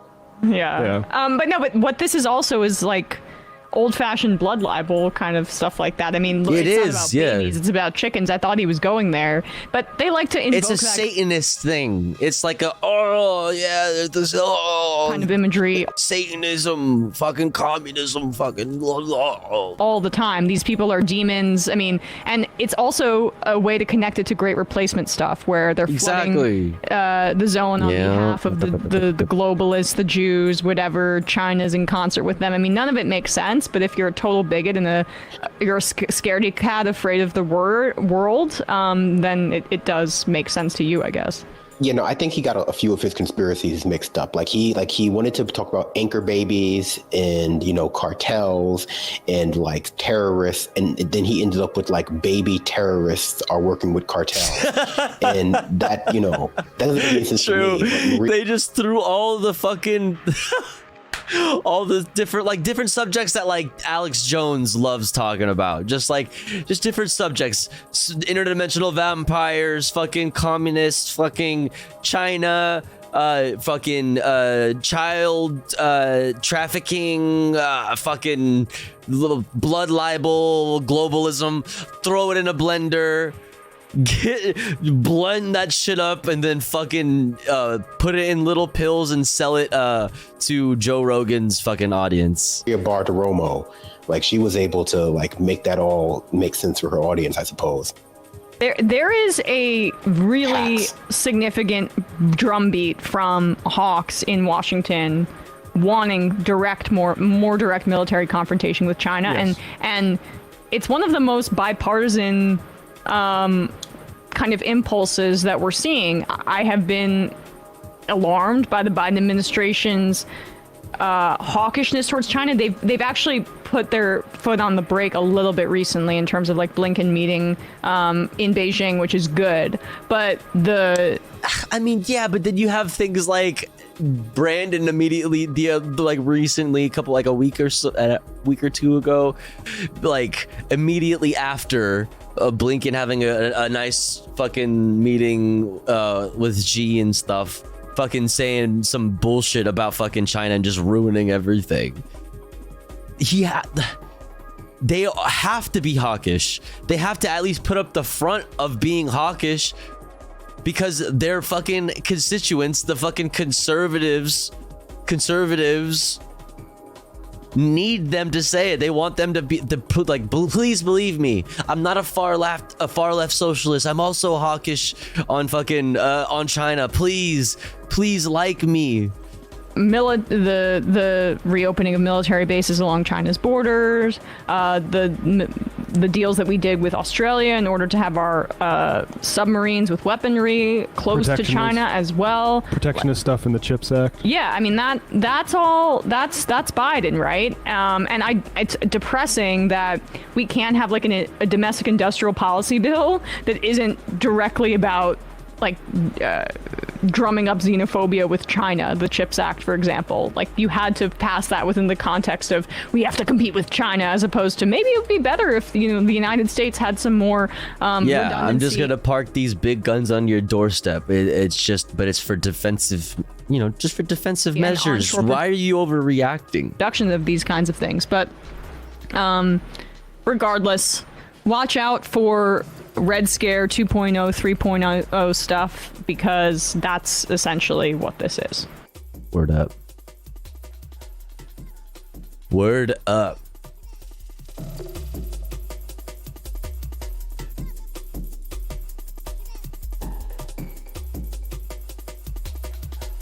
$300 billion for some shitty ass subs. Thanks, guys. You're welcome. Classic banana milk. Can we have a tiny Rathbone? Hey, yo. Rathbone's been really it.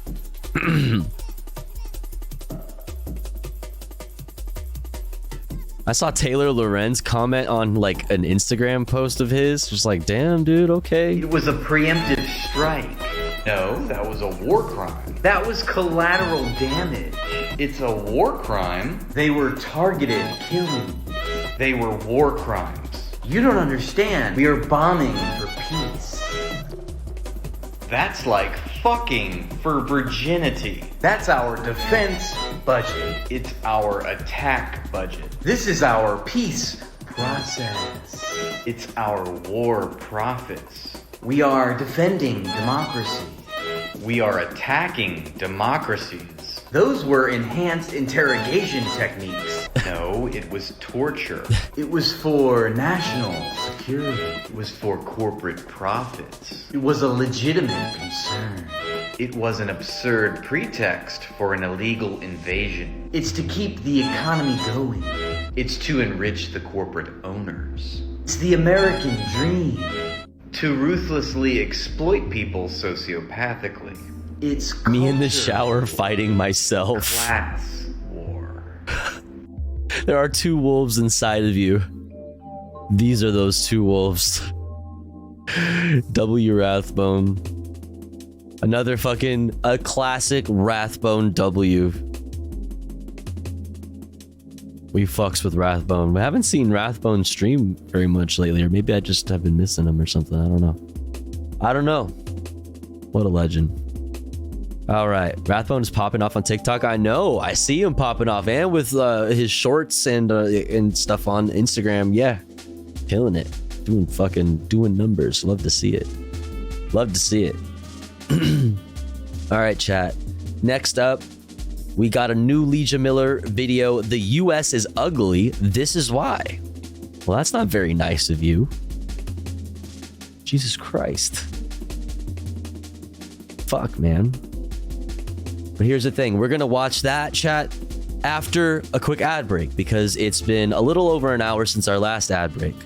And here at the Tofu Goes broadcast, we run ads every hour or so while the streamer is away from the stream. That way, even if you are unsubscribed to the channel, you don't miss out on any of the content.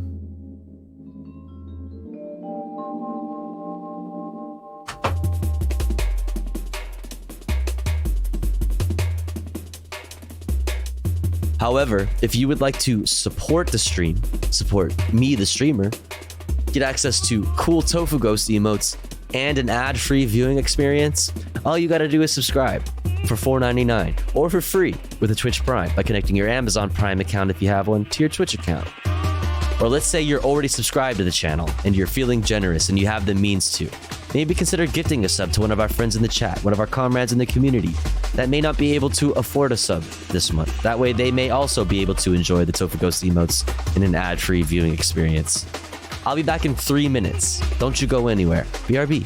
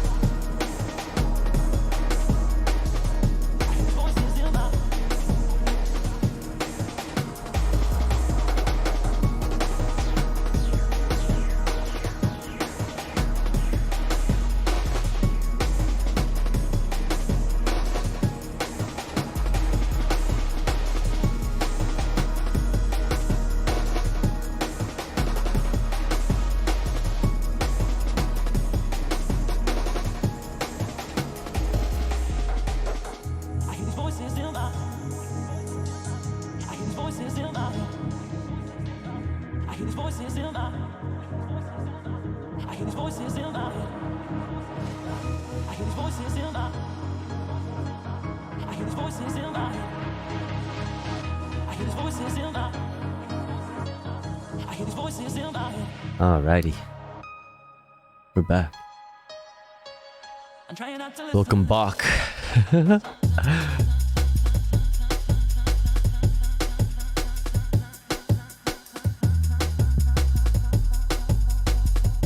Vibe. Big tune. What's up, HJ? This shit is so so hard. I said guard. Good and hard at the same time. Ayo. All right, next up, chat. New Legia Miller video. The U.S. is ugly. This is why.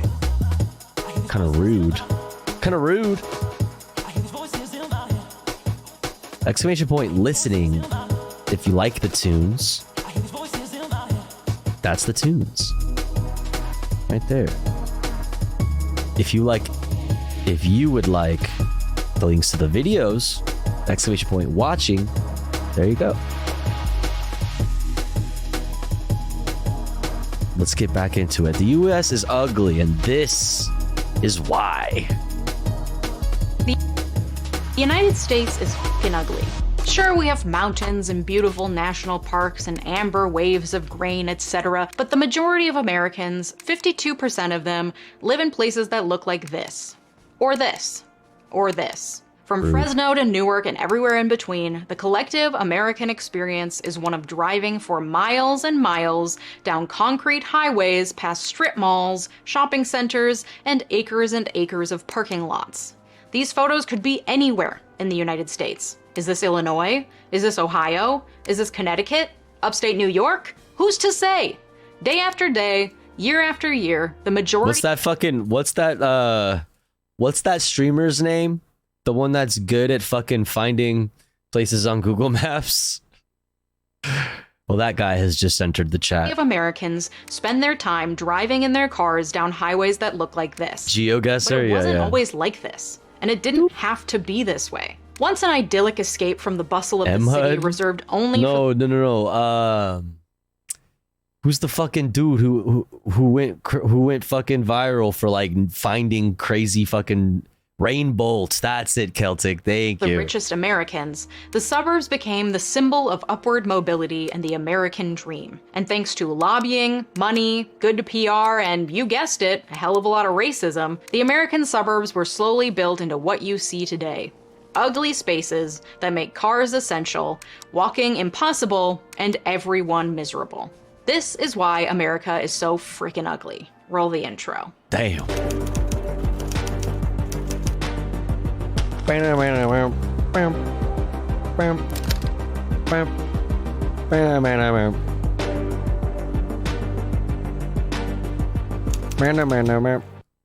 In the late 19th and early 20th century, the concept of the suburbs emerged as a result of the Industrial Revolution's rapid urbanization. At that time, the suburb was perceived as an escape. Okay, that's a fucking sick-ass house. Yo, imagine pulling up to the fucking Tofu Ghost compound. Like, damn. From the chaotic, crowded, and often unsanitary conditions of urban life. Yeah, that they were shit is primarily for sure accessible haunted. to the wealthy Yeah. city inhabitants who could afford to maintain two residents. You know that house has fucking paintings with eyes that follow you. You know what I mean? The ones that like have the little holes that slide out. Perceived as an escape from the chaotic, crowded, and often unsanitary conditions of urban life. They were primarily accessible to the wealthy city inhabitants who could afford to maintain two residences or travel regularly between their suburban homes and their places of business in the city. The suburbs offered space, fresh air, and an idyllic pastoral landscape, reminiscent of the English countryside, which was highly idealized in American culture at the time. These settings were presented as a healthier and safer environment for raising— The fuck kind of hat is that?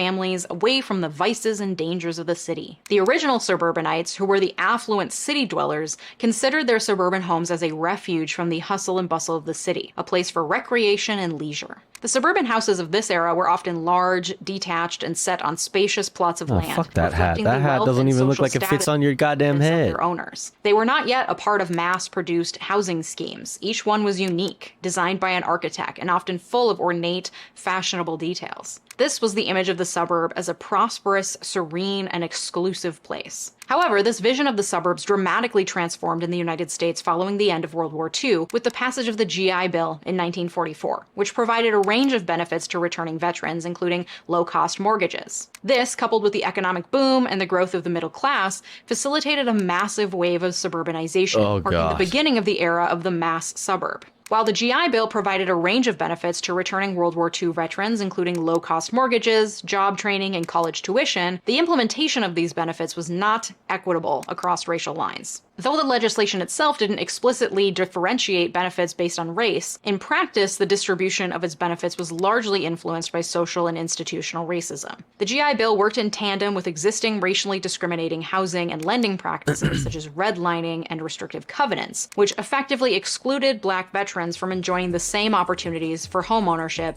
as their white counterparts. Redlining was a discriminatory practice where lenders would designate neighborhoods with a high percentage of black people as high-risk areas for mortgage lending. These areas were often We still listen. This shit still permeates to this day, where like you pay higher insurance rates because you live in the hood.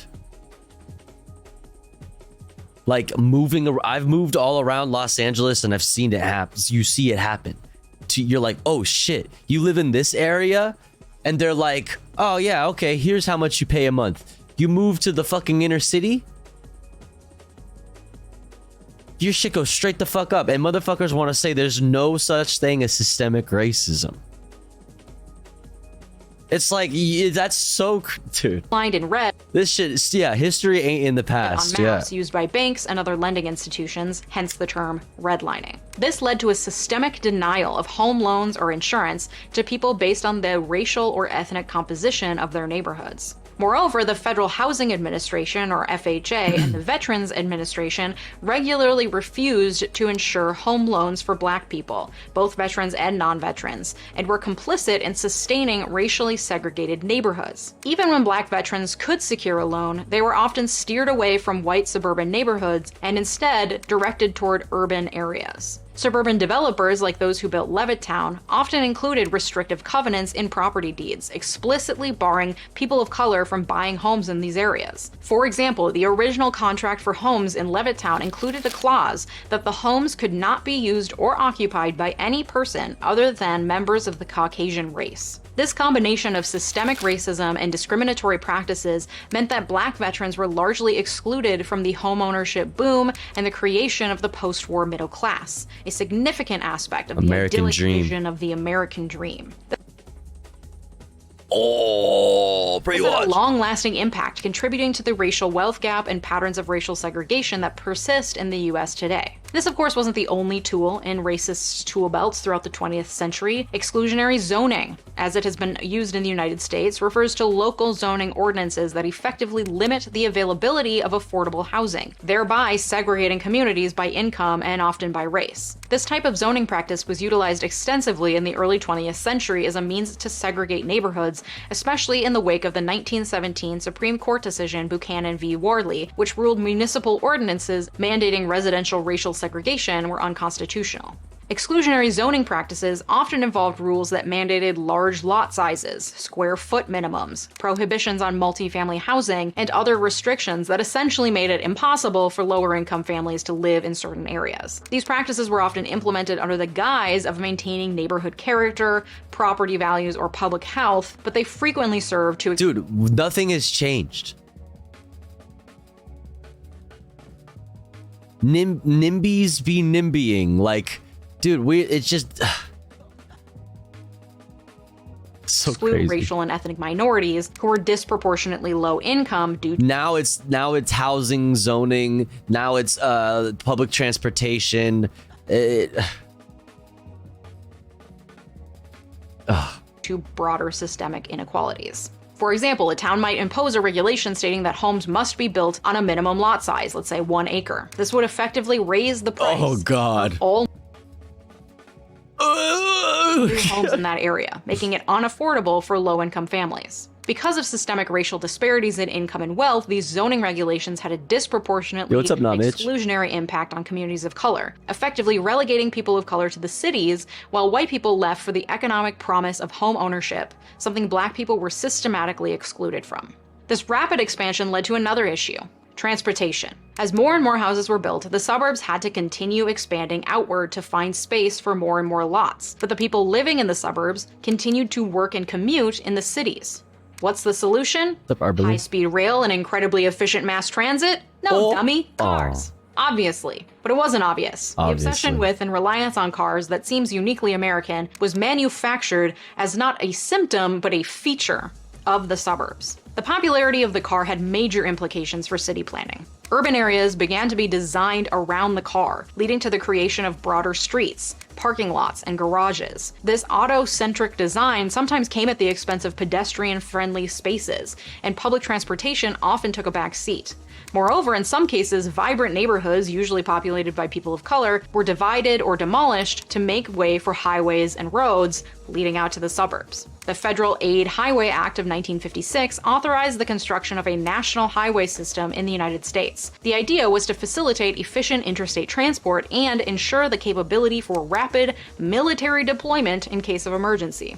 However, it also had a transformative effect on American society by further enabling suburbanization. These highways made it even easier for people to live in the suburbs and commute into the city, further contributing. Then, yeah. And then the 405 was born. And from the fires of this hell sprang an evil unknown to mankind, previously known as the 405 freeway in Los Angeles. To the growth of suburbs. Additionally, as I said, highway construction often disproportionately affected minority communities. Urban highways were frequently routed through neighborhoods Just one more by racial lane, man. Come on, man. All I need is just one more lane, man. Just one more lane. Minorities, leading to displacement, community division, and other negative impacts. According to the Financial Times, broadly, U.S. transportation... One nation under the 405. With gridlock, yeah, and poverty and delays for all, yeah. Oh. Policy essentialized the automobile. Highways were considered the lubricant of efficiency by American political and business leaders, with other forms of transportation cast aside. Main streets throughout the country were turned over to cars, either with high-speed roadways or sprawling parking lots.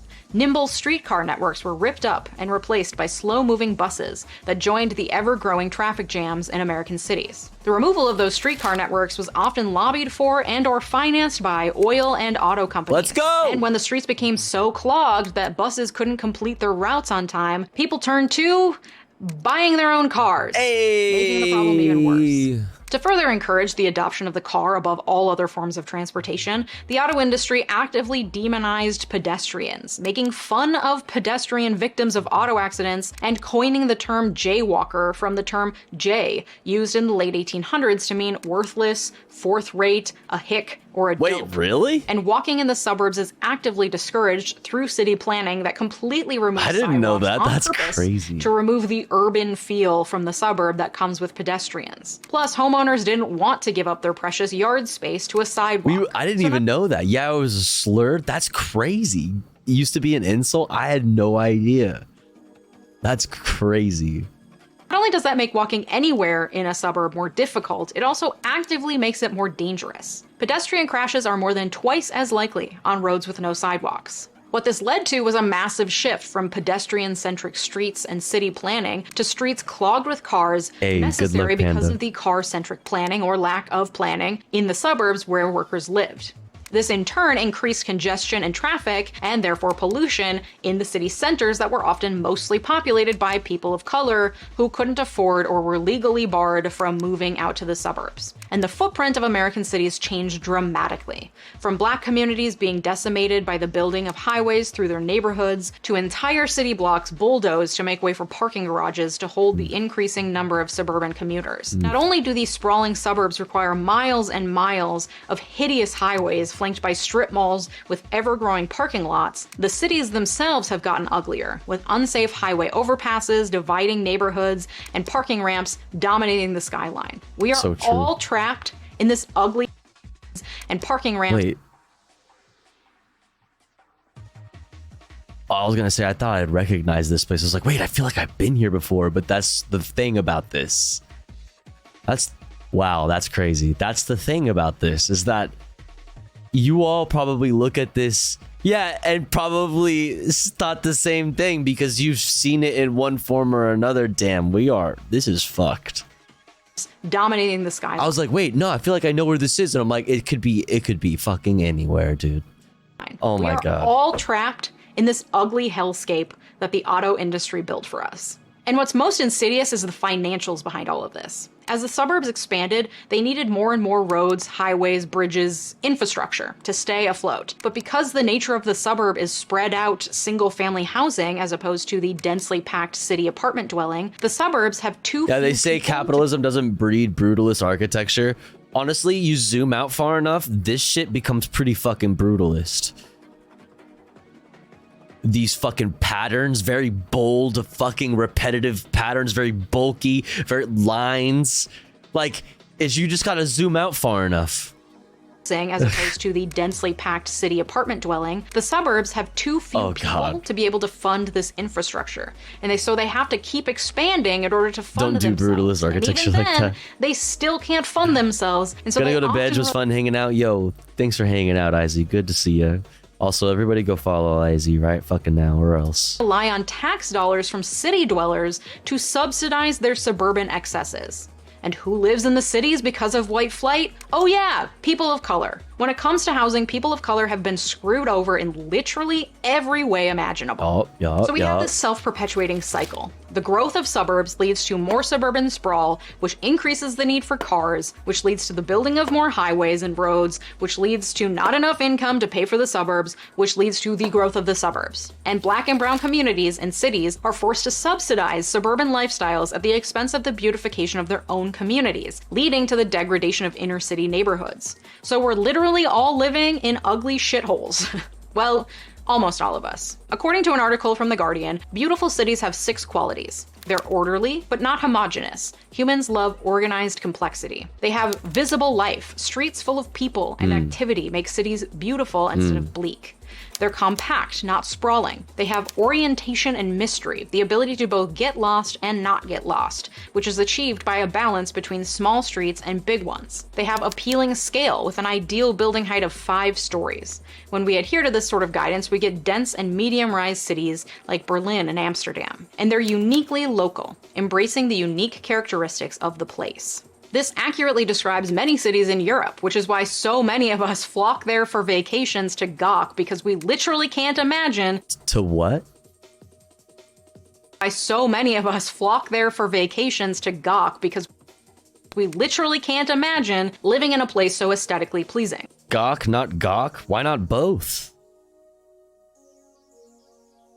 Why not both?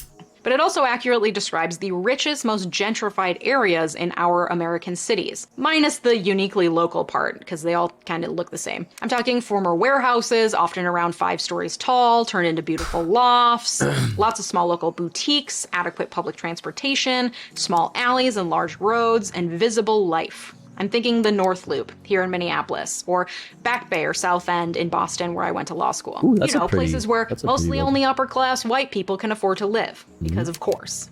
But like I said at the beginning, it didn't have to be like this. And there are people working to undo the last century's work of uglifying our entire country. Cities like Minneapolis, where I live, as well as Los Angeles and the state of Oregon, have started changing regulations around single-family homes to allow for greater density and less reliance on cars. Such as allowing for the addition of accessory dwelling units to existing houses, and removing requirements for certain numbers of parking spaces for every unit The or NIMBY bedroom culture is strong in cities in where LA. inhabitants are the least likely to own a car. And across the country, ballot initiatives are being introduced related to repealing or adjusting zoning rules that Even New York is closing more and more streets to cars. Dope. bar the creation of more affordable and more dense housing where it is Honestly, ban cars in urban areas. Yeah, there needs to be a spot where you fucking park and then you go into the city and that's it. If you go to desperately needed.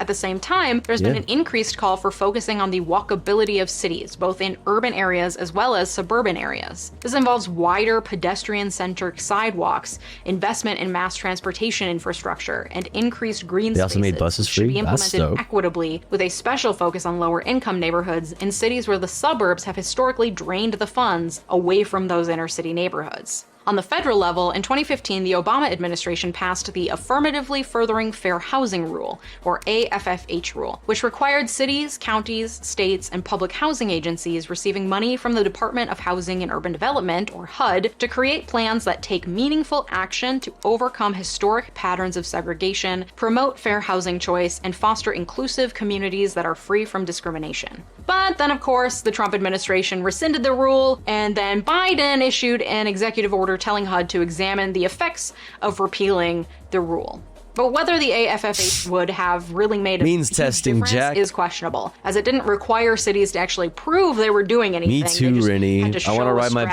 strategy everywhere and get great legs like a Euro frog. Real. and then get federal dollars. So not only is it questionable the efficacy of a federal law aimed at righting the wrongs caused by suburbanization over the last century, it will also always be stalled because of the predictable Drive a pendulum car for a swing of living? politics That's understand.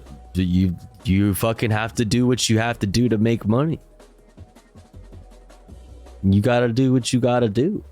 political opinions at the I federal understand. level. So ultimately, the monumental task of fixing a century of hideous city planning wrought by the expansion of the suburbs, Yeah, wouldn't it be cool if we could get you on a train? That would be dope. supported by federal bills and extensive auto industry lobbying, falls into the hands of states and localities. But trends are changing. Demand for large lot suburban sprawl is down, and some experts estimate that most of the demand for new housing between now and 2040 will be for attached homes and small lot homes, because largely people want what the cities have, i.e., A bike things to career? do.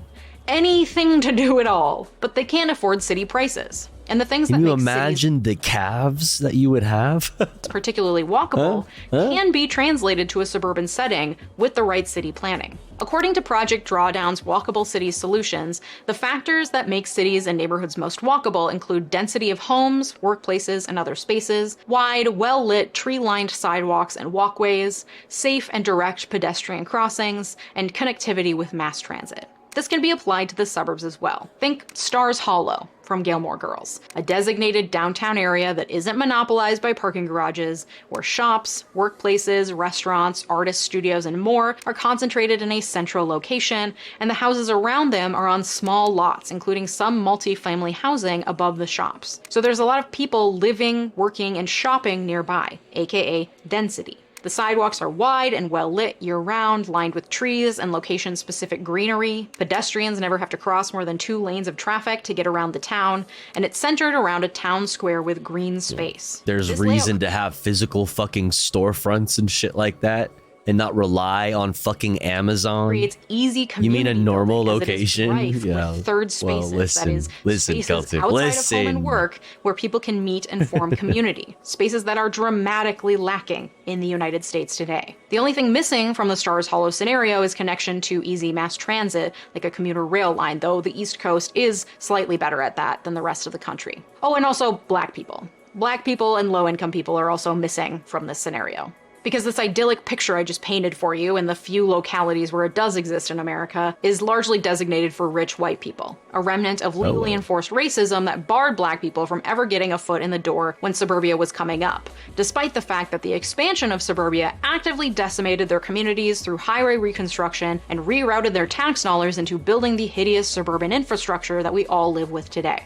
So I wanted to end this video on a positive note, as I so infrequently do, by highlighting the work that is being done to center Black communities and Black lives in city planning and urban development. Blackspace is a collective of 200 Black designers, architects, artists, and urban planners who explore ways to center Black life in the built environment. They're doing work in Atlanta, Chicago, Oklahoma, and Indianapolis. Their work encompasses 3 pillars: neighborhood strategy, where they work at a neighborhood level to co-create spaces that affirm and amplify Black presence in public life; customized learning to teach strategies and values for ethical design practices; and urbanist experiences, bringing together Black designers, architects, and urban planners to share new ways to center Blackness in architecture, design, and urban planning. Their work has helped teach new ways to plan cities that center Black communities. Doing something here in instead of Jacksonville too, decimate them. really? The work has included building redesign, walking tours, lectures, design workshops, and more. You can support their work at the link in the description. Like I said at the beginning, America is fucking ugly. But it didn't have to be this way,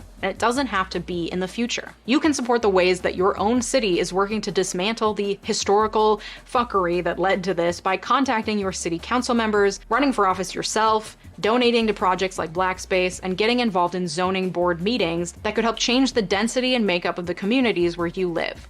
If you like this video, you might also like my last video all about how Watergate ruined everything. Thank you to my Patreon supporters, including my newest patrons, and an extra special shout out to my multi-platinum patron, Brett Piantek. If you're interested in behind-the-scenes content, access to my research and show notes, content about my dog, and all sorts of other stuff, consider joining me over on Patreon today. Thanks so much for watching. Are you a Have a good day. Scorpio? Bye. No. Do I seem like a Scorpio? Did I give you Scorpio vibes?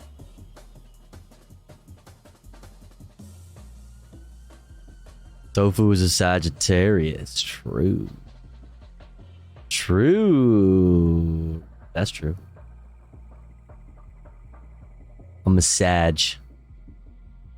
Tofu is tofu. That's true. Feed me, don't kill me. That's fucking really, that's extremely true.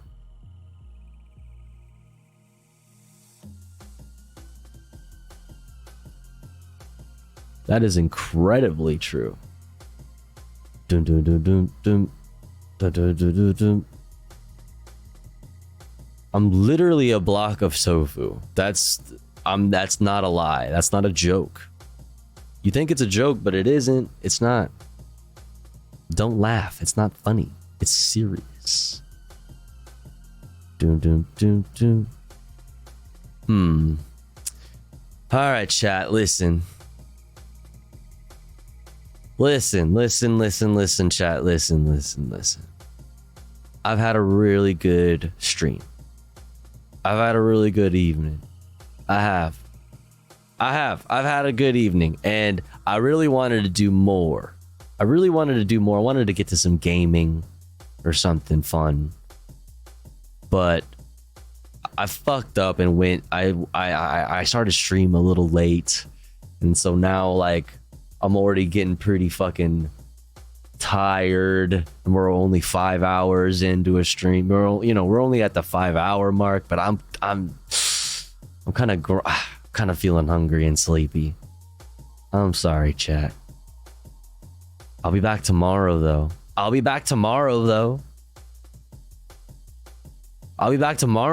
And we can have more fucking fun. You know what I'm saying? We're gonna have more fun tomorrow. I'll be back tomorrow again at the same time, 9 p.m. Pacific Standard to 4 a.m. Pacific Standard ish. Today, 3:19. Hey, it is what it is. But I appreciate you for hanging out with me. Thanks for hanging out with me. All the people still hanging out from the Caroline Kwan raid. Thanks for chilling. Shoot me a follow. Come hang out again. Like I said, we'll be back again for more news, more politics, more comfy reacts, more other stuff, more gaming, whatever. Tomorrow. But we're gonna send this party somewhere else.